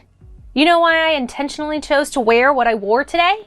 No, I'm not sure. Because all of the complaints filed against you have been from passengers with a lower economic status. Your job is to provide excellent customer service to all passengers, regardless of their economic background. Look, miss, I assure you, I wasn't consciously trying to discriminate against anybody. Intentional or not, it doesn't excuse your prejudiced behavior, Rachel. Every passenger deserves to be treated with respect. It's not about how much they paid for their ticket. It's about providing a positive experience for everyone. Look, please just give me another chance. I didn't mean any harm. I can change. It is far too late for second chances. Your actions today spoke volumes on your character.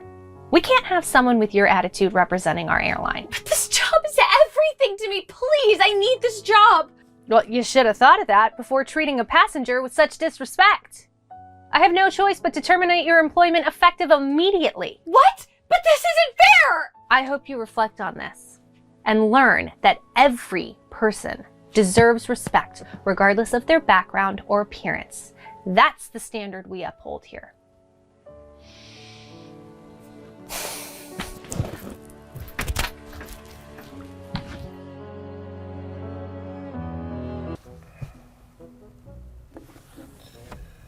So, Denise, how long you been on the force?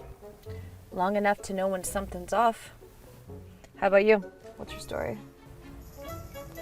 Me, I'm just a clean guy. Cool, clean guy. Law school didn't work out for me, but justice is my thing. It's a rare mindset these days.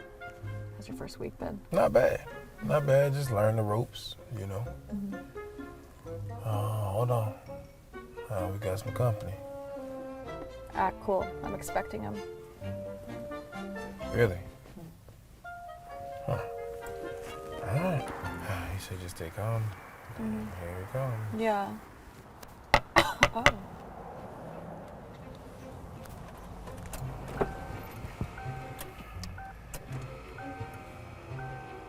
License and registration. Is that a problem, officer? You know, you tell me. This is a nice neighborhood. What brings you two here? We're just passing through, officer. Okay. Step out of the car, sir. I don't understand that. There's something wrong. Just do as you're told. You fit a description we got, all right? So we need to check you out. He's done nothing wrong. This is racial profiling, officer, which is a federal crime. Stay out of this, ma'am. I'm just doing my job. Officer, I assure you, you're making a mistake.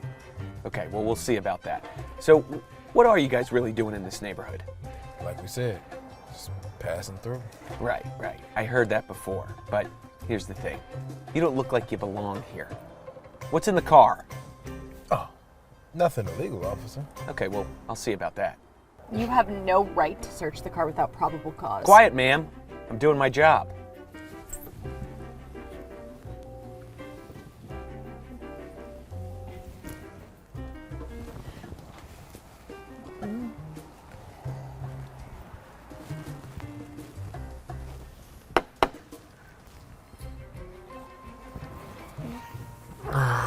Ridiculous. Yeah. It's just like this one.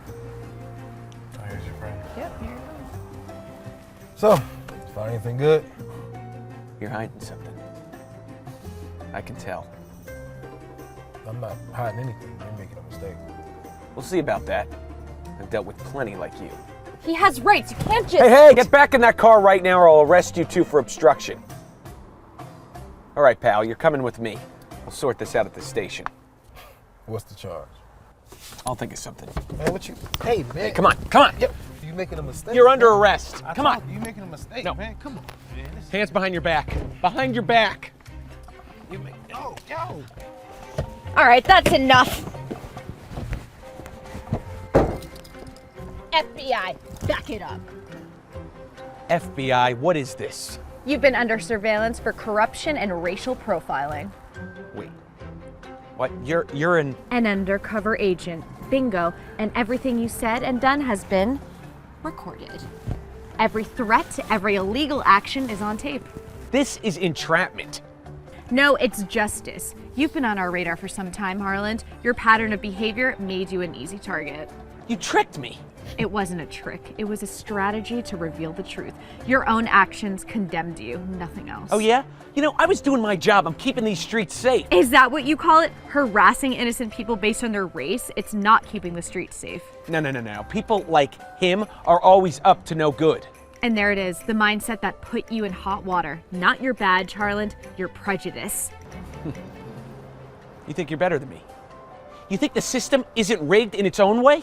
I believe in justice, Harland, not the warped vision you've been serving. Justice, don't make me laugh. You and I, we're not so different. We're nothing alike. I don't hide behind my badge to justify my biases. Oh, you FBI types, you think you have all the answers. No, but we do have evidence. And your career of corruption ends tonight. You think taking me down's gonna change anything? It's a start and one less corrupt cop on the streets. Let's go. We got everything we need. You'll be hearing from your boss within a few hours. I'd get your affairs in order if I were you. Good luck, because I'm on a bowling team with the chief of police.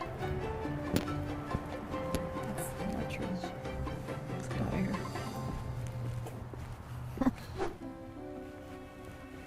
Look, I'm sorry I didn't tell you that was going to happen. But since you're new to the Bureau and all, I just wanted to see how you could act under pressure. I understand. It's a lot to take in. That's all. The injustice you just experienced is why we fight this fight. What happens now? Well, Heartland will face charges for his actions, and as for us, we got a lot more work to do. You know, I could use someone like you in the future. Someone who understands the stakes. Count me in. It's about making a difference, right? Right. Let's get out of here. We got reports to file and a long night ahead. So, looks like we're partners now. Looks like it. Cheers to that. This doesn't look as appealing as advertised. Excuse me, sir. Do you think this snack is any good? Oh, sorry, I didn't see you there. Well, let me see. I'm not sure, but let's check the ingredients together.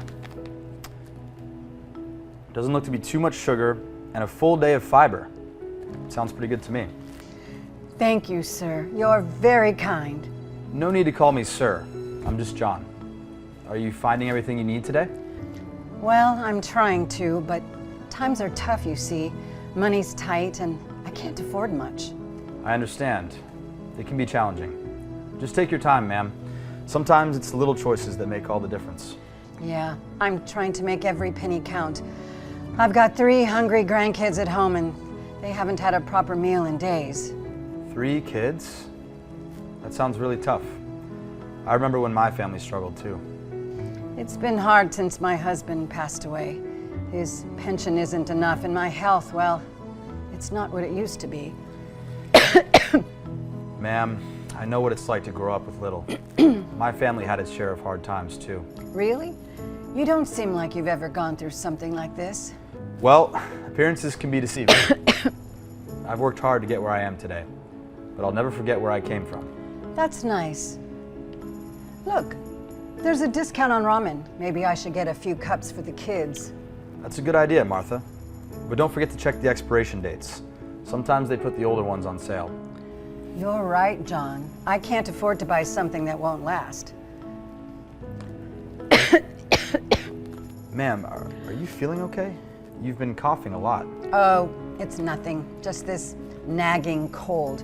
I can't afford to go to the doctor. My kids need the money for food more. Maybe there's something I can do to help.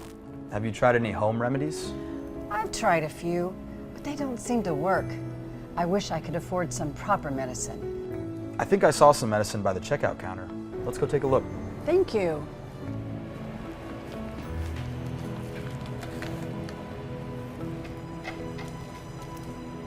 What do you think about this? That looks good.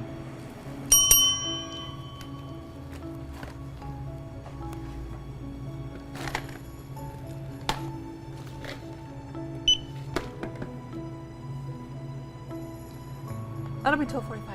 Oh dear. I thought it would be less. Let me check my wallet. I seem to be a few pennies short. Can I pay the remainder another day? I promise I'll come back with the money. Hurry up, lady. We don't have all day. Come on, lady. Make up your mind. Pay or leave. I'm so close. Just a few more cents, please. Excuse me, ma'am, but I'd like to help out here. I'll cover the remaining amount for her. Mind your own business. This doesn't concern you. Sir, you don't have to do that. I'll figure something out. No, Martha. It's not right the way you're being treated. I won't let you leave empty-handed. Oh, how generous of you, Mr. Knight in Shining Armor. Martha, it's the least I can do. Let's also get you some more groceries. Your kids should have a proper meal tonight. Thank you so much, John. You've been a real lifesaver. This isn't a charity, you know. You can't just barge in and pay for people's groceries. Actually, I can, and I will. You think you can just buy your way into being a good person? Well, it doesn't work that way. Nancy, I'm not trying to buy anything. I just believe in helping people in need when I can. He's right, ma'am. We all need a little help sometimes. Well, I'm just trying to do my job here. Maybe if you had one, ma'am, you'd be able to afford your own groceries. Nancy, maybe you should know who I am. I'm John Sullivan, the CEO of this supermarket chain. Wait, what? You can't be serious. I am. I was born into a poor family just like Martha here. I know what it's like to struggle to make ends meet, and I won't tolerate the mistreatment of our customers. You're the CEO? I had no idea. I didn't know either. I'm sorry for how I acted. Nancy, I appreciate your apology, but I'm afraid your behavior doesn't align with the values of our supermarket. I can't have our customers treated this way. Values? You and your values can go to hell. You think you're better than everyone just because you have money? Nancy, please. He was just trying to help me. Nancy, this isn't about money or superiority. It's about respect and kindness. Respect? Kindness? Those don't pay the bills, do they? Nancy, I've been where you are. Sometimes we need to be kind to receive kindness. Oh, spare me your sob story. You both make me sick. Nancy, I'm sorry, but I have to let you go. Your attitude is not acceptable, and I can't have it in this store. You're firing me? You'll regret this, Mr. High-End Mighty CEO. Nancy, I truly hope you find a path that brings you more happiness and understanding. Goodbye. You don't get it, do you? You and your charity cases, you're all just trying to feel better about yourselves. Nancy, please, just take this as a chance to change. Older woman, if I'm ever as frail and as poor and weak as you, I hope I get hit by lightning. I'm out of here. Martha, are you okay? I'm fine, John, but I hope she can find some kindness in her heart someday. Me too. You know what, Martha? It looks like we're in need of a new cashier. Any interest? That would be fabulous. Wonderful. Welcome to the team.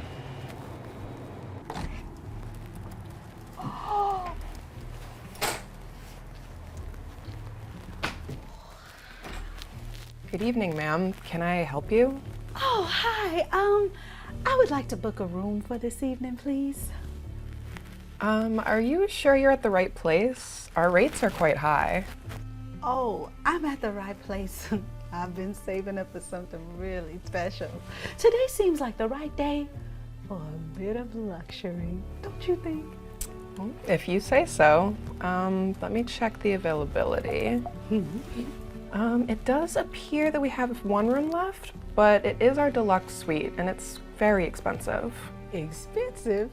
Well, that's not a problem for me. Comfort is what I seek tonight. I must inform you, our deluxe suite is designed for our more discerning guests. It comes with exclusive services. Well, I believe everyone deserves a chance at the finer things in life. I mean, no matter their walk of life, don't you agree? Of course, it's just unusual for someone to choose our most expensive room spontaneously. Well, life's too short to be usual, my dear. Sometimes we have to embrace the unusual. Okay, I'll need a credit card and ID, please. My pleasure. Let me see here. ID. Okay, there you go. This lobby. It looks splendid. Thank you, ma'am. It's our pride and joy. You'll find your suite equally impressive. Oh, I can't wait. Good evening, ma'am. Welcome to our hotel. I hope everything is to your satisfaction. Oh, well, good evening, young man. Yes, I'm doing fine, thank you. Our guest here has chosen the deluxe suite. Quite a surprise, isn't it? Wow. A wonderful choice, ma'am. The deluxe suite offers the best views of the city, so I'm sure you'll enjoy it. I'm looking forward to it. A nice view always adds color to life, don't you think? Absolutely, ma'am. If you need any recommendations for the city or hotel amenities, please feel free to ask. John, I'm sure our guest is tired and would appreciate some rest rather than a chit-chat. Well, actually, I don't mind the conversation. It's quite refreshing to see such friendliness in a place like this. Thank you, ma'am. We strive to make all of our guests feel welcome, comfortable. Even those who don't exactly fit the normal bill. Well, appearances can be quite deceiving, my dear. It is the heart that matters, not the clothes. You know what I mean? Wise words, ma'am. See, Sarah, you can learn a thing or two from her. Is there anything else you require this evening? No, thank you.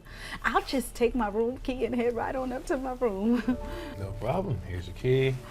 Oh, Here you are. thank you so much. Please, enjoy your Nice stay. talking to both of y'all. John, why did you entertain that woman? She clearly doesn't belong here. Sarah, it's not our place to judge people. She's a guest like anybody else, deserving of respect and good service.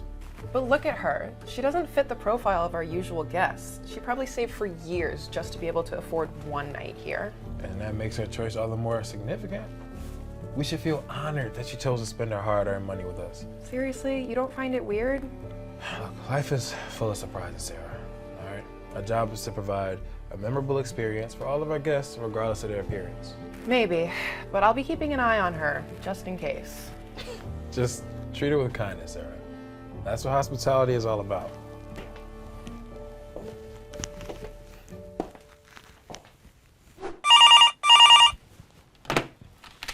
Hello, how may I help you? Really? That is odd. You know, We have had some suspicious guests in our lobby recently. Don't worry, I'll take care of this. John, we gotta go over there. I need you to come with me.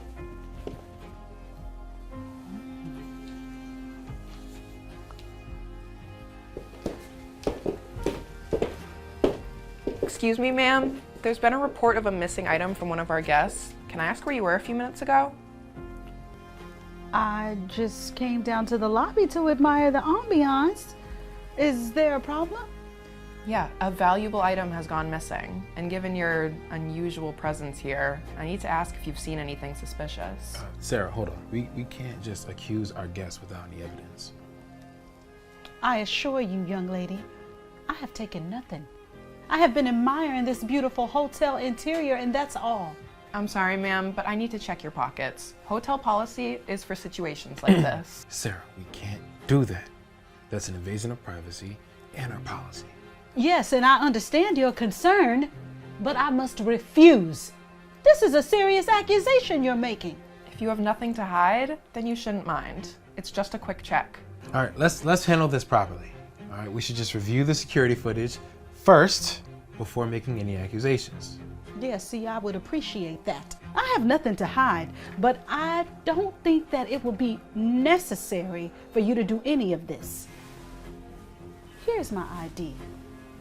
Why don't you take another careful look at that last name? Yeah, it's Laura Wallace. I saw it the first time. Big whoop. Oh, Wallace. Wait. Wallace and Rose Wallace? Sarah. Sarah, her family owns the hotel chain. I was just trying to do my job. How was I supposed to know she was anyone important? Sarah, my status should not influence how we treat our guests. Your actions were inappropriate, irrespective of who I am. It's about treating everyone with respect, Sarah. We can't just prejudge our guests. Please, John, you're trying to score points with the big boss here. I've seen how this place really runs. It's all about appearances. I am disappointed in you, Sarah. Not just in your actions, but now in your attitude. As the owner of this hotel, I cannot overlook this kind of behavior. Your employment has been terminated. You're firing me? This hotel is nothing but a facade. And you, Mrs. High and Mighty Owner, you think you can just waltz in and judge us? Sarah, that's enough. It's about maintaining a standard of service. Right, Miss Wallace? Standard of service? What a joke! I was the only one trying to keep this place afloat. Good luck without me. This place is as good as closed.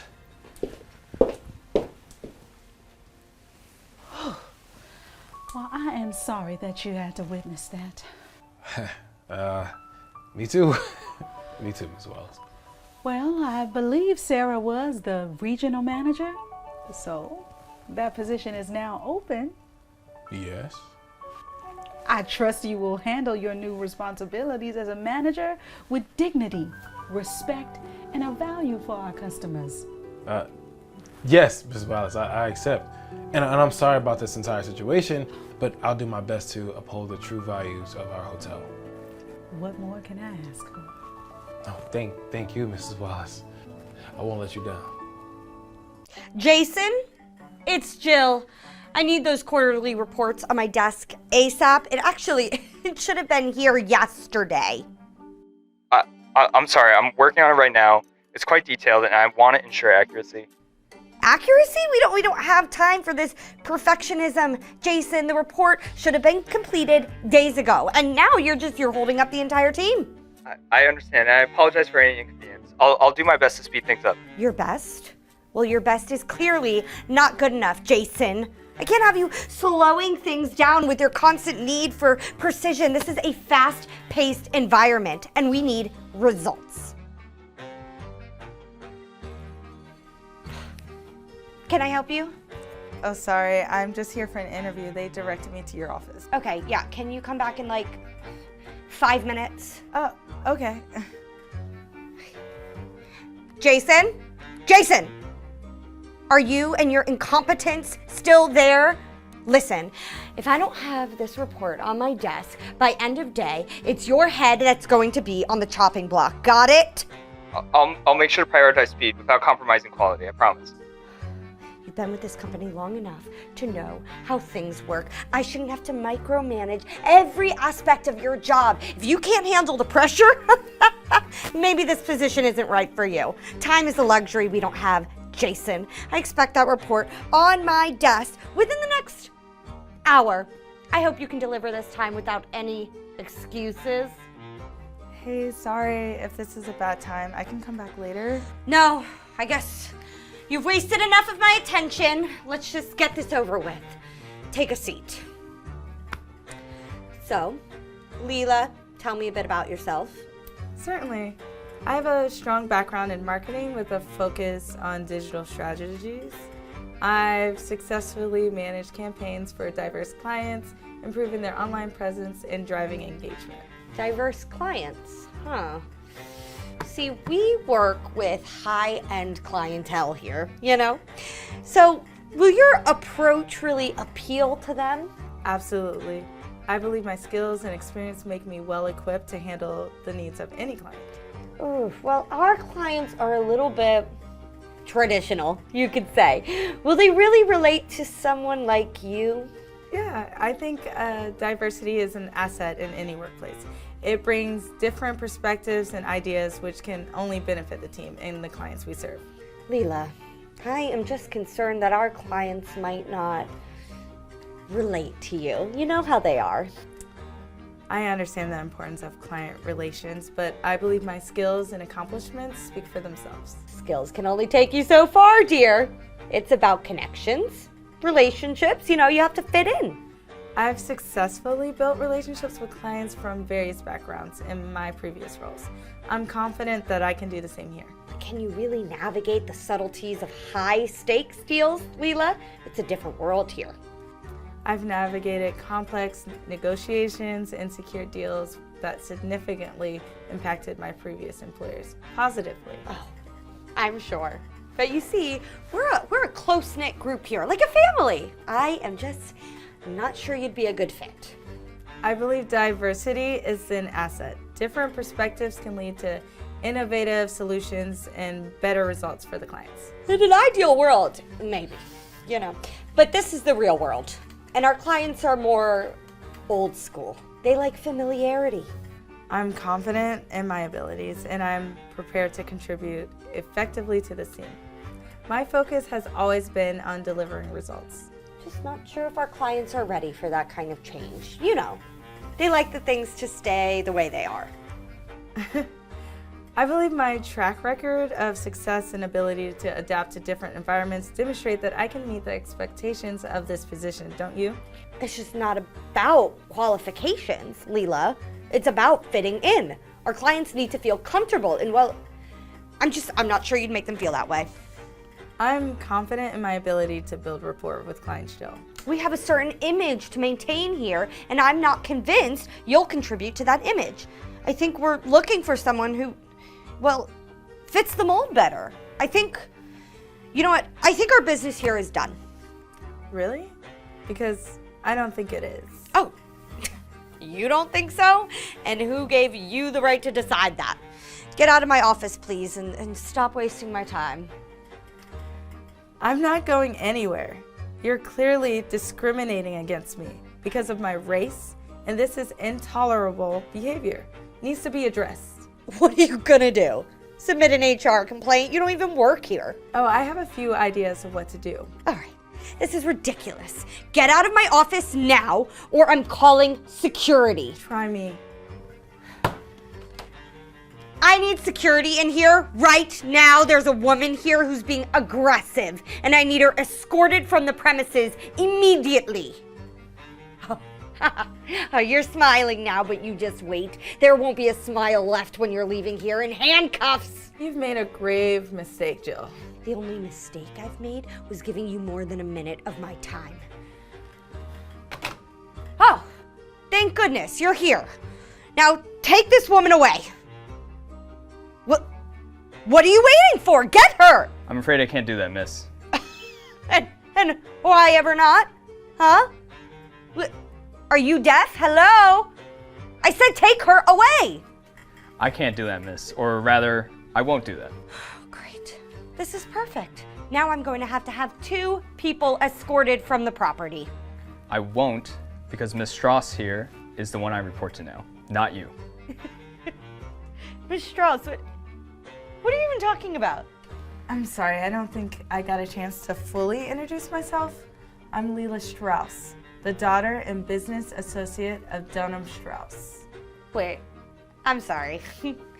Dunham Strauss? As in CEO of Exeter Co. Dunham Strauss? That's right. I'm sure you're aware of our acquisition of this company. As always, I like to get a good idea of who the people are in the positions of power with the companies that we partner with. And during my investigation, your name came up multiple times, Jill. Care to guess why? Yeah, because I'm a great boss that always delivers results. No, it's because there have been countless reports and mentions of you making racist remarks to staff and in the hiring processes. I wanted to verify these rumors myself, and I'm saddened to see that they appear to be true. Okay, well, I don't even know what you mean by that. Your racist views and discriminatory practices have no place in this company. Diversity is not a threat. It's an asset. It's about time you understand that. I was trying to maintain the images our clients expect. It's not personal. Maintaining an image at the cost of mistreating employees and perpetrating racial biases is not acceptable, and I won't tolerate it. I may have been tough, but it's what the clients would want. I was doing what needed to be done. It's not just about what the clients want, Jill. It's about creating a workplace where everyone feels valued and respected. That includes employees of all backgrounds. Oh, get out of here with all that PC stuff. We all know what matters is just the numbers and the success of this company. If something is standing in the way of that, it needs to be removed. Frankly, Jill, your insensitivity to not only others, but the people who work so hard under your supervision is very telling of what type of person you are. Yeah, well, what are you gonna do about it? Effective immediately, you are relieved of your managerial duties. We need a leader who values diversity and fosters inclusivity and treats every employee with respect. You can't fire me. I've been here a decade. I can and I will, Jill. Your tyrannical oppression and prejudice attitude over the company and this office is over. Yeah, we'll see how fast this company crumbles without me here. Soon you'll be crawling back, begging for me to return. I highly doubt that. Get out of my office, Jill. No, I won't let you just rip away everything that I've built. Liam, will you escort Jill out? She is no longer welcome here. Of course, Miss Strauss, gladly. Come on, let's go. Unhand me! I will leave on my own accord. And when I come back, trust me, I'll have my lawyers.